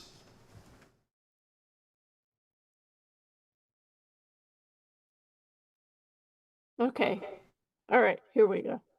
Cheryl Van Epps, 8 Rustic Drive.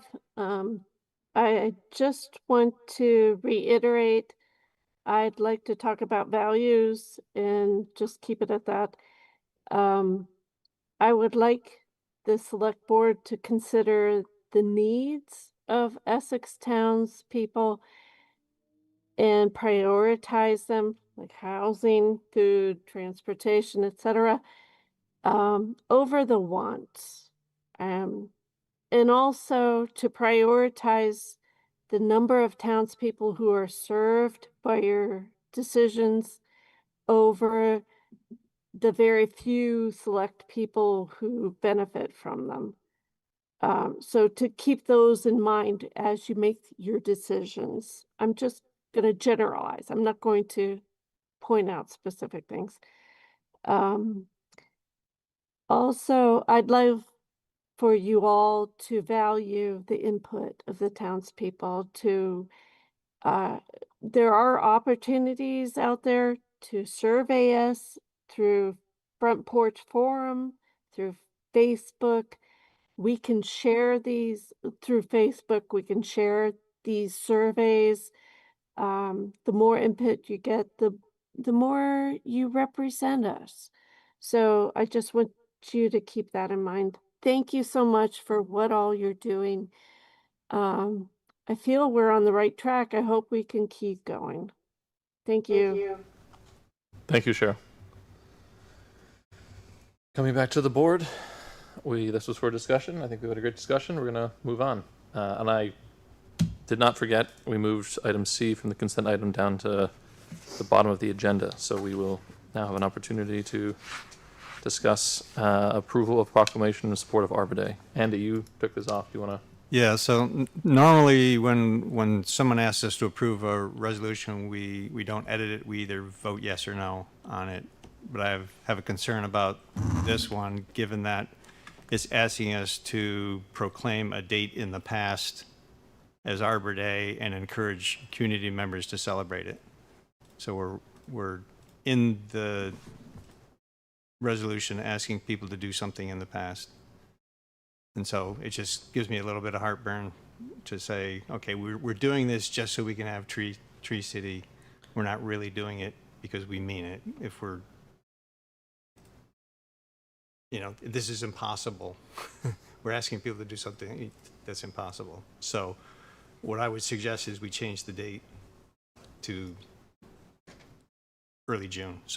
We can just pick an arbitrary date that's still in the future and ask people to celebrate their trees on that day rather than asking folks to celebrate in the past. It's right in the resolution. It says, now therefore we proclaim Friday, May, it says 1 and D, I should say first, I guess, but 2026 is Arbor Day in the town of Essex and encourage all community members to celebrate and protect our trees and woodlands. We're asking people to celebrate it in the past. You're not wrong. I also know that Vermont celebrates Arbor Day on the first Friday in May, and nationally it's celebrated in April. So I was hoping that it was a little further in the distance. So in the memo, it says it's generally celebrated the first Friday of May. Yeah. So we can celebrate it somewhere else. I don't know. Have we already celebrated it? We have. That was what the tree planting at the tree farm was, and I think it's a valid point to raise. And I hear staff. Can you dive into this? Is this I know we've done these every year, and it's more so at least from my time when I was on the committee, it was you have to do X, Y, and Z to get the status and. The committee at that point would make sure that they requested it ahead of time, so they had it in hand well ahead of when they planted the tree or whatever it was. And I don't know the reason that this is brought to us now instead of not looking back. Yeah, I first apologize for not having this before you back in April. Not sure exactly why. We had some turnover in staff supporting that committee, so we dropped the ball. So I apologize for that. As far as whether or not to look back or look ahead, I don't think there's a right or wrong answer. I think it's whatever your preference is. We'll do better next year, but as far as this year, I do think it's largely to get that Tree City designation. I think you can also still proclaim that the town of Essex appreciates trees and Arbor Day and supports those things. Whether you want to pick a date in the past or the future, I don't think there's a right or wrong answer. Kendall. I was under the impression that this is a requirement in order for it. So can we change that wording so that it's like was, or just somehow? I'm afraid if we don't approve a proclamation that we wouldn't have met all the requirements. Yeah, some make. Yeah. That was going to be my suggestion too. Is it just a matter of changing the language to say that Essex, celebrated Arbor Day by doing a tree planting ceremony in our tree farm to satisfy the requirement? To your point, Andy, of like, are we doing it just for the designation? I would say that we did an event to honor Arbor Day, so it's not like we're just saying, oh, today is Arbor Day. There was something planned and a community event that notated it. We have the committee chair here. I'd like to call him forward just to get an expert witness, and then I'll get you, Ethan. No, I'm good. Ken Signorello, Chair of the Conservation and Trails Committee. I do not know why you did not get it earlier. That's not something I can explain. It is a requirement. To satisfy the requirements for this year, we have to have that resolution approved by the Select Board. We did celebrate it. It was advertised. I don't think there would be a problem with changing the tense of the resolution, really, and the ND should be ST, as you're correct. The state designates May the 1st, not May the 1st, but the first Friday of May, unfortunately, and that is Arbor Day in Vermont. And for us to claim a different day as Arbor Day, I suppose we could do that, but it doesn't seem like it would be the right thing to do to me. So changing the tense I don't think is a problem. You need to do it for sure if you want to have us get the this year's qualification. Any other questions? Nope. Andy? So if I think we added, if we change the word encourage to encouraged, with a D on the end of it. Oh, sure. That's the only change we need to make, I think. Beautiful. And the ST. And DST. And make it the first instead of the one. One? I don't know how to say that. Ethan, I didn't mean to cut you off. You did. You had every other member of the select board speak beside me, and then you had somebody else come up to speak. But it's beyond the point. My point that I was going to make was that this day was designated to long-term tree warden Chuck Weil, and it was completely dropped and ignored by the town of Essex and not even recognized, but not let alone put it in the reading file. So I think there's important notice here that this was not anything to do with how this is worded. This document doesn't have to be signed by any proclaimed day, so the validation of changing words doesn't change anything. The fact of the matter is the exact day happened. On that day, they planted the tree. It wasn't acknowledged, so whether or not we put our signature on it today or on the day of or the days before doesn't change the logistics of the document. So I wouldn't change the document other than the May 1, in my opinion. But I just think that's really upsetting to me that a tree warden of so many years, yes, his passing was acknowledged, but the fact that the Conservation Trails Committee went out of their way to donate, to declarate this day around this planting of this. We did speak about Chuck at the ceremony. I know this. I know all of this. I'm just saying that select board and staff dropped the ball, so I don't understand why we're so worried about what the wording says when this happened in real time. Thank you, Ethan. Any further discussion from the board? I'll throw it to public comment, and then we'll come back for open to a motion. Public comment? I guess I'll publicly comment. Yes, Ken. I would appreciate it if you would pass the resolution with whatever changes you feel necessary, but make it qualify for the celebration that we just did. Thanks. Thank you, Ken.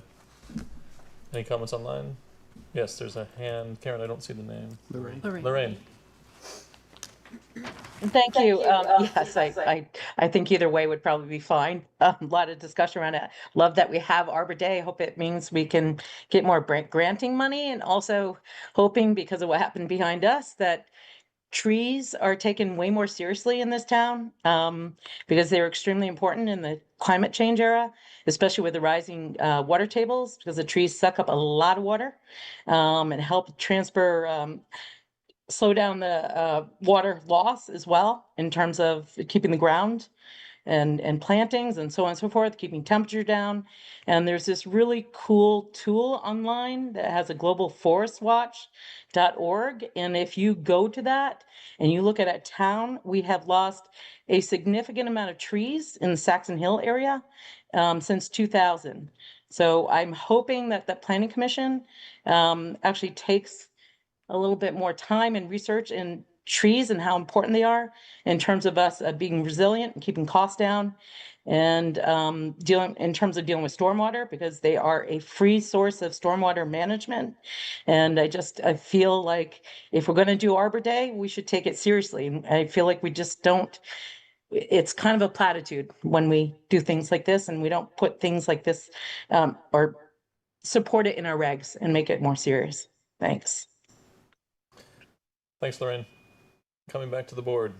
Cheryl just put her hand Oh, up. Cheryl put her hand up. Cheryl. I just want to say ditto. Thank you. I would entertain a motion. Ethan. Move that the select board proclaim Arbor Day on May 1st, 2026, and to change the date to reflect May 1st, 2026 on the proclamation. Thank you for the motion. Is there a second? I'm confused about the motion. Ethan, do you want to further explain your motion? Explain it a little more. Yeah, so basically, I'm proclaiming Arbor Day to be on May 1st, and then in the Arbor Day proclamation, I'm putting the date as May 1st instead of May for end. I don't know how to say that. May 1 ND. 1 ND. Are you including the one word change? He's not. He's not. Okay. Because I think that we're still encouraging all community members to celebrate and protect our trees and woodlands, whether it's May 1st or not. We're still, the message is, comma, and encourage all, we hereby proclaim the Friday, comma, May 1st, 2026 is Arbor Day in the town of Essex, comma, and we encourage all community members to celebrate and protect our trees and woodlands. There's two separate sentences. You do not. What was that? Oh, it's not well spoken. Please mute your phone. Yeah. Yes. I'm going to second that. The second, thank you very much. Any further discussion? Yeah, I'm just going to say Andy. that thank you for reading it out loud to me, and you've convinced me that we're encouraging the community members to celebrate the trees, not the day. Excellent. My fault. Yeah, sorry for the rigmarole.